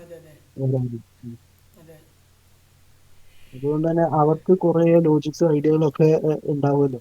ആ കുറെ കാര്യങ്ങൾ നമ്മൾ പഠിച്ചിട്ടുണ്ട് ഇതിനിടയ്ക്ക്. മീൻസ് നമ്മളെ ഇവിടുന്നുള്ളതില് നമുക്ക് എന്താ പറയാ ഇല്ലാന്നല്ല, നമ്മളെ ഇവിടുത്തെ ആൾക്കാരുടെ പ്രൊജക്ട് എന്ന് പറഞ്ഞാൽ നോർമൽ ഉണ്ടാകുന്ന വെബ്സൈറ്റുകളും അല്ലെങ്കിൽ സാധാരണ ഉണ്ടാകുന്ന സ്റ്റോക്ക് അപ്ഡേഷൻ അങ്ങനത്തെ ആപ്പുകളായിരിക്കും. മറ്റേന്ന് വെച്ചാൽ പുതിയതായിട്ടുള്ള ക്രിയേറ്റീവ് ആയിട്ടുള്ള കുറച്ച് കാര്യങ്ങളൊക്കെ നമുക്ക് ചെയ്യാനുള്ള ഒരു ഓപ്പർച്യൂണിറ്റി ഉണ്ട്. തീർച്ചയായിട്ടും നമുക്ക് ശരി. അതൊരു വലിയൊരു എക്സ്പീരിയൻസ് ആട്ടോ. കാരണം ഞാൻ പല ആൾക്കാരോടും പറയാറുണ്ട്, നേരിട്ട് ഫ്ലട്ടറിലേക്കാണെങ്കിൽ ഏത് ഡൊമൈനിലേക്കാണെങ്കിൽ നേരിട്ട് പോകരുത്. പിന്നെ അത് നമുക്ക് എന്തായാലും കഴിയില്ല. ഞാനിപ്പോ റിയാക്ട് നേറ്റീവ് പഠിക്കുമ്പോൾ ഞാൻ ചോദിച്ചവരടുത്തേക്ക് ഞാൻ പറഞ്ഞതെന്ന് വെച്ച് കഴിഞ്ഞാല് നമുക്ക് റിയാക്ട് നേറ്റീവ് പഠിക്കുന്നവർക്ക് ശരിക്കും റിയാക്ട് പഠിക്കേണ്ട ആവശ്യമില്ല. പക്ഷെ എന്നാലും റിയാക്ട് ഒന്ന് ബേസിക് നോക്കി വെക്കുന്നത് എന്തുകൊണ്ടും നല്ലതാണ്. കാരണം കുറെ കാര്യങ്ങൾ അവിടുന്ന് കിട്ടാനുണ്ട്. അവിടുന്ന് ആകെ വ്യത്യാസം എന്ന് പറഞ്ഞു കഴിഞ്ഞാൽ നമുക്ക് നേറ്റീവ് സൈഡ് വരുമ്പോൾ കുറച്ച് വ്യത്യാസങ്ങളുണ്ടാവും. അതല്ലാതെ ആകെ വ്യത്യാസം എന്ന് പറഞ്ഞു കഴിഞ്ഞാൽ നമുക്ക് അവിടെ എഴുതുന്നത് HTML ആണെന്നുണ്ടെങ്കിൽ ഇവിടെ JSX ആണ് എഴുതുന്നത്. മീൻസ് ഇതിന്റെ നേറ്റീവ് ആയിട്ടുള്ള കോഡുകളാണ് നമ്മൾ ഇവിടെ എഴുതുന്നത്. അങ്ങനത്തെ ചെറിയ വ്യത്യാസങ്ങൾ മാത്രമേ ഇതിൽ വരുന്നുള്ളൂ. ഒരു സ്ട്രക്ചറും കാര്യങ്ങളും ബേസിക് പഠിക്കാൻ ഫസ്റ്റ് നമുക്ക് റിയാക്ട് ആണ് ബെസ്റ്റ്. ദെൻ റിയാക്ട് നേറ്റീവ് നമുക്ക് ചൂസ് ചെയ്യാം. അത് കുറച്ചുകൂടെ അഡ്വാൻസ് ആയിട്ട് രീതിയിൽ അങ്ങനെ ചെയ്യാൻ പറ്റും. അപ്പോൾ എപ്പോഴും നമ്മൾ ചെയ്യുന്ന സമയത്ത് ഡയറക്റ്റ് അതിലേക്ക് പോവാതെ അതിനൊരു പ്രോപ്പർ വേ ഉണ്ടെങ്കിൽ നമുക്ക് അവിടെ എത്തിച്ചേരാൻ പറ്റും. അതിന് ലാസ്റ്റ് ഞാൻ ഈ ഫ്ലട്ടറിന്റെ ഇത് ചെയ്ത തന്നെ ഒരു എക്സാമ്പിൾ ആണ് ശരിക്കും പറഞ്ഞത്. ഞാൻ പറഞ്ഞല്ലോ, ഞാൻ ഡയറക്റ്റ് ഫ്ലട്ടറിലേക്ക് കയറി. അപ്പോ മീൻസ് ഞാൻ ഡാർട്ട് എന്നുള്ള ഒരു ഇത് അവിടെ എടുത്തിട്ടില്ല. ഇത് ഫ്ലട്ടറിന്റെ കൂടെ ഉള്ളത് തന്നെയാണെന്നാണ് അന്ന് വിചാരിച്ചിരുന്നത്. അപ്പോ ഇതിന്റെ കൂടെ തന്നെ നമുക്ക് അതിന്റെ ഐഡിയ കിട്ടും എന്നുള്ള വിചാരിച്ചത്. പക്ഷെ നമ്മൾ എന്ത് ചെയ്യണം, അതങ്ങനെയല്ല, സെപ്പറേറ്റ് ആയിട്ട് തന്നെ എന്ത് ചെയ്യണം, അതിന്റെ പ്രോപ്പർ ആയിട്ട് ബേസിക്സ് നമ്മൾ പഠിക്കണം. അഡ്വാൻസ് ലെവലിലൊന്നും പോകണ്ട. നമ്മൾ ബേസിക് എങ്ങനെ ഫങ്ഷൻസ് വേരിയബിൾസ് കാര്യങ്ങളൊക്കെ ക്രിയേറ്റ് ചെയ്യുന്നു എന്നുള്ള ബേസിക് കാര്യങ്ങൾ പഠിക്കുക. ദെൻ പിന്നെ എനിക്ക് തോന്നിയിട്ടുള്ള എന്റെ കാര്യത്തിലാണ്, വേറെ ആർക്കും അങ്ങനെ ആവണമെന്നില്ല, നമ്മൾ ചെയ്യുന്ന സമയത്ത് നോട്ട് ചെയ്ത് വെക്കുന്ന സമയത്ത് ആ നോട്ട് ചെയ്യുന്ന പേപ്പറൊന്നും ഞാനിപ്പോൾ യൂസ് ചെയ്യണ പോലുമില്ല. പക്ഷെ ആ നോട്ട് ചെയ്യുന്നത് നമ്മളെ മൈൻഡിലേക്ക് കയറാനുള്ള ചാൻസ് ഉണ്ട്. അപ്പോൾ വേരിയബിൾസ് ഡിക്ലെയർ ചെയ്യുന്നത് നമ്മൾ എന്ത് ചെയ്യുക, ഇന്ന ഇത് വെച്ചിട്ട് ഇങ്ങനെ ഇങ്ങനെ എന്ന് പറഞ്ഞ് എഴുതുന്ന സമയത്ത് ഇത് നമ്മുടെ മൈൻഡിലേക്ക് ചെറിയ രീതിയിലെങ്കിലും ഒന്ന് കയറും. നമ്മൾ നോട്ട് ചെയ്യുമ്പോൾ കുറച്ചും കൂടെ നമ്മൾ എന്ത് ചെയ്യും, അതിലേക്ക് കോൺസെൻട്രേഷൻ കൊടുക്കും. സോ അതൊരു ഇതിന്റെ കാര്യത്തിൽ നല്ല മെത്തേഡാണ്. വേറെ ആർക്കും അങ്ങനെ ഉണ്ടോന്ന് അറിയില്ല. അത് എനിക്കൊരു എഫക്റ്റീവ് ആയിട്ടുള്ള ഒരു സംഭവം. അതെ, ഞാനും ചെയ്യാനുള്ള ഒരു പ്രോസസ്സ് അതാണ് കേട്ടോ. നോട്ട് ചെയ്ത് വെക്കും. കുറച്ച് സിമ്പിളായിട്ട് പഠിക്കാൻ പറ്റിയ കാര്യങ്ങൾ ഞാൻ സിമ്പിളായിട്ട് അവിടെ നോട്ട് വെക്കാതെ പഠിക്കും. പക്ഷെ കുറച്ച് കോംപ്ലിക്കേറ്റ് ആയിട്ട് എനിക്ക് തോന്നുകയാണെങ്കിൽ ഞാൻ ഒന്നോ രണ്ടോ തവണ എഴുതി വെക്കും. കാണാതെ പഠിക്കാൻ വേണ്ടിയിട്ട് എഴുതി വെക്കാന്ന് ഒരിക്കലും ധരിക്കണ്ട. ഇല്ല, അത് നടക്കൂല. അല്ല, ഈ പറഞ്ഞ പോലെ തന്നെ ഞാൻ പറഞ്ഞില്ല, ആ നോട്ട് ഞാൻ എഴുതിയ ബുക്ക് പോലും ഇപ്പൊ കാണുന്നില്ല. ഇപ്പൊ പക്ഷെ അതിലല്ല, നമ്മൾ ആ എഴുതി വെക്കുന്നതിലൂടെ നമുക്ക് അതിന്റെ എന്താ അറിയില്ല, ഇനിയിപ്പോ സൈക്കോളജിക്കൽ എന്തെങ്കിലും ഒരു ഇതുണ്ടോ എന്നുള്ളതൊന്നും അറിയില്ല, നമുക്കറിയില്ല. കാരണം നമ്മൾ ചില കാര്യങ്ങൾ എഴുതി വെക്കുമ്പോഴേ നമുക്ക് അതിന്റെ ഒരു ബേസിക് ഐഡിയ എന്താണ് അവിടെ നടക്കുന്നത് നമ്മൾ ഓട്ടോമാറ്റിക് നമുക്ക് കിട്ടും. അതാണ് പലപ്പോഴും ഞാൻ ചെയ്യുന്ന ഒരു മെത്തേഡാട്ടോ. മറ്റാരും ഫോളോ ചെയ്യുന്ന, നിങ്ങൾ ഫോളോ ചെയ്യുന്ന പോലെ തന്നെ ഞാനും ഫോളോ ചെയ്യുന്ന ഒരു മെത്തേഡാണ്. അത് എഫക്റ്റീവ് ആയിട്ടുള്ള ഒരു മെത്തേഡാണ്. പിന്നെ അതുപോലെ തന്നെ നമ്മള് ഇത് പലപ്പോഴും നമ്മുടെ ഇതില്ലേ, ഈ HTML, ഞാൻ ഫസ്റ്റ് തുടങ്ങിയ HTML ആണ്.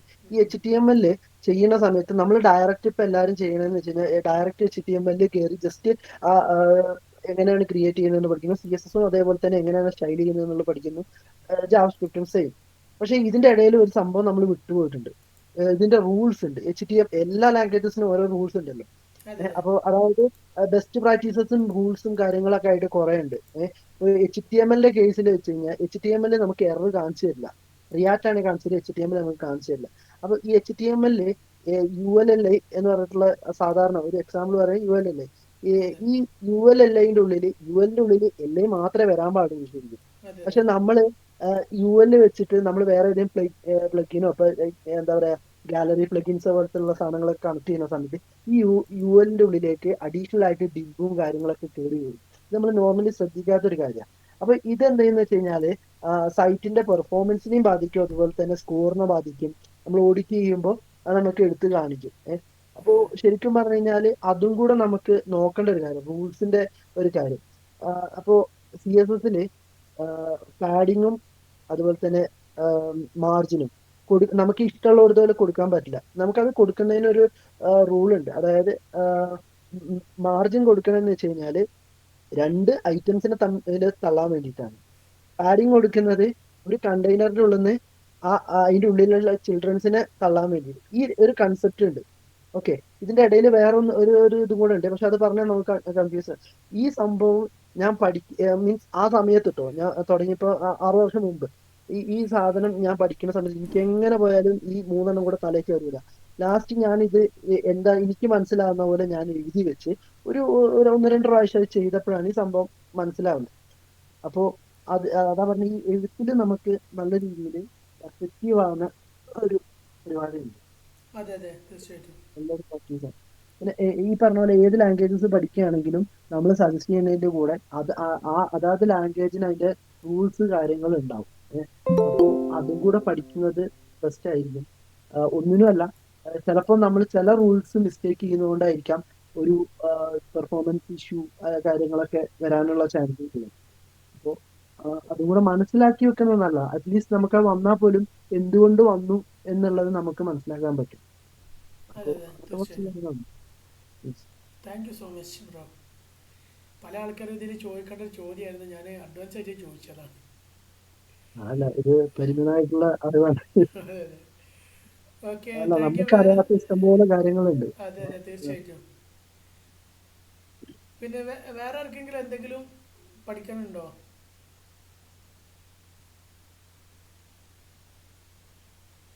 അല്ലെങ്കിൽ എന്തെങ്കിലും സംശയങ്ങളോ, അല്ലെങ്കിൽ എനിക്ക് പഠിക്കണോ എന്തെങ്കിലുമൊക്കെ? ഞാനിപ്പോൾ കുറേ കാര്യങ്ങൾ പഠിച്ചു. ആർക്കെങ്കിലും എന്തെങ്കിലും അവരെ എക്സ്പീരിയൻസിലൂടെ എന്തെങ്കിലും പറ്റിയ പൊട്ടത്തരങ്ങൾ പറ്റിയത്, അത് ഞാൻ എങ്ങനെ ചെയ്തത് പൊട്ടത്തരായിരുന്നു, പിന്നീട് ഞാനിങ്ങനെ ചെയ്തപ്പോൾ അതിന് ആൻസർ കിട്ടി, അതായിരുന്നു യഥാർത്ഥ വഴി എന്ന് പറയുമ്പോൾ അതൊക്കെ ഒരു ഡിഫറെൻറ്റ് എക്സ്പീരിയൻസ് ആണ്. പല ആൾക്കാരും പൊട്ടത്തരത്തിലൂടെ പോകണുണ്ടാവും. ആ പൊട്ടത്തരങ്ങളൊക്കെ ക്ലിയർ ചെയ്യാനൊക്കെ ഒരു അവസരമാണിത്. അതുകൊണ്ടാണ് ഞാൻ പറഞ്ഞത് തെറ്റ് പറ്റിയത് നമ്മൾ തുറന്നു പറയുക, അത് എങ്ങനെ സോൾവ് ചെയ്തെന്നുള്ളത് പറഞ്ഞു കൊടുക്കുക. അപ്പോൾ അത് ആ ഒരു മേഖലയിൽ ആരെങ്കിലും പോകുന്നുണ്ടെങ്കിൽ അവിടെ സ്റ്റോപ്പ് ചെയ്തിട്ട് ആ യഥാർത്ഥ വഴിയിലൂടെ പോട്ടെ. അതൊക്കെ വലിയൊരു ഹെൽപ്പായിരിക്കും. അപ്പോൾ അതുകൊണ്ടാണ് പറഞ്ഞത് എനിക്കും പഠിക്കാൻ ചെയ്യാം. അപ്പോൾ ഞാൻ പോണ വഴി റോങ് ആയിരുന്നെങ്കിൽ എനിക്കും അത് ക്ലിയർ ചെയ്യണമല്ലോ. ആർക്കെങ്കിലും എന്തെങ്കിലും അവരുടെ എക്സ്പീരിയൻസ് ഉണ്ടെങ്കിലും ഒന്ന് പറഞ്ഞു കൊടുക്കുകയാണെങ്കിൽ നന്നായിരിക്കും. ഇപ്പൊ ഇവിടെ കുറച്ച് പേരേ ഉള്ളൂ. എന്തായാലും ഒരു കാര്യമുള്ളതെന്ന് വെച്ച് കഴിഞ്ഞാല് നമുക്ക് മറ്റേ ചില കാര്യങ്ങൾ നമ്മൾ സാധാരണ എന്താ പറയാ, ഇത് എല്ലാവരും അറിയേണ്ടതാണ്. നമ്മൾ ഒരു പ്രൊജക്റ്റോ അല്ലെങ്കിൽ നമ്മൾ പഠിക്കുന്ന സമയത്തോ എങ്ങനെയാണെങ്കിലും ഇഷ്യൂസ് വരുമ്പോൾ മാക്സിമം നമ്മൾ തന്നെ അത് ഫിക്സ് ചെയ്യാൻ ശ്രമിക്കുക. വേറെ ആരുടെ ചോദിക്കേണ്ടെന്നല്ല, എന്തായാലും ഒരു പഠിക്കുന്ന സമയത്ത് ഒരു മെന്ററിങ് ആവശ്യമുണ്ട്, നമുക്ക് വേണ്ടി വരും. പക്ഷെ അതൊരു സ്പൂൺ ഫീഡിങ് പോലെ നമുക്ക് ഇത് വരരുത്. വേറെ ഒന്നും കൊണ്ടല്ല, നമ്മുടെ കഴിവുകളെ നമ്മൾ തന്നെ എന്ത് ചെയ്യുക, അടിച്ചമർത്തുന്ന ഒരു പരിപാടിയാണ്. അപ്പോൾ പരമാവധി നമുക്കിപ്പോ എന്താ പറയാ, കുറെ AI ടൂൾസും കാര്യങ്ങളൊക്കെ ഉണ്ട്. അതൊക്കെ നമുക്ക് യൂസ് ചെയ്തിട്ട് ബഗ് ഫിക്സസും കാര്യങ്ങളൊക്കെ നടത്താം.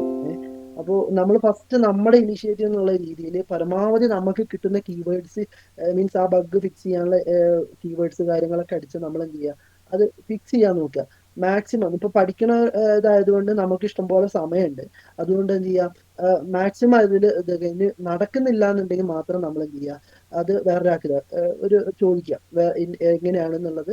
നമുക്ക് ഒരു സീനിയർ ഒപ്പീനിയൻ എടുക്കുന്നതാണ്. അതേപോലെ തന്നെ ഇനി വർക്ക് ചെയ്യുന്നവരാണ് അല്ലെങ്കിൽ ഒരു ഡെഡ് ലൈൻ കാര്യങ്ങളൊക്കെ ഉണ്ടെന്നുണ്ടെങ്കിൽ മാക്സിമം ഒരു 1.5 അല്ലെങ്കിൽ ആ ഒരു ടൈമിലെങ്കിലും നമുക്ക് എന്ത് ചെയ്യാം, ഈ ബഗ് ഫിക്സിന് വേണ്ടി സ്പെൻഡ് ചെയ്യാം. ഓക്കെ, കിട്ടുമോ ഇല്ല എന്നുള്ളത് വേറൊരു കാര്യമാണ്. ചിലപ്പം എൻ്റെ ഒരു എക്സ്പീരിയൻസ് എന്ന് പറയാണ്, ഞാൻ ഒരു ബഗ് നോക്കുന്ന സമയത്ത് ആ ബഗിനുള്ള ഇത് കിട്ടിയിട്ടില്ല. പിന്നീട് പല കമ്മ്യൂണിറ്റി ചാനലുകളിലും കാര്യങ്ങളൊക്കെ ചോദിച്ചിട്ടാണ് കിട്ടിയത്. അപ്പോൾ ആ സമയത്ത് ഞാൻ നോക്കിയ സാധനങ്ങളുണ്ടല്ലോ, പിന്നീട് എനിക്ക് വേറൊരു ബഗ് വന്ന സമയത്ത് ഇത് ഇത് ഞാൻ എവിടെയോ കണ്ടിട്ടുണ്ടായിരുന്നല്ലോ എന്നുള്ള ഒരു തോട്ട് വന്ന് അതേപോലെ സെർച്ച് ചെയ്തപ്പോൾ അത് പിന്നീട് കിട്ടി. അപ്പൊ അത് നമുക്കൊരു എക്സ്പീരിയൻസ് ആണ്. പിന്നെ അതുപോലെ തന്നെ വേറൊരു കാര്യം എന്ന് വെച്ച് കഴിഞ്ഞാല്, പരമാവധി നമ്മൾ പഠിക്കുന്ന സമയത്തൊക്കെ ആണെങ്കിൽ ബേസിക് പഠിക്കുന്ന സമയത്ത് നമ്മൾ എന്തായാലും ക്ലോൺ ആപ്പ് ആയിരിക്കും ചെയ്യുക, നെറ്റ്ഫ്ലിക്സോ അല്ലെങ്കിൽ അങ്ങനത്തെ സാധനങ്ങളൊക്കെയാണ് ചെയ്യുക. അപ്പൊ അതിന്റെ കൂടെ കുറച്ചും കൂടെ ഇതായിട്ടുള്ള എന്താ കുറച്ചും കൂടെ കോംപ്ലിക്കേറ്റഡ് ആയിട്ടുള്ള ടാസ്കുകൾ എടുക്കുക. വേറെ ആരും കാണിച്ചു കൊടുക്കാനൊന്നല്ല, നമുക്ക് നമ്മളെ തന്നെ ഒന്ന് പ്രൂവ് ചെയ്യിക്കാൻ വേണ്ടിയിട്ടാണ്. അപ്പോ ഇത് എന്തിനാ പറഞ്ഞതെന്ന് വെച്ച് കഴിഞ്ഞാൽ, ഞാൻ നേരത്തെ ഒരു ആപ്പിന്റെ കാര്യം പറഞ്ഞു. നമുക്ക് ഫുള്ളി ലോക്കലിൽ ഹാൻഡിൽ ചെയ്യുന്ന ഒരു ആപ്പ് നമ്മൾ ചെയ്ത്. അപ്പോ അത് അവിടുന്ന് നമ്മുടെ ഒരു UK എന്നുള്ള ഒരു ഡെവലപ്പറാണ് അത് ആദ്യം അത് ചെയ്തിട്ടുണ്ടായിരുന്നത്. നമുക്ക് മെയിൻ്റനൻസിന് വന്ന ആപ്പാണ്. അപ്പോൾ ഇതില് ഭയങ്കര പെർഫോമൻസ് ഇഷ്യൂ ആയിരുന്നു. അതായത് ഒരു മൊബൈൽ ആപ്ലിക്കേഷൻ, ഇപ്പോൾ Riyas bro mobile application developer അല്ലേ? ബ്രോക്ക് അറിയാം, ഒരു ഐറ്റം ക്ലിക്ക് ചെയ്ത് കഴിഞ്ഞാൽ അത് ഇൻസ്റ്റന്റ് ആയിട്ട് നമുക്ക് അത് ഓപ്പൺ ആവാം അല്ലേ?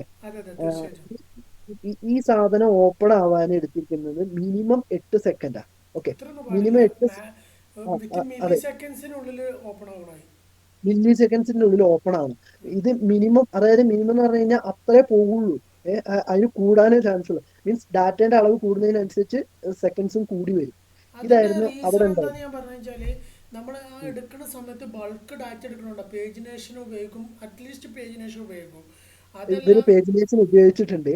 അതായത് സാധാരണ ഇപ്പോൾ മൊബൈൽ ആപ്പിൽ പൊതുവെ വലിയൊരു ആപ്പ് ആണെങ്കിൽ ഒന്നെങ്കിൽ ഗ്രാഫ്ക്യൂഎൽ ഉപയോഗിക്കും, അതിൽ തന്നെ പേജിനേഷൻ ഉപയോഗിക്കും. കാരണം വലിയ ഡാറ്റ വരാതിരിക്കാൻ. ഇത് നമ്മൾ അവരുടെ അടുത്ത് വന്ന സമയത്ത് തന്നെ നമ്മൾ അവരുടെ അടുത്ത് സജസ്റ്റ് ചെയ്ത കുറെ കാര്യങ്ങൾ, ഇതിപ്പോ 3 ഇയർ മുമ്പാട്ടോ ഈ പ്രോജക്റ്റ്. അതിപ്പോ ഇതൊക്കെ ഫിക്സ് ചെയ്ത് കുറെ കാര്യങ്ങളൊക്കെ മാറ്റി. പിന്നെ അപ്പോ ആ സമയത്ത് അവരുടെ അടുത്ത് വന്നപ്പോൾ നമ്മൾ പറഞ്ഞൊരു കാര്യം എന്ന് വെച്ച് കഴിഞ്ഞാൽ, നമ്മൾ ആപ്പ് ചെയ്യുന്ന സമയത്ത് പരമാവധി അത് ചെയ്യുന്ന അതിന്റെ ഡാറ്റ അല്ലെങ്കിൽ അതിന്റെ ഇത് എത്രത്തോളം ഡാറ്റ ഹാൻഡിൽ ചെയ്യേണ്ടത് അല്ല അങ്ങനത്തെ കാര്യങ്ങൾ നോക്കിയിട്ട് അതിന് ആദ്യം തന്നെ ഒരു ആർക്കിടെക്ചർ കറക്റ്റ് നമ്മൾ ഉണ്ടാക്കി വെക്കണം. ഓക്കെ, എല്ലാത്തിനും ഒരേ ആർക്കിടെക്ചർ ഉപയോഗിക്കുക എന്നുള്ളത് ശരിയായ മെത്തേഡല്ല. ചിലപ്പോൾ ചില പ്രോജക്റ്റിന് വ്യത്യസ്തമായിട്ടുള്ള രീതി ഉപയോഗിക്കേണ്ടി വരും. അതേപോലെ തന്നെ ചില പ്ലഗിൻസ്, ഇപ്പോൾ നേറ്റീവിന്റെ കേസിൽ പറയുകയാണെങ്കിൽ സാഗ, ഇപ്പൊ നമുക്ക് ഫ്ലട്ടറിന്റെ കേസിൽ തന്നെ പറയുകയാണെങ്കിൽ എല്ലായിടത്തും ബ്ലോക്ക് ഉപയോഗിക്കേണ്ട കേസസ് വരുന്നില്ല. ചെറിയ പ്രോജക്റ്റ് ആണെങ്കിൽ എനിക്ക് തോന്നുന്നു അതല്ലാതെയുള്ള ബ്ലോക്ക് ആർക്കിടെക്ചേഴ്സ് ഒക്കെ നമുക്ക് യൂസ് ചെയ്യാം, മീൻസ് ആർക്കിടെക്ചേഴ്സ് യൂസ് ചെയ്യാൻ മതിയാവും. അപ്പോൾ നമ്മൾ ഓരോ പ്രൊജക്റ്റിന്റെയും സ്കെയിലബിലിറ്റി അനുസരിച്ചാണ് അതിന്റെ ആർക്കിടെക്ചർ നമ്മൾ ചെയ്യേണ്ടത്. ഇത് അവർക്ക് പറഞ്ഞു കൊടുത്ത കാര്യമാട്ടോ ചെയ്യേണ്ടത്. അപ്പോൾ അവർക്ക് ടൈം ഇല്ലാത്ത ഒരാൾക്കാർ അപ്പോൾ പറയാം ഇത് നമുക്ക് ഇങ്ങനെ ചെയ്യാൻ പറ്റില്ല, നമുക്ക് പെട്ടെന്ന് ഫിക്സ് ചെയ്യണം. അപ്പോൾ ഈ കോഡ് നോക്കിയപ്പോൾ ഇതിൽ കണ്ടത് എന്താണെന്ന് വെച്ച് കഴിഞ്ഞാൽ ഇവർക്ക് എന്ത് ചെയ്യണം, ഇത്രയും ഡാറ്റ, ഇതൊരു ക്വസ്റ്റ്യനെയർ ആണ്, ഒരു ഇലക്ട്രിസിറ്റി ബില്ല് പേയ്മെന്റ് ചെയ്യുന്ന ആൾക്കാർ. അപ്പോൾ ഈ ക്വസ്റ്റ്യനെയർ ആണ്, അതിൽ പല വർക്ക്ഷീറ്റുകൾ ഉണ്ടാവും. ഇങ്ങനെയാണ് സ്റ്റെപ്പ് വരുന്നത്. ഒരു ജോബ്, അതിൻ്റെ ഉള്ളിൽ വർക്ക്ഷീറ്റ്, അതിൻ്റെ ഉള്ളിൽ ക്വസ്റ്റ്യൻസ്, ഇത്രയും സ്റ്റെപ്സ് ആണ് വരുന്നത്. അപ്പോൾ ഈ ജോബിൻ്റെ ഉള്ളിൽ വർക്ക്ഷീറ്റ് പേജിനേഷൻസ് ആണ്. പക്ഷെ ഈ പേജിനേഷൻസ് എങ്ങനെയാണെന്ന് വെച്ച് കഴിഞ്ഞാൽ ഒരൊറ്റ ലൈനിൽ ഓരോ പേജുകളായിട്ടാണ് സ്ക്രോൾ ചെയ്യാൻ പറ്റുന്ന പേജുകൾ. ഓക്കെ, അവിടെ വേറെ ലോഡിങ് കാര്യങ്ങളൊന്നുമില്ല, ജസ്റ്റ് ഇൻസ്റ്റന്റ് ആയിട്ട് അവിടെ കാണിക്കുകയാണ്. അതാണ് അത്രയും സമയം എടുത്തിട്ടുണ്ടായിരുന്നത്, ഒന്നാമത്തെ കാര്യം. പിന്നെ അവർ ഈ ഡാറ്റ എന്താ പറയുക പ്രോസസ്സ് ചെയ്തെടുക്കുന്ന ഒരു ആൻസർ അപ്ഡേറ്റ് ചെയ്ത് കഴിഞ്ഞ് കഴിഞ്ഞാൽ മൊത്തം ഇതിലെ ആൻസറിലും നമുക്ക് ചേഞ്ചസ് വരേണ്ട ആവശ്യമുണ്ട്. കുറെ കണ്ടീഷണൽ ആയിട്ടുള്ള ക്വസ്റ്റ്യൻസ് ഉണ്ട്. ചില ക്വസ്റ്റ്യൻസ് അപ്ഡേറ്റ് ചെയ്യുന്നത്, ചില ക്വസ്റ്റ്യൻസ് ഹൈഡ് ആവണം, ഷോ ആവണം, അങ്ങനത്തെ ക്വസ്റ്റ്യൻസ് ഒക്കെ. ഇത് ചെയ്യാൻ വേണ്ടിയിട്ട് അവർ ഉപയോഗിച്ചിരുന്നത് നെസ്റ്റഡ് ലൂപ്പാണ്. അതായത് ഒരു ലൂപ്പിന്റെ ഉള്ളിൽ 3 ലൂപ്പുകൾ. ഓക്കെ, ലൂപ്പിന്റെ ഉള്ളിൽ. ഓക്കെ, പിന്നെ നമ്മൾ ഇപ്പോഴും ഞാൻ പറയാനുള്ളത്, നമ്മൾ CT ആയിട്ട് കഴിഞ്ഞ ദിവസം സംസാരിച്ചപ്പോഴും ആളടുത്ത് ഞാൻ ചോദിച്ചതാ, നിങ്ങൾ ആണെങ്കിൽ ഒരു പ്രോജക്റ്റിൽ ഒരു നമ്മുടെ റിക്കർസീവ് മെത്തേഡ് അറിയാലോ, റിക്കർസീവ് ഇത് നിങ്ങൾ ഒരു സജസ്റ്റ് ചെയ്യുമെന്ന് ചോദിച്ചു. മൊബൈൽ ആപ്പിലാണെങ്കിൽ സജസ്റ്റ് ചെയ്യില്ല എന്നാണ് ആൾ പറഞ്ഞത്. കാരണം എന്ന് വെച്ച് കഴിഞ്ഞാൽ നമുക്കത് സജസ്റ്റ് ചെയ്യാൻ പറ്റില്ല. കാരണം റിക്കർസീവ് എന്ന് പറഞ്ഞു കഴിഞ്ഞാൽ ഒരു കണ്ടീഷൻ മിസ്സായി കഴിഞ്ഞാൽ എൻഡ്ലെസ് ലൂപ്പാണ്, ഇൻഫിനിറ്റ് ലൂപ്പാണ്. നമുക്ക് ആ കണ്ടീഷൻ പ്രോപ്പർ ആയിട്ട് ഇതാക്കണം. അതുപോലെ തന്നെ മെമ്മറി ലോസിങ് കാര്യങ്ങളൊക്കെ കൂടുതലായി നല്ലോണം വരാനും ചാൻസ് ഉണ്ട്. ഇത് വർക്ക് ചെയ്യണ അറിയാലോ, നമ്മളെ ഒരു ലിങ്ക് ചെയ്ത് ഇങ്ങനെ പിടിച്ച് പോയിട്ട് അവിടെ നിന്ന് തിരിച്ചു വരുന്ന പരിപാടിയാണ്. ഈ സാധനം ഈ പ്രോജക്റ്റിൽ ഇംപ്ലിമെന്റ് ചെയ്തിട്ട് 2 സെക്കൻഡിൽ ആപ്പ് ഓപ്പൺ ആയി. മനസ്സിലാവില്ലേ? ഈ സാധനം, അതായത് ഇത് സജസ്റ്റ് ചെയ്യുന്ന ഒരു മെത്തേഡ് അല്ല, പക്ഷെ ആ ഒരു പ്രൊജക്റ്റിന് അതേ ഒരു മെത്തേഡ് മീൻസ് ആ സമയത്ത് വേറൊന്നും നമുക്ക് പൊളിക്കാനുള്ള ഒരു പെർമിഷൻ ഉണ്ടായിരുന്നില്ല. പുള്ളി അവരുടെ കയ്യിലായിരുന്നു പ്രോജക്റ്റ്, ക്ലയൻസിന്റെ കയ്യിലായിരുന്നു പ്രോജക്റ്റ്. നമുക്ക് അവർ മാറ്റാൻ പറഞ്ഞ സാധനങ്ങൾ മാത്രമേ മാറ്റാൻ പറ്റുള്ളൂ. അങ്ങനെയാണ്. അപ്പോൾ ആ സമയത്ത് നമുക്ക് ചെയ്യാൻ പറ്റുന്ന ഒരു സംഭവം അത് മാത്രം തരും. അപ്പോൾ ആ റിക്കർസീവ് മെത്തേഡ് വെച്ചിട്ട്, എന്നിട്ട് എൻ്റെ സീനിയർ ഡെവലപ്പർ ഉണ്ട്, എന്നെക്കാളും 3 വർഷം എക്സ്പീരിയൻസ് ആൾക്കുണ്ട്. ആള് വന്നിട്ട് എന്നെ ചീത്ത പറഞ്ഞു, ഈ റിക്കർസീവ് മെത്തേഡ് എന്തിനാ ഉപയോഗിച്ച് അത് ചെയ്യാൻ പാടില്ലല്ലോ എന്നൊക്കെ പറഞ്ഞിട്ട്. അപ്പോൾ ഞാൻ പറഞ്ഞു, ചേട്ടാ ഇത് അല്ലാതെ വേറൊരു മെത്തേഡ് ഇല്ല. കാരണം ഞാനൊരു അതിന് മുമ്പ് ഒരു 1 ഇയർ അതിൽ തന്നെ ഇരുന്നിട്ട് നോക്കിയതാണ് പരമാവധി പെർഫോമൻസ് ഇതാക്കാൻ വേണ്ടിയിട്ട്. അപ്പോൾ ചേട്ടന് എന്ത് ചെയ്ത് നമുക്ക് വേറൊരു ആർക്കിടെക്ചർ ഉണ്ടാക്കാം എന്നും പറഞ്ഞിട്ട് വേറൊരു ആർക്കിടെക്ചർ ക്രിയേറ്റ് ചെയ്തിട്ട് ആൾ ചെയ്തു നോക്കി. പക്ഷെ നടക്കുന്നില്ല. മീൻസ് നമുക്ക് നടക്കില്ല എന്ന് വെച്ച് കഴിഞ്ഞാൽ, അങ്ങനെ ചെയ്യണം എന്നുണ്ടെങ്കിൽ എൻറ്റയർലി അവരെ API ആർക്കിടെക്ചറും കാര്യങ്ങളും എല്ലാം പൊളിച്ച് നമുക്ക് വേണ്ട രീതിയിലേക്ക് മാറ്റേണ്ടി വരുമായിരുന്നു. അപ്പൊ പിന്നെ ആ പരിപാടി അവിടെ നിർത്തേണ്ടി വന്നു. അപ്പോൾ ഒരു പ്രൊജക്റ്റ് ചെയ്യുന്ന സമയത്ത് ഒരു മെയിൻ ഫാക്ടറും കൂടെയാണ് അതിന്റെ ആർക്കിടെക്ചർ കാര്യങ്ങൾ കീപ്പ് ചെയ്യുക. അതേപോലെ തന്നെ നേരത്തെ ഞാൻ പറഞ്ഞ ഒരു ഇതുണ്ടല്ലോ, ബെസ്റ്റ് പ്രാക്ടീസസും കാര്യങ്ങളൊക്കെ. നമ്മൾ ബെസ്റ്റ് പ്രാക്ടീസസ് എന്ന് പറഞ്ഞാൽ കോഡിന്റെ ബ്യൂട്ടിഫൈക്ക് മാത്രമുള്ള സാധനങ്ങളൊക്കെ. അത് കുറച്ചും കൂടെ എന്താണ്, റീഡബിലിറ്റി കൂടും, ഒന്നാമത്തെ കാര്യം. അതേപോലെ തന്നെ എന്താ പറയാ, അതിൽ ഈ ബെസ്റ്റ് പ്രാക്ടീസസ് നമ്മൾ ചൂസ് ചെയ്യുന്ന സമയത്ത് അത് കുറച്ചും കൂടെ ചില സാധനം ഞാൻ നേരത്തെ പറഞ്ഞില്ലേ HTML കേസിൽ ചില സാധനങ്ങൾ ചില സ്ഥലത്ത് ഉപയോഗിക്കരുത് എന്നുണ്ടാവും. അതൊക്കെ നമുക്ക് എന്ത് ചെയ്യാൻ പറ്റും, കുറെ അവോയ്ഡ് ചെയ്യാൻ പറ്റും. കുറച്ചും കൂടെ നല്ല രീതിയിൽ ആപ്പ് കാര്യങ്ങൾ ചെയ്യാൻ പറ്റും. ആപ്പാണെങ്കിലും വെബ് ആണെങ്കിലും എന്താണെങ്കിലും ചെയ്യാൻ പറ്റും. സോ ചെയ്യുന്ന സമയത്ത് ഇതും കൂടെ ശ്രദ്ധിക്കണം. Okay okay, thank you so much. വേറെ എന്തെങ്കിലും ഉണ്ടോ? അല്ലെങ്കിൽ നമുക്ക് വൈൻഡപ്പ് ചെയ്യാം. 10 മണിയായി തോന്നുന്നു, ഏകദേശം ഇപ്പോൾ 2 മണിക്കൂറിൻ്റെ അടുത്ത് കാലല്ലോ. ഓക്കെ, നമുക്ക് വേറെ എന്തെങ്കിലും ഉണ്ടോ ഷെബിലി ബ്രോ? ഇല്ല ബ്രോ, ഞാനിത് ആദ്യമായിട്ടാണ് ഇതിൽ കേറുന്നത്. അല്ല, ഞാൻ ലിങ്ക് കാണാറുണ്ട്. ഒരു പ്രത്യേകത എന്ന് വെച്ച് കഴിഞ്ഞാൽ, നമ്മൾ ഈ കമ്മ്യൂണിറ്റി സ്റ്റാർട്ട് ചെയ്ത സമയത്ത് ഇനീഷ്യലി ആരും ഉണ്ടായിരുന്നില്ലെങ്കിലും ഇതിപ്പോൾ ഇങ്ങനെ മീറ്റപ്പ് ഇപ്പോൾ കണ്ടിന്യൂസ് വെക്കാത്തതുകൊണ്ടാണ്. കണ്ടിന്യൂസ് പോവുകയാണെങ്കിൽ ഇതിലേറെ ആളുകളുണ്ടാവും, ഇതിലേറെ സംസാരിക്കുന്ന ആളുകളും ഉണ്ടാവും. കാരണം അവരൊന്നും എക്സ്പെക്ട് ചെയ്തിട്ട്, ഇതിപ്പോൾ ഞാൻ ഇത്ര കുറച്ച് മുമ്പ് ഇട്ടുകൊണ്ടായിരിക്കും ജെബിലി ബ്രോ അതിന് ടൈം കണ്ടെത്തിയത്. അതെ ഞാനത് നോർമലി ഞാൻ ഗ്രൂപ്പ് അങ്ങനെ നോക്കാറില്ല പൊതുവെ. പക്ഷെ ഇന്നിപ്പോ എന്തോ ഒരാള് എന്തോ ചോദിച്ചതിന് ഞാൻ നോക്കി, അപ്പോഴാണ് ഞാൻ മെസ്സേജ് കണ്ടത്. നോർമലി പിന്നെ അവൈലബിൾ ആയിരിക്കില്ല, അത് വേറെ കാര്യം. അപ്പൊ അപ്പോൾ ഇതേപോലെ ഞാൻ മീറ്റിംഗ് ഇടക്കിടക്ക് ചെയ്തിരുന്ന സമയത്ത് ഇതേപോലെ ആൾ അവൈലബിൾ ആവും. അത് തന്നെയാണ് നമ്മുടെ ഈ ഒരു കമ്മ്യൂണിറ്റി മീറ്റപ്പിന്റെ ഏറ്റവും വലിയൊരു വിജയം എന്ന് പറഞ്ഞത്. കാരണം പലപ്പോഴും ഞാൻ ചിന്തിക്കാറുണ്ട് കേരളത്തിലാണ് ഏറ്റവും കൂടുതൽ ടെക്കീസ്, പക്ഷെ ഒരു പറയാൻ പറ്റിയൊരു കമ്മ്യൂണിറ്റി ടീം ഇവിടെ അവൈലബിൾ അല്ല. അതായത് ഇപ്പോൾ നമുക്കിത് പറഞ്ഞു കൊടുക്കാനും ഇതിൻ്റെ ഒരു കാര്യങ്ങൾ ഡീറ്റെയിൽ ആയിട്ട് ഡിസ്കസ് ചെയ്യാനും ഒരു എക്സ്പീരിയൻസ് ഷെയർ ചെയ്യാനും ഒരു ഓൺലൈൻ മീറ്റപ്പ് എന്ന് പറഞ്ഞു കഴിഞ്ഞാൽ ഒരു എല്ലാവർക്കും നടക്കുന്ന ഒരു കാര്യമാണ്. കാരണം ഇവിടെ വന്നിട്ട് ഒരു ഓഫ്ലൈൻ ചെയ്യുന്ന പോലെ അല്ലല്ലോ. അപ്പൊ അങ്ങനത്തെ ഒരു ആശയം കൊണ്ടാണ് ഇത് കൊണ്ടുവന്നിട്ടുള്ളത്. പല ആൾക്കാർക്കും അറിയ പോലുമില്ല, മീൻസ് ഡെവലപ്മെന്റ്. ഇപ്പൊ നമ്മളൊക്കെ അന്ന് കോളേജ് കഴിഞ്ഞിട്ട് എന്താ ചെയ്യേണ്ടതെന്ന് പോലും ഒരു ഐഡിയ ഉണ്ടായിരുന്നു. നമ്മള് സാധാരണ ക്ലാസ്സിലൊക്കെ ഇരുന്ന് കുറച്ച് കോഡ് എന്നല്ലാണ്ട് ഇത് എങ്ങനെയാണ് കമ്പനിയിൽ, അല്ലെങ്കിൽ എങ്ങനെ കമ്പനിയിലേക്ക് കയറാം, ഒരു ഐഡിയ ഉണ്ടായിരുന്നില്ല. പക്ഷെ അന്നത്തെ അപേക്ഷിച്ച് ഒന്നും കുറച്ചുകൂടെ ബെസ്റ്റ് ആണ്. കാരണം കുറച്ച് കമ്മ്യൂണിറ്റീസുകളും കാര്യങ്ങളൊക്കെ ഉണ്ടായി വരുന്നുണ്ട് സപ്പോർട്ട് ചെയ്യാൻ വേണ്ടിയിട്ട്. അപ്പോൾ ഞാനിത് തുടക്കം എന്നുള്ള ലെവലിൽ ഇപ്പോൾ ഒരുപാട് കമ്മ്യൂണിറ്റി ആയി. ഇവര് പൈത്തൺ അടക്കം ഓൾമോസ്റ്റ് എല്ലാ ഒരു ഡൊമൈൻ്റെ ഒക്കെ കമ്മ്യൂണിറ്റി മെയിൻറ്റെയിൻ ചെയ്യുന്നുണ്ട്. ഓൾമോസ്റ്റ് ഞാൻ പറയുന്നതിൽ ഞാനും ഉണ്ട്. അതെ. അപ്പോൾ ഞാൻ വിചാരിക്കുന്നത് എന്താണെന്ന് വെച്ച് കഴിഞ്ഞാൽ ഇതിപ്പോൾ ഒരു റിയൽ വേൾഡ് കമ്മ്യൂണിറ്റി പ്ലാൻ ഉണ്ട്. എത്രത്തോളം വിജയിക്കുമെന്ന് അറിയില്ല. ഇതിലിപ്പോൾ ഒരു കമ്മിറ്റി ഉണ്ടാക്കണം, ഒരു റിയൽ വേൾഡ് കമ്മ്യൂണിറ്റി മീറ്റപ്പിനുള്ളൊരു പ്ലാൻ ഉണ്ട്. അപ്പോൾ സ്പോൺസേഴ്സിനൊക്കെ കിട്ടണേ, നമുക്കൊരു പെട്ടെന്ന് നടക്കുന്ന ഒരു കാര്യമല്ലല്ലോ. അപ്പോൾ എല്ലാവരും സപ്പോർട്ട് വിചാരിക്കുന്നുണ്ട്. നോക്കട്ടെ, ട്രൈ ചെയ്ത് ഔട്ടെക്കാം. നമുക്ക് നമ്മുടെ ഡെവലപ്മെന്റ് സൈഡിൽ അല്ലെങ്കിൽ സോഫ്റ്റ്വെയർ ഫീൽഡിൽ സക്സസ് ആയിട്ടുള്ള ഒരുപാട് ബിസിനസ് മാൻമാരുണ്ട്. ഡെവലപ്പറായിട്ട് സക്സസ് ആയ ആൾക്കാർ, നേരിട്ട് ബിസിനസ് ചെയ്തിട്ട് IT ബിസിനസ് ചെയ്ത് സക്സസ് ആയ ആൾക്കാരല്ല, ഡെവലപ്പറായിട്ട് സ്റ്റെപ്പ് കയറി സക്സസ് ആയിട്ട് ഓണ്ടർപ്രീനേഴ്സായി മാറിയ ആൾക്കാർ, അവരെ കിട്ടിയിട്ട് കാര്യമുള്ളൂ. അതാണ് ശരിക്കും ഒരു ഡെവലപ്പേഴ്സിന് അവരെ ഇൻസ്പിറേഷൻ ആവുക. അങ്ങനത്തെ ആൾക്കാർ ഇഷ്ടം പോലെ ഉണ്ട്. ഇപ്പോ എന്റെ കമ്പനിയുടെ MD CTO ആയിട്ട് ഇരിക്കുന്ന ആളും ഇതേപോലെ ഡെവലപ്പറായിട്ട് സക്സസ് ആയ ആളാണ്. അപ്പൊ അങ്ങനത്തെ ആൾക്കാരൊക്കെ കിട്ടിക്കഴിഞ്ഞാൽ നമുക്ക് വളരെ ഒരു ഇതായിരിക്കും. പക്ഷെ അതിനനുസരിച്ച് ഗ്രാൻഡ് പ്രോഗ്രാം സംഘടിപ്പിക്കണമെങ്കിൽ നമുക്ക് നല്ലൊരു ടീം ഉണ്ടാവണം എന്നുള്ളൊരു പ്ലാൻ ഉണ്ട്. നോക്കട്ടെ, ട്രൈ ചെയ്ത് നോക്കാം. എത്രത്തോളം സക്സസ് ആവുമെന്ന് അറിയില്ല, നമുക്ക് ട്രൈ ചെയ്യാം. നിങ്ങൾ അറിവിൽ ആർക്കെങ്കിലും ഒക്കെ ഉണ്ടെങ്കിൽ ഒന്ന് എന്ത് ചെയ്യുക, അതൊക്കെ ഒന്ന് എത്തിച്ചു കൊടുക്കുക. കാരണം ഇത് എൻ്റെ കയ്യിൽ ഒരു പക്ഷേ ഇത് ഞാൻ കാരണമായി എന്ന് മാത്രമേ ഉള്ളൂ.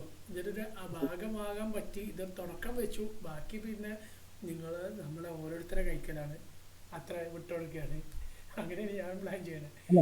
അങ്ങനെ ആഗ്രഹങ്ങൾ അതെ.